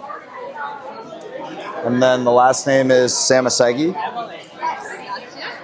Sweet. Yeah, thank you for hosting. Are you with Shack 15? I am with Vita Season. Okay. Data season. We are a venture services company. We help founders connect to funding. How does the model work? Like, so you guys don't deploy the capital, you help with... So we're looking at raising a fund early next year. Right now, we don't deploy any capital. We are on a retainer basis. We did coaching, or we're helping with your CRM, warm connections, that kind of thing. Okay, Anywhere awesome. from pre-seed to the series B. Nice. Yeah. How big is the team at the moment? There's 5 people. 5 of you guys. Awesome. Julie, who's the founder. She's in Alameda. I'm in Oakland. On is in San Jose. And then Nish is in New York. Okay. Awesome. We have customers all over the place. Yeah. I just spoke with Julie and Han. Yeah. That was great. I'm Julie's chief of staff, and Julian is handles operations. Awesome. This is my videographer's name, Nolan, in case you want to do the check-in. Well, welcome. There's some snacks and things about. Awesome. Thank you. Nolan, I got you a name tag. All right. Do you want to head on in, or do you think it's a little too crowded? I could also go in and bring you something out, but yeah. I just don't know, because we haven't got any Oh, forms, yeah. and it's such a big group of people. I'm not sure if we are technically Allowed to. allowed, and also I would hate for someone to come at you and be like, Yeah. I don't want to be, you know. So Totally get that. Yeah. So workshop yesterday. I love that. Well, so I've been a founder for the past 10 years, and it definitely goes through waves. And I think that a lot of people kind of shy away from it because it can be uncomfortable talking about like the challenges, the mental side, mental well-being side. But if you think about a position, there's no other position in the world that is going to give you that much things not going according to your plan or things going wrong and that stress, challenge. So what are some of the things that you look at or that you'll speak with founders about when it comes to these types of topics that might help? Well, the biggest thing that we found in our work, so we're a cultural design firm, and we work with organizations to design world-class well-being strategies. And what we find is we all as human beings go through life moments. Think of a life moment as caring for an elderly parent, maybe a recent diagnosis in the family that's causing fear or worry. Now you compound that in the founder world of going broke, uncertainty about the future. Am I on the right path? I gave up so much for this journey. So the biggest thing I find is just creating space to admit that, because a lot of times founders feel reticent to share that because it may be an admission of weakness. Maybe I'm not a good founder. Maybe when I admit that I'm not on the right path, maybe that's going to somehow sabotage where I'm going. So I have found just creating space for people to share and not be alone in that journey. Like, you're a fellow founder. It's like, hey, William, like, I've been there as well. I went broke, right? I got like 10 rejections in a row. I felt like, you know what, I'm 5 years into this. When's the right time to give up? Like, when do I, like, what's plan B? All those things are just unique to founders that no one else can really relate to, right? So there's not really a community of support around the emotional ride, if you will, of a founder's journey. Absolutely. And everything you're saying right now, being a founder, it's definitely resonating. And so I guess taking another angle with, you know, what you guys are working on and why you're passionate about it. What is something that's getting you excited nowadays with, you know, the progression of the firm and some of the things that you guys are working on? I think the biggest thing that I'm getting excited about is the connection to financial performance, meaning a lot of organizations, whether they're VCs, whether they're founders, whether they're organizations, are now starting to understand that well-being is not just like an app or a program or Pizza Fridays or Yoga Tuesdays, all of which are great. It's more cultural. And the way you go about that is, how do you create space for people just to acknowledge that maybe they're not in a great spot? And therapists and psychologists say the number one way to manage emotions is just to name them. So if you think of Inside Out, the main focus of Inside Out was to give names to emotions for children. It's the same thing with founders in this case, or adults. And you said something earlier, which is like the founders are one of the few cohorts that don't really have that much coaching. Brene Brown just came out with a massive study that says leaders are the only high-performing cohort. You think of athletes, you think of all sorts of other high performers that are expected to do it alone. So there's an appreciation and acknowledgement that it's okay for help. Yeah, I mean, I think that a lot of times they'll look at founders from a certain angle, right? It's like they see maybe just the highs, but there's like a whole other conversation there. And now I think that you have this trend of building in public and a lot of founders where it's much more acceptable and people are talking about it more openly. I guess in terms of how you've seen things and gone through building and being around these early stage companies, are there any pieces of advice that you might have, or for anyone watching that might be interested in founding a company, how they might go into that journey with their eyes wide open, but then with strategies or tools that might help them along that journey? Well, I would say like two things that come to mind. One is you just have to be compassionate and kind to yourself. So in other words, you're going into a journey, you're about to start on a journey that's super exciting. It's probably, for me, one of the most rewarding journeys in the world. However, had I learned to be a little more kind with myself, it would have been a healthier journey for me. Meaning, like if I get 10 rejections in a day, it's not really a reflection on me, right? Even though it's disappointing. So just find a practice or a way to let yourself kind of off the hook, if you will. And then I would really take your self-care seriously. Like, so it's all different things for different people. Maybe it's working out, maybe it's eating healthy, maybe it's binging on Netflix in the evening just to let go. But really have a practice of self-care, and also have a network that you could talk to. Probably the biggest one is the third one. I didn't have a network to talk to. I had people who loved me. I had people who cared about me, but they couldn't relate to the journey. And one of the things I'm finding is that sometimes even though your family loves you, they don't really know what you're going through. They don't know those struggles, and maybe you don't want to share them because you don't want them to look at you. You don't want to stress them out or anything. You're stressed out, or maybe you're not in a great spot when you're not.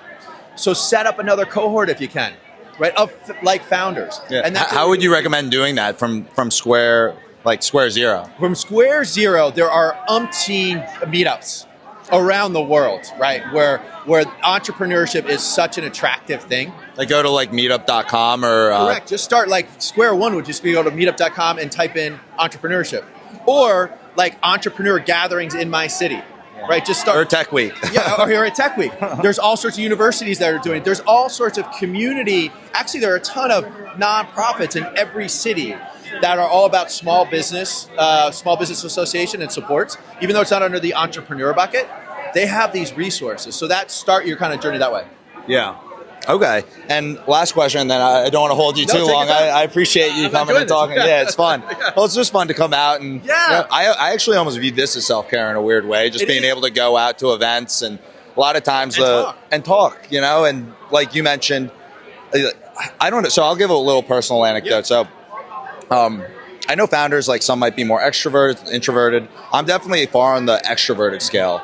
And sometimes inevitably as a founder, you're forced into just long work blocks, maybe introverted type of activities where you're not interacting with people as much. Do you see this amongst different founders where like some might be more extroverted, some might be more introverted, and kind of how they might approach their day-to-day or balancing? That's a great question, because I fall in the extroverted route like yourself. And when I started this particular business, it required an immense amount of concentrated solo time. Just to get clear on my thoughts, on my vision, like how is it landing, in my own system. And that took an inordinate amount of time, like years. And so I did not really validate that period of time, meaning I thought I was doing something wrong, or I was like, it was just not a really good spot for me, so I didn't feel nourished. So if you find yourself on either end of that spectrum, meaning if you're an introverted person and the business is requiring you to be extroverted or out, and or reverse it to what we just talked about, there was a period of time where there was nobody to talk to. Like I had to get my vision clear. Like that's also nourishing and soulful time too, and it's productive time. And so I would just understand that like if you're a founder, you're gonna be required to go to spots that you're not comfortable with. And that's not necessarily a bad thing. I was beating myself up, and that goes back to the kindness piece, the compassion piece, meaning, Ian, this is an okay time, right? You're not really called to do anything else, even though you want to be extroverted. There's nothing to be extroverted around. Right. So in that instance or that period of time, I just made sure to like get out of my house. Like, cause Yeah, sometimes it can be hard. Like you'll. It was actually a couple too many days where it's like I didn't even leave the house today, or like in the past like 2 days. It's like the only time that I would leave for like weeks would just be to go to the gym. Yeah, me too. I wouldn't leave my house for 5 days. And it could happen like that where there was just so much to do. And that was actually, the honest answer to that question was actually more nurturing than I gave myself credit for. Like when I look back at it, I wouldn't have done anything else, but I would have liked to have removed the mental gymnastics that were telling me it was not the right thing. Meaning I would wake up in the morning and be like, you should go here, do that meeting, go there. And that was all make believe. It was just my mind saying that versus bunker down. This time will pass. And now actually as an extrovert, I'm more comfortable with my need for some of that solo time. Just to gather thoughts, right? Just to get grounded. Because sometimes the journey can be a little bit like ungrounding, right? And that can create a little anxiety. It could be a little unknown for me that creates worry, right? And so that grounding period is so critical, right? Just for me to ground as I go into my days. Yeah. So you're with Vata Season. You guys are partners? My company's called I Am Human. Okay. And we're partners with Vata Season. I Am Human? Yeah. Like IamHuman.com? Yeah, so it's spelled the letter I, the letter M, and then human. Oh, and I'm human. And Okay, it's okay. misspelled because it is a reminder to me that I'm human, and therefore I used to be only comfortable taking care of myself physically, taking care of myself nutritionally. That mental, emotional, and spiritual piece, I actually was afraid of it. So I named the business to give comfort to me, for me to understand it's okay to take care of those parts of your being as well. That doesn't mean you're anything more than a human. Awesome. Man, thank you so much. This was great. Yeah, pleasure. Thank you. Thank you. And if you want to stay connected on LinkedIn, socials. I'll give you. You could do it, or I could do it. We got a sweet, link let's do tree it. if you want to scan it. Let's do it. I'll give you that just so you could, so we have each other's stuff. Yeah, absolutely. This is cool. Yeah, thank you, man. That was great. Yeah. So where does this go? Like, what's I just kind of jumped right into it. Yeah, so we're live streaming right now. If you just go to the camera, and then you scan that, it's gonna take you to the link tree, which has all of the links. So we just started on YouTube, trying to get to 500 subs by the end of the day. Okay. So if you click there, you can see the live stream. Sweet. And Subscribe. there we go. Okay, so now we'll go back. And then LinkedIn is probably Will you throw this up to LinkedIn or no? maybe we normally do one video a day. Okay. On LinkedIn, but on the other channels we do about 3 shorts a day. Sweet. And then Okay. one YouTube video a day. And any on Insta or no? Yes. Yeah. Cool. Instagram. Yeah. Sweet. Yeah, man. Awesome. That was cool. Great. Yeah. That's cool. Thank you so Are much. you gonna chill or what are you doing? I think we're gonna chill for a little bit, and then you're heading out for the airport in like an hour or two. Yeah. So I'mHuman.com. Yeah. Awesome. And Sweet. did I give you a card? Yeah. Okay, Yeah, I cool. got the card. So yeah, man, we'll be in touch. Let's stay in And touch. Yeah, on if you ever LinkedIn- need a podcast or interview or like on this space, if there's ever a need for this space, just keep me in mind.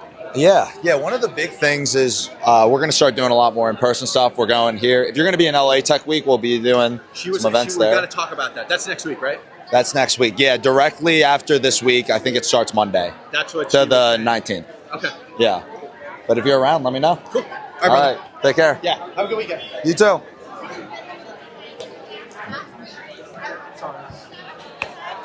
Oh, there you. I was just about to say I gotta find the. Oh yeah, I mean, if you want to just maybe even put it like right here or something, or is it you're going to be able to open the screen and we'll check it out? All right, so I'll let you get set up, guys. This is going to be very exciting. We have, I don't even know what to call it, like a live demo, but she's got a product that's launching in November, and she has it with her, so we're going to be able to see it, hang out, ask some questions. Should be a good time. We got like 30 minutes. 30 minutes? All right. Traffic is bad. Really? Okay. All right. Sounds good. Yeah, I will. Get in like 2 more. If we can. Yeah, we'll get in 1, 2. Yeah, we'll try and get in 2 more, and then we can. I'll go back with you to the hotel. And yeah, I'll see you off, man. Guys, it's so sad. Nolan is leaving soon. So that means that we are leaving soon. So the stream for the yeah, the stream's leaving soon. I got to text the videographer to see if I can get someone for tomorrow. But, all right, so this is super exciting. What was your name one more time? My name is Evelina. What is it? Evelina. Evelina, amazing. And so what I love is the founder energy. You're a young founder, just getting into it, co-founder. You got into it right away. What made you want to become a founder in the first place? I guess it was my drive to be the type of yes man. So the CEO and the founder asked me if I want to work on this project, and he described the vision and idea to me. And at that time, I was living in Portugal, studying in Poland, and running a business in Norway. So I was jumping between those three countries. And I'm like, I need it for myself. So it's like, yes, of course. Yeah. Because you said you need the product for yourself. Yeah. Okay. And the product, this is what it is here. It's called Standout? It's called Standout. Because Standout. it's a combined case and stand. Okay. Standout.so. Okay, standout.so. And yeah, why don't you tell us a little bit about, I guess, what inspired it, what it does, all that good stuff. So, back home, I guess all of us have our ideal setup with a monitor, a desk, something that makes us feel comfortable when we work with and be the most productive. But myself as a creative, it's nice to get out sometimes. It's nice Absolutely. to get out, get that fresh air. But then the performance is a little bit lacking because I don't have the second screen. My posture is collapsing, and I don't feel as effective as I do. That's one of the things too. It's being an entrepreneur for a little while. You are always on the road, going to do different things, and you always feel like you're kind of missing out because you don't have your setup. When you go. Yeah, exactly. So Standout. So Standout. We basically encased a beautiful screen, which is a studio quality 4K 120 Hz panel, with an aluminum case that is easy to travel with, protects the panel, and I think it looks great. You can judge me on that. All right. Are we going to get to see it? We get to see it, so All right. we can jump over here. I'm fired up. Let's check this thing out. Okay. Maybe we'll move it over a little bit.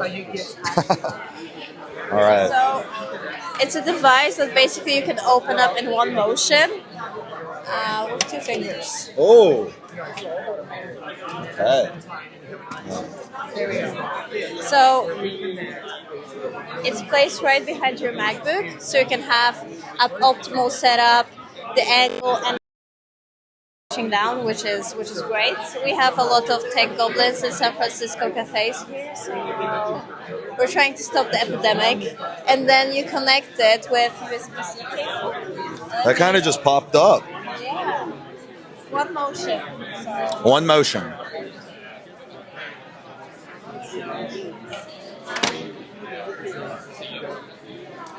And so if they go on to standout.so, this is available or not available? It's available for pre-order. We are planning to deliver in the end of November this year. And we're currently pre-selling 100 units, so we want to make it really exclusive. We're focusing on San Francisco Bay Area. So we really want to build a community, but also, just have a great party, which people will be invited to if they pre-order. Okay. So there's going to be a party. We're invited. And standout.so. And I have one more party trick in my pocket. So I don't know if you take a lot of calls in meetings. And this is a MacBook Pro. The camera should be great, but there's one more camera that's way better. Oh, so the camera quality is, are we going to get a surprise cam? Yeah, the surprise cam fits in your pocket. So instead of slapping on a camera, we decided to leverage the continuity camera that's within MacBooks and iPhones. So Ooh. You can snap your iPhone and use it as a camera. You also get the higher angle too. It's great, right? Yeah. You're not. You don't want to be looking chubby on these calls, so the higher angle is going to give you. I mean, think about how hard it would be to lose 100 pounds, but I mean, all you got to do is change the angle and slims out. Now to show you how fast can I take it down. It's literally. Okay, but before we take it down real quick. Oh, sorry. I just saw that you unplugged it. So the way that this is laid out, it's actually very cool because I have used a portable screen before, but it was next to it, which I actually prefer this a lot more. I feel like this is a better setup for getting more done. That's true. Like, first of all, you're not slouching down, but also if you're in a co-working space or in a cafe, it's very non-intrusive. You're not taking space from your neighbor. Instead of like extending horizontally, you do it vertically, right? Ah, yes, the neighbor thing. I didn't even think of that. There we go. Okay, so Estimated second part of November, end of November. okay, but they can go and pre-order right now at standout.so. Okay. All right. Awesome. Well, thank you so much for giving us. We were not expecting a live demo, so this is very cool, and yeah, the product looks great. All right. Thank you so much. And also, Nolan has a QR code if you want to follow, see the stream, or connect on LinkedIn.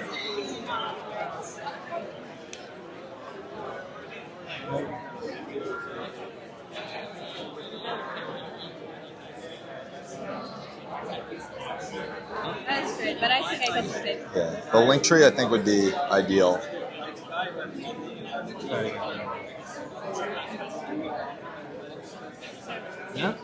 Yeah, we're trying to get to. We just started on YouTube, trying to get to 500 subs on YouTube. So definitely make sure you follow there. But then connect on LinkedIn, and then shoot me over the link to the product. Be interested to check it out. Yeah. All right, Nolan, how are we looking on time? One more? Let's do it. Yeah. Sweet. Man, I can't believe Tech Week. Tech Week and today went that quick. It's been flying.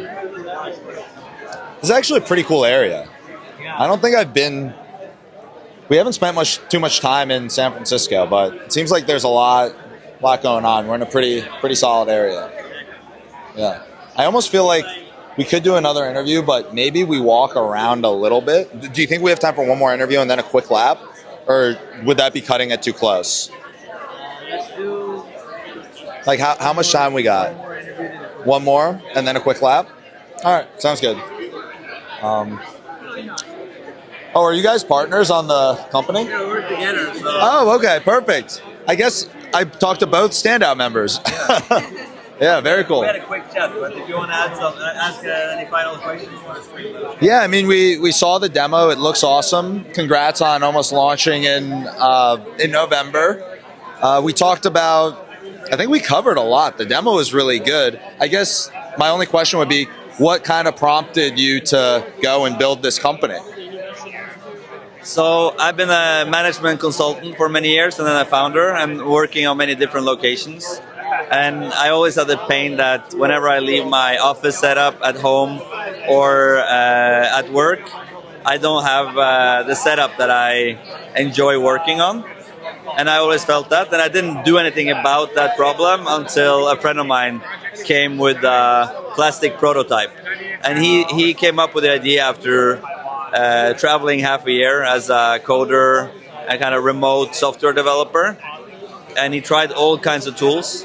And did he bring it up separately, or did you he one day showed up with a prototype and you're like, oh, I had this exact problem? He showed me first some CAD models, and then he came to me with a plastic prototype that was barely functional. And we went to validate it at a co-working space, and a few days later it fell apart.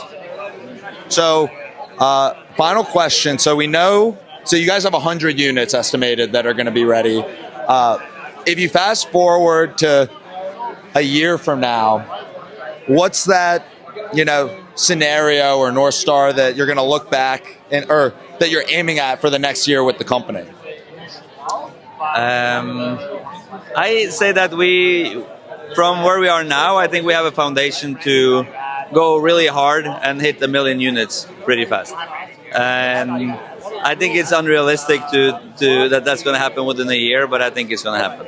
Okay, so you're laying the foundation for maybe a bit more than a year, but being able to go and scale it up a little bit larger. When it comes to like go to market, it's all about B2C first. Then it's like strategic, opportunistic B2B opportunities, and then retail. All right. Amazing, guys. Standout. Standout.so. Awesome. Thank you, man. Thank you. Yeah, and thank you for the demo. All right. Who? I think she said. Where? One in the blue scarf. Oh, okay. Hey, how's it going? I don't think we've met yet. Hey, I'm Aza. William, nice to meet you. I'm like super stoked that you guys are here. Oh, yeah, absolutely. Would you be down to chat for a bit? Yeah, I'd love that. That'd be awesome. All right, yeah. Well, yeah, we're just going around Tech Week and chatting with interesting people and, figuring out what they're up to. Well, you found the person. The person, right here. Yeah, you're ready to rock and roll. I'm ready. I'm trying to, be interesting, tell my story. I mean, I got making some pretty crazy stuff right now, so. I'm so curious. What are you working on? What brings you here? Yeah, I'm developing a wearable technology right now called Virum. It's a vibrational sensation technology that allows you to feel the bass of your music anywhere, anytime. So you're capturing that experience when you're at a concert and you feel that deep sensation. Now you can just plug in your phone onto Spotify and connect to Virum and feel that sensation while you're walking down the street. You're on the subway, you're at home, Virum. whatever you're doing. Virum, yeah. VIRAM. UM. VARUM. VIRUM. Okay, I'm glad I asked. VIRUM. Lowercase I. Virum. So it's like you go onto a website and then you download something, or is it like on Spotify? How does it work? Yeah, so it's a soft inflatable robotic. So think about a balloon with embedded haptic motors inside. So it uses the air oscillation that's in a subwoofer and captures that. So it creates that deep sensation. So it uses the air oscillation in your chest and in the silicone to amplify the frequency of the vibration of your music pattern. How did you come up with that? But it's kind of like silly. I literally was walking down the street with a puffer jacket and had my headphones in. I was like, damn, I wish I could feel my music right now. And then I went all out to death in creating it and developed all of the soft robotics technology, and no one has ever created anything like this in the world, and no one is You decided to really go in. You took the thought and we're I drove sending the it. car straight into some walls, and now I'm on a road with a few roadblocks, but we're going about it. So is this something that you can go onto Virum right now and order, or is it something that in the future, or maybe a pre-order? What's the situation with if someone wants to feel the vibrations? Yeah, I have a wait list right now, and I'm just looking for 5 angel investors who want to invest $20K each so I can get to my final MVP, so I can allow people to actually feel it and not have Arduino strands hanging out with the silicone, and actually have an embedded experience. So I built 2 prototypes that were really extensive and pretty complicated. I made an entire leather jacket that you would pump up, and it had the soft robotics embedded inside. But I'm all about self-expression, and I want people to be able to be themselves. So I'm taking it away from the jacket experience and making it into a robotics that deflates into a small little Altoid can size. You can just put in your bag. You put in your headphones, you put on Virum, and you go about your day. You get to feel. Wow! So it's almost like you're creating a whole new category. No, literally, I'm the next Steve Jobs. I love that. Yeah, let's go. For women, there's no women who have been in the technical innovation. There's also innovative. There's been no innovation in this sixth sense It is like a completely untapped field, like vibrational sensation. I'm really interested in vibrational engineering. I mean, I've been traveling around the entire like US in my car doing field research about vibration and history and learning from different cultures of drumming and religion and meditation and how people connect with vibration, so I can create this vibrational experience to reflect that. So if you were to estimate when someone might be able to actually try one on and get to experience this vibration and that feeling, when do you think that might be? You know, if I get the money, I can roll out my MVP in probably about like less than 6 months.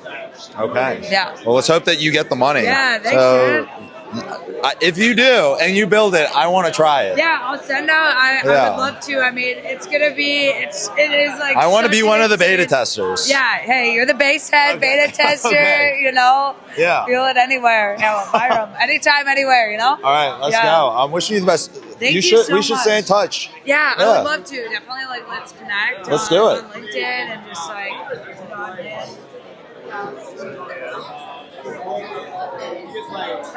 You guys just like going around Tech Week, talking to people. Like, Yeah, having a good feeling the time. energy. I overheard you over there, and I was like, oh, I think she wants to interview me. Yeah, no, Yeah. I mean, I just, I'm trying to spread the word, spread the love. I mean, it's such a unique sensation that is just like not been developed. And that's Yeah. like what Well, I'm especially with what you're building, it almost sounds like you need someone to kind of explain it, because if they can't feel it, it's like the next best thing is like have someone be like, Yeah. like you explain it. I felt like I could almost feel it, you know? Yeah, okay, that's good. That Yeah. makes you feel, it's all about how you like project the energy and you're like, Yeah. how you show your brand identity. I mean, that's like what Vyram is. It's not also some like simplistic Apple brand identity. Like it's loud, it's different, it's crazy. Like it's pushing that like modern, sleek, sad AI we're in right now and just doing something that like no one is doing.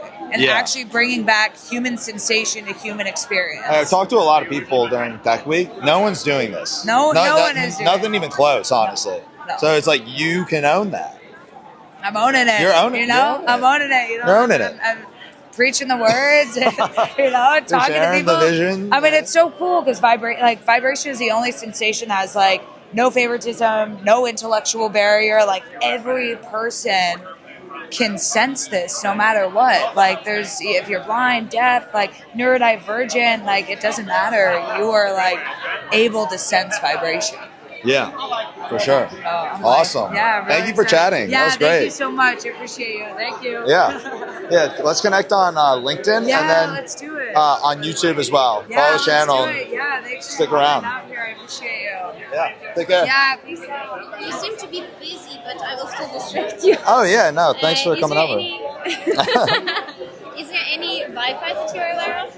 Wi-Fi. We are using a hotspot. Yeah, but do you need Wi-Fi for? Oh, look, there's something. I would guess that someone in Cultivar has Wi-Fi. What are you guys doing while I'm connecting? Yeah, we are going around Tech Week talking with people about what they're building, things that they're interested in, doing interviews. I would love to be doing the same thing, but I don't have this person for me, so I'm kind of tending to be this person. Yeah. And I'm also having kind of, oh gosh, ours is the same. I'm having, I think, the same there. DJ, the mic? Yeah. Yeah. They're so fluffy, they're so cute, right? Yeah, these are fun. Should I follow you somewhere, TikTok, something? Yeah, let's do We the. need. I don't need internet, but Yeah, if you scan that, then that would not work because. I think it'll still take you to the link, maybe. let's hope that has Wi-Fi. No. But what? Okay, let me try maybe public one now. That is saying that it is having internet. What's your? All right, I want to ask directly. What's your monetization strategy behind your channel? Oh, the monetization strategy? Well, right now, I was trying. that's a good question. So, in reality, that's one of the reasons why we're trying to begin growing on YouTube is like, I feel like you can build a good community on YouTube, and the AdSense is good there. But I've been a tech entrepreneur for about 10 years, and the main businesses are how, like, this is kind of a side thing to the main businesses, if that makes Brand sense. awareness for you. Yeah. All right. Are you then investing, or what's your current state like? Yeah, so there are two companies. The first one is a company called Sazmining. So we do Bitcoin mining with renewable energy. Interesting. Interesting. Do you own any Bitcoin? A bit. A little bit? But I'm not the best person to talk about crypto. Okay. I'm just not checking it. Well, that's the best way to do it. You just buy it, hold it, forget about it, come back after it's 10x. That's how you do it. You're like the best Bitcoin investor of all time. But I invested for the first time, what was it? Maybe 7 years ago, not Okay, so you're crushing it. You invested 7 years ago and you haven't sold it and you haven't looked at it or touched it? It was such a tiny bit and piece. So Okay, well, you made great returns on that. 7 years ago. Maybe six. I think You're doing very well on that. You might want to check that wallet. It might be worth an average amount of money now. How are your investments going? Well, I mainly just try and build these companies. So I hold crypto, but it's mainly just going into my companies and just growing. Okay. But yeah, the companies are going great. Mining, and then you're saying two businesses. Yeah, Sazmining.com.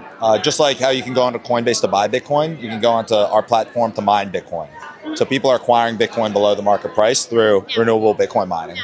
And then the other company works with businesses to help them grow, and it's an AI sales software. So our one-liner is an AI sales team as a service.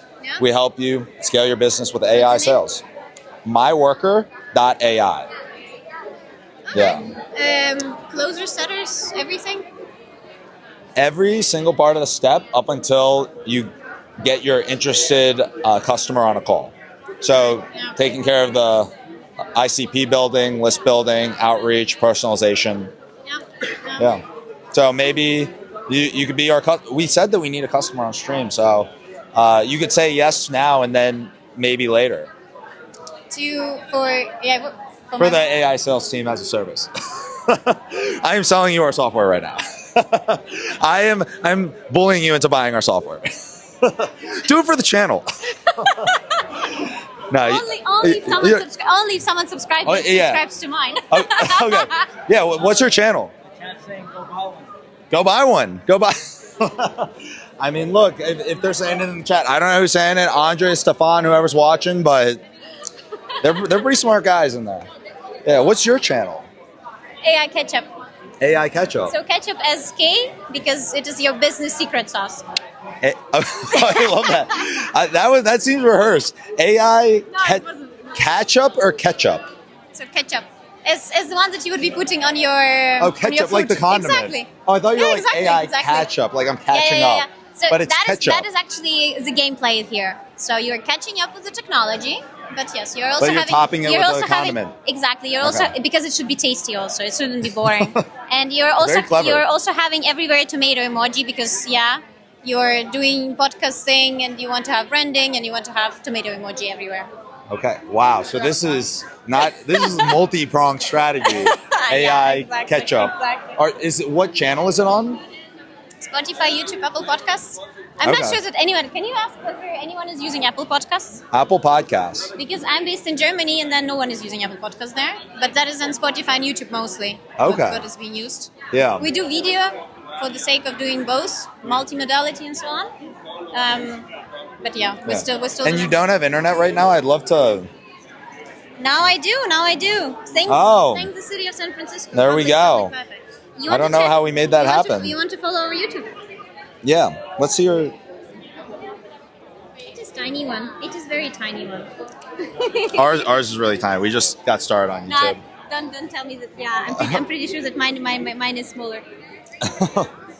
And then I can grab you need to help me with selling YouTube channel. That is something that I would like to do. Okay. Oh no! Did the Wi-Fi disappear? Oh whoops. I don't know. So what happens?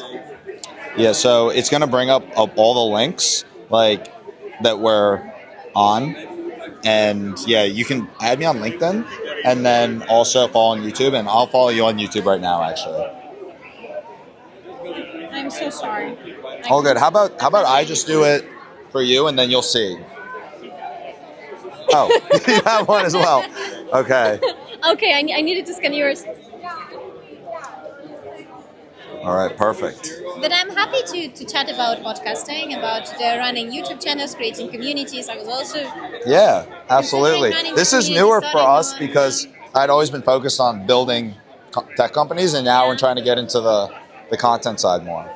Generally, And then- it feels like Web3 is kind of show it to me. What's your handle? AI ketchup. AI, Oh yeah, AI space or underscore? Underscore ketchup. AI ketchup. Ketchup. Yeah, This that's me. That's me. All right, AI ketchup. But so I can recommend you an episode. Okay, which episode?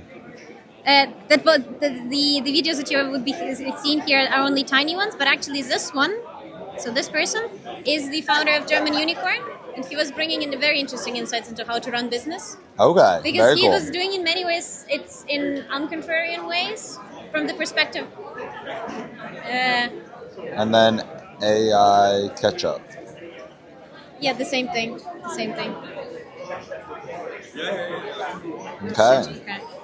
I need There to we check go. in for my flight to Frankfurt, so. Yeah, we're about to head out as well. Actually, he's got to check it. Oh, yeah, we got to get you to your flight. But I know now I don't have any more Wi-Fi. Oh man, I need to come back to the hotel to grab my stuff. All right, Nolan, what do you think? We got to go, or Say your farewells. We gotta go. let's just bring this in the car and then the stream at the hotel. Or you want to say your farewells to her? Oh, yeah, absolutely. There's a well, I was just saying it was amazing meeting you. It is my pleasure as well, William. I will be following wherever I can. Yeah, Once I figure this situation we'll be following, supporting each other. Maybe we'll do another. Where are you based out of? Munich. Oh, you're based out of Germany. Munich. But Okay. I'm doing podcast virtually. Okay. Nice. You're very Yeah. welcome to come over. Yeah. Let's make it happen. Yes. That'll be fun. Yes. Yeah. Why not? Let's do it. You have a nice low voice. So. Okay. I'll bring my best. Who knows? We'll see what happens. All right. Then have a nice flight back home. All right. Take care. All right. Yeah, it's okay. It's okay. I just saw there was people that wanted to get interviews with you, and I was like, Yeah. Yeah.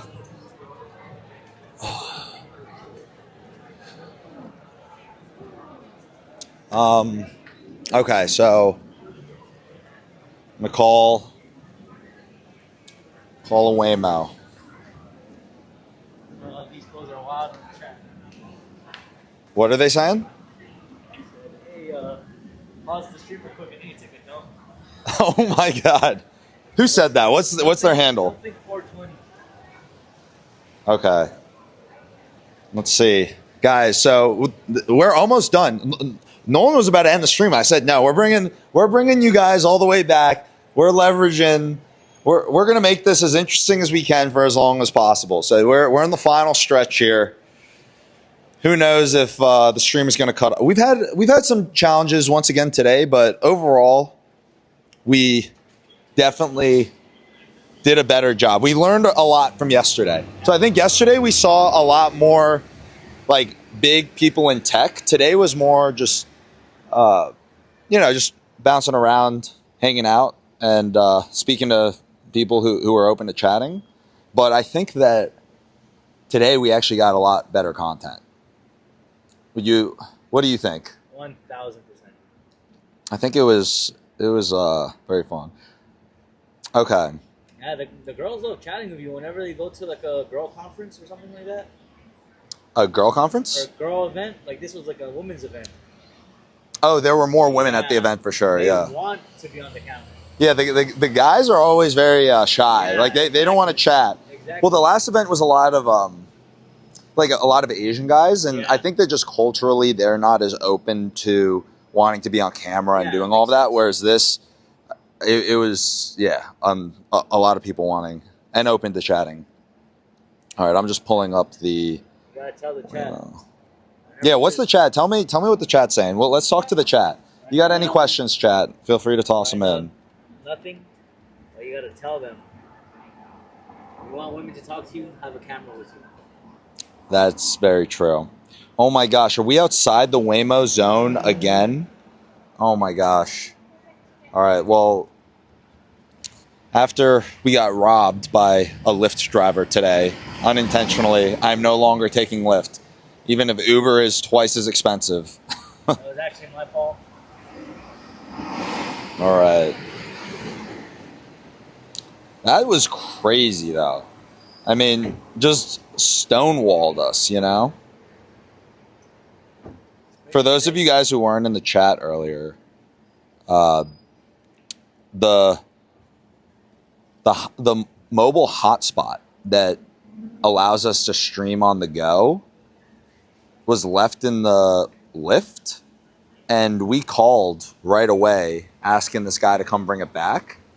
I was calling him a bunch after sending him a message. He sends a message back saying, sorry, I can't talk, and then just completely doesn't respond to any other messages. And then we reached out to Lyft saying, hey, what should we do? And Lyft said if there's nothing that they can do about the returning of goods or whatever. So we couldn't, we have nothing to do. They said the only thing you could do is file a police report, which over this, it's not worth it. So robbed is the wrong word, but it definitely just kind of feels like that when we know who has our thing. They know that they have it. We've asked for it back. They're responding and they're responding to our calls. And then Lyft is supporting that, not doing anything, and then telling us to go to the police. So we're putting it out there, guys. If you see this and you've ever had a bad experience with Lyft, tag Lyft. Let Lyft know that this is not the customer service we like to see. We wouldn't have put them on blast if it didn't take up an hour of our day literally trying to get this back. It was a real mood. That was a buzzkill. Nolan, you agree, right? That was like a massive buzzkill. It's a buzzkill for me because I was responsible for this. So, It's just like we know exactly what's going on. Like everyone knows who has it, you know? And hopefully all those people you talk to turn into money signs. this driver's unbelievable. I'm looking at the Lyft app again.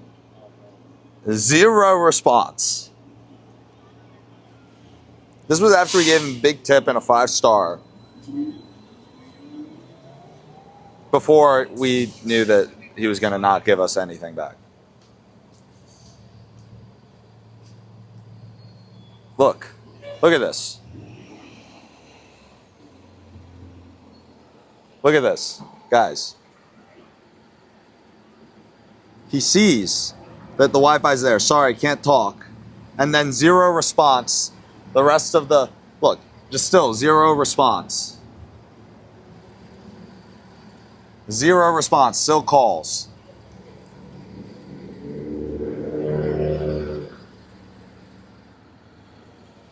And then look.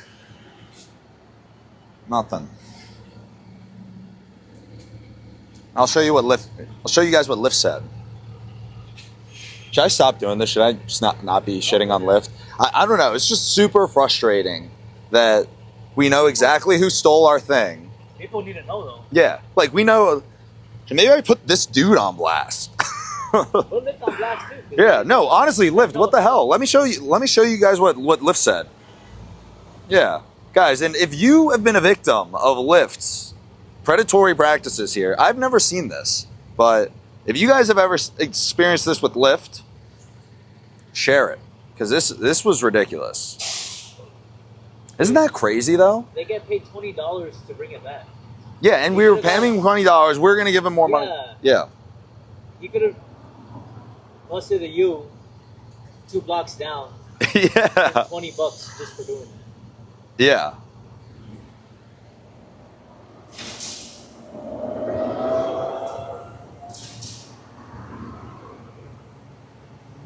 Okay. I don't know why the whole history of the chat's not loading, but we talked with the Lyft assistant. It shows us the ride, and then they eventually just closed our ticket and then there's nothing else that we can click on in the ride. And then, yeah, it's like, it's crazy. We spent so much of today on this, and now we need to buy a new hotspot, a new SIM card, and a whole new plan, and like go to AT&T and do all this. And we know exactly who has our thing, and so does Lyft. We can track that thing down too. Sure.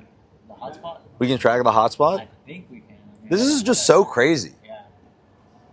Is this not crazy? Am I being unreasonable? Because I want to know if I'm being unreasonable, but this is just, it just seems so silly that we know exactly who stole our thing.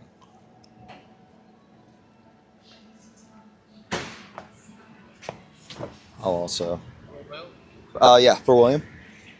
Could we put something in the trunk as well?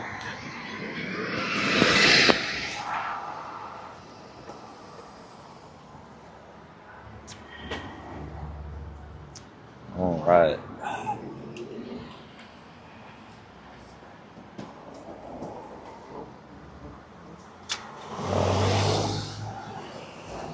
Do you want to go in on that side and I'll get on this one? All right, sweet. This here. On the left side. Okay.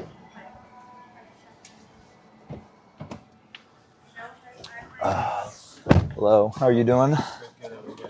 Good, thanks. All right, so I guess we're gonna need to go and get a new AT&T hotspot. Or should we literally just track it and go to the guy and say, give us our hotspot back? Let's go see what we can track.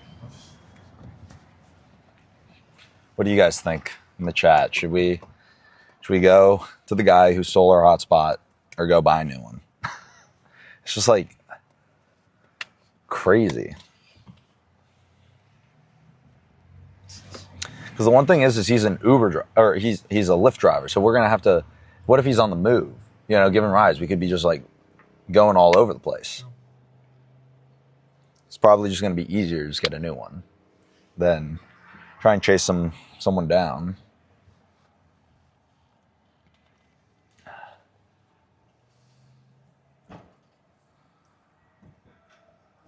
Yeah, because I'm gonna be streaming tomorrow. Or if I can make it happen. So, I mean, at this point, the odds are getting slimmer and slimmer unless I line it up fully. I don't know. Do the streaming gods just want you to stream or not? I'm gonna message this Like guy again. everything.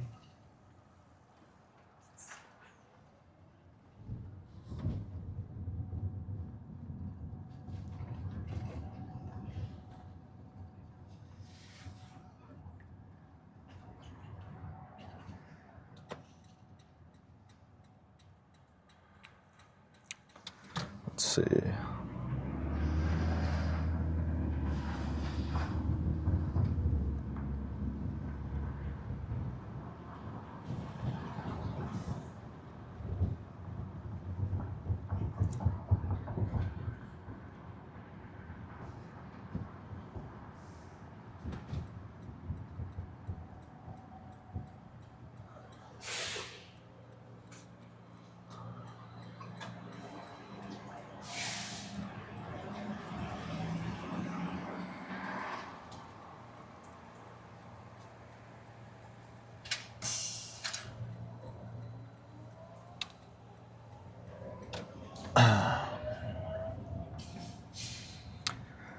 Okay, so guys, we're getting near the end of the stream.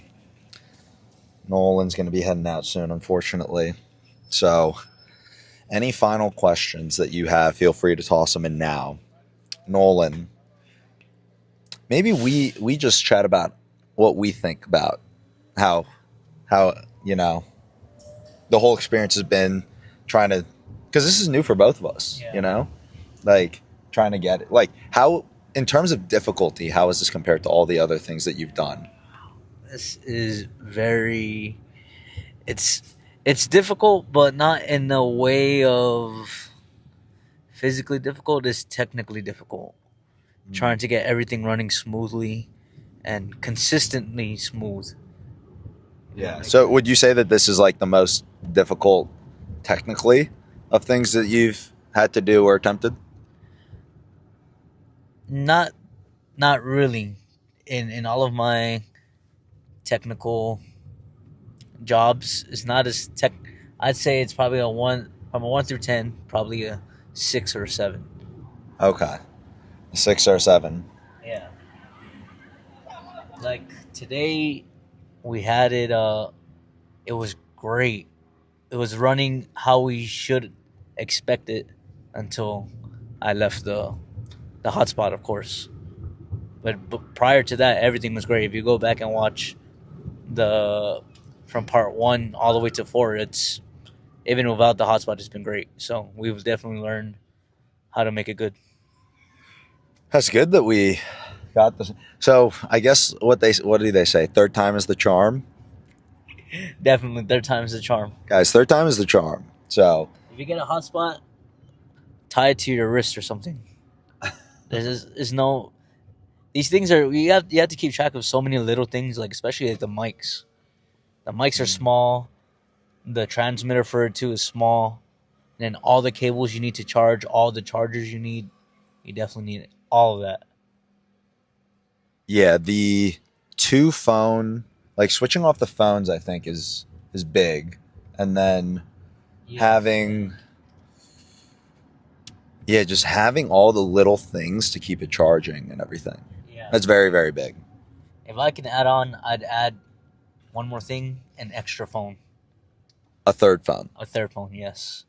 For moderation work. And like just responding to people in the chat, throwing out profanity. Yeah. During the last girl, the second to the last girl, I had to respond to the chat real quick so it doesn't stick on there while she's being interviewed. So I don't know if you saw me like texting on the phone. I see. Yeah, so I responded and I was like,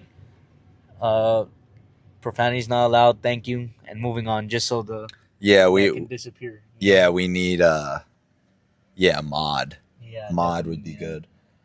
Well, that's the other challenge, which is if we're gonna keep the chat on the stream, and then I feel like we need a mod if we're gonna do that. Yeah. But yeah, interacting with the chat, I guess a third phone would be good. Yeah. Yeah. Yesterday we had a lot more interactions. If I knew yesterday what I knew today, in general, it would be a lot smoother, but the chat would have been more active. Mm-hmm.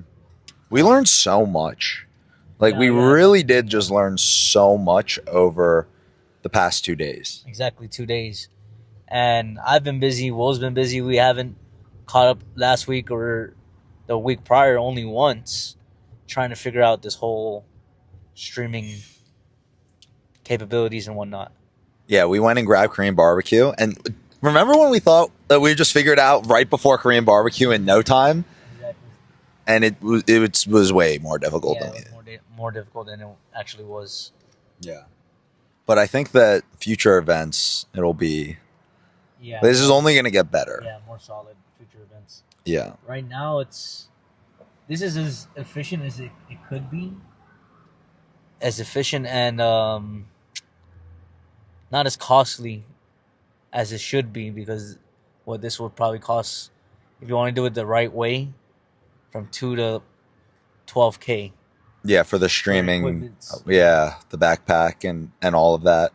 But in the streaming backpack, what does that have that we don't? I guess we have everything. The one difference is that you can just use it in the camera. Yeah, you can go straight from the camera. I don't know if you can use your phone instead of bringing a laptop. I'm sure there's like an app for it, so you can start the stream. So it comes with like a modem plus 4 antennas or 4 different SIM cards, so you can get the maximum amount of cellular data almost anywhere.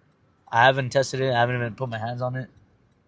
I mean, Will was going to be kind enough to try to invest in it, but I told him stay away from it for now, just because I have no knowledge of it. With the modem piece. Yeah. Yeah, I mean, all things considered, it didn't seem like we really dropped out or lost connection with that equipment that the Lyft driver stole. But yeah, no, I agree. I agree. Can you turn right into the garage, please? Awesome. Awesome, brother. Thank you so much. Thank you. Thank you. Likewise. Yeah, we got something in the trunk here.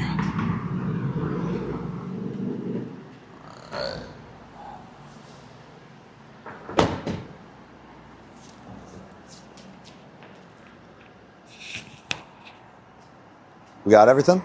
I looked at the back seat. Okay. Sounds good. I had to. Yeah. I always ask, but, you know, especially, we just have so much stuff. Yeah.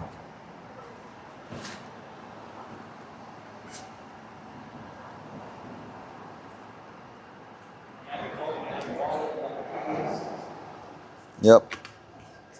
Phone, wallet, keys. And then you have the AirPods, right? Or they're in the bag. For sure in the bag. I never took it out. Oh, you never use them? See, that was like an extra thing. Like if I took it out, I probably have to worry about it too. Oh, yeah. Sure. What floor? 2, please. Alrighty. She just crashed. And she couldn't do anything. She was like, I thought I was going to take it back. She was just so grumpy. And there was nothing she could do. All right, guys. What a day. What a day.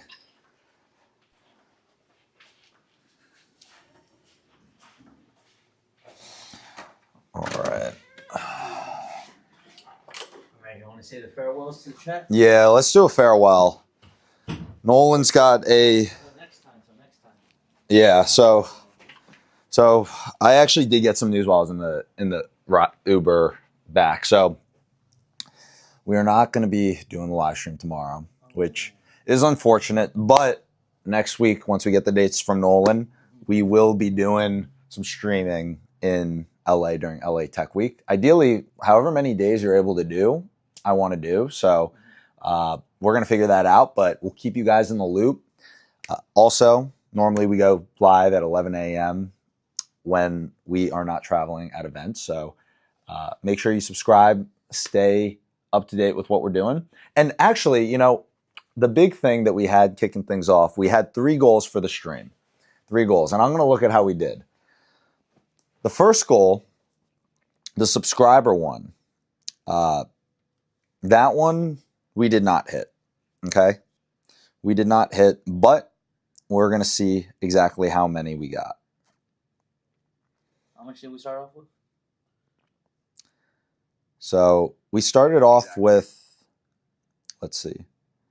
Like 229? I think we started with like 220, like a bit over 220. So we made it to 236, which, look, guys, at the end of the day, it doesn't sound, we set a very crazy, ambitious goal. It doesn't sound crazy good, like we didn't make that much progress, but this is actually our record for the most subs we ever got in a single day. Really? Yeah. If you pull up the analytics, I set a crazy goal because I was like, let's just aim big. But this is the most we've ever gotten in a single day. The channel's new, still under 300. So we did not reach that goal. But we did get a future buyer for mining rigs. I know that guy or one of his contacts is going to want to get a Bitcoin mining rig from Sazmining. And I'm going to follow up with everyone we met. I think that there could be a fit for a MyWorker software sale. So I'll say we missed one. We 50% got another, and we hit another. That's how we'll end it. That's how we'll say it. And you know what?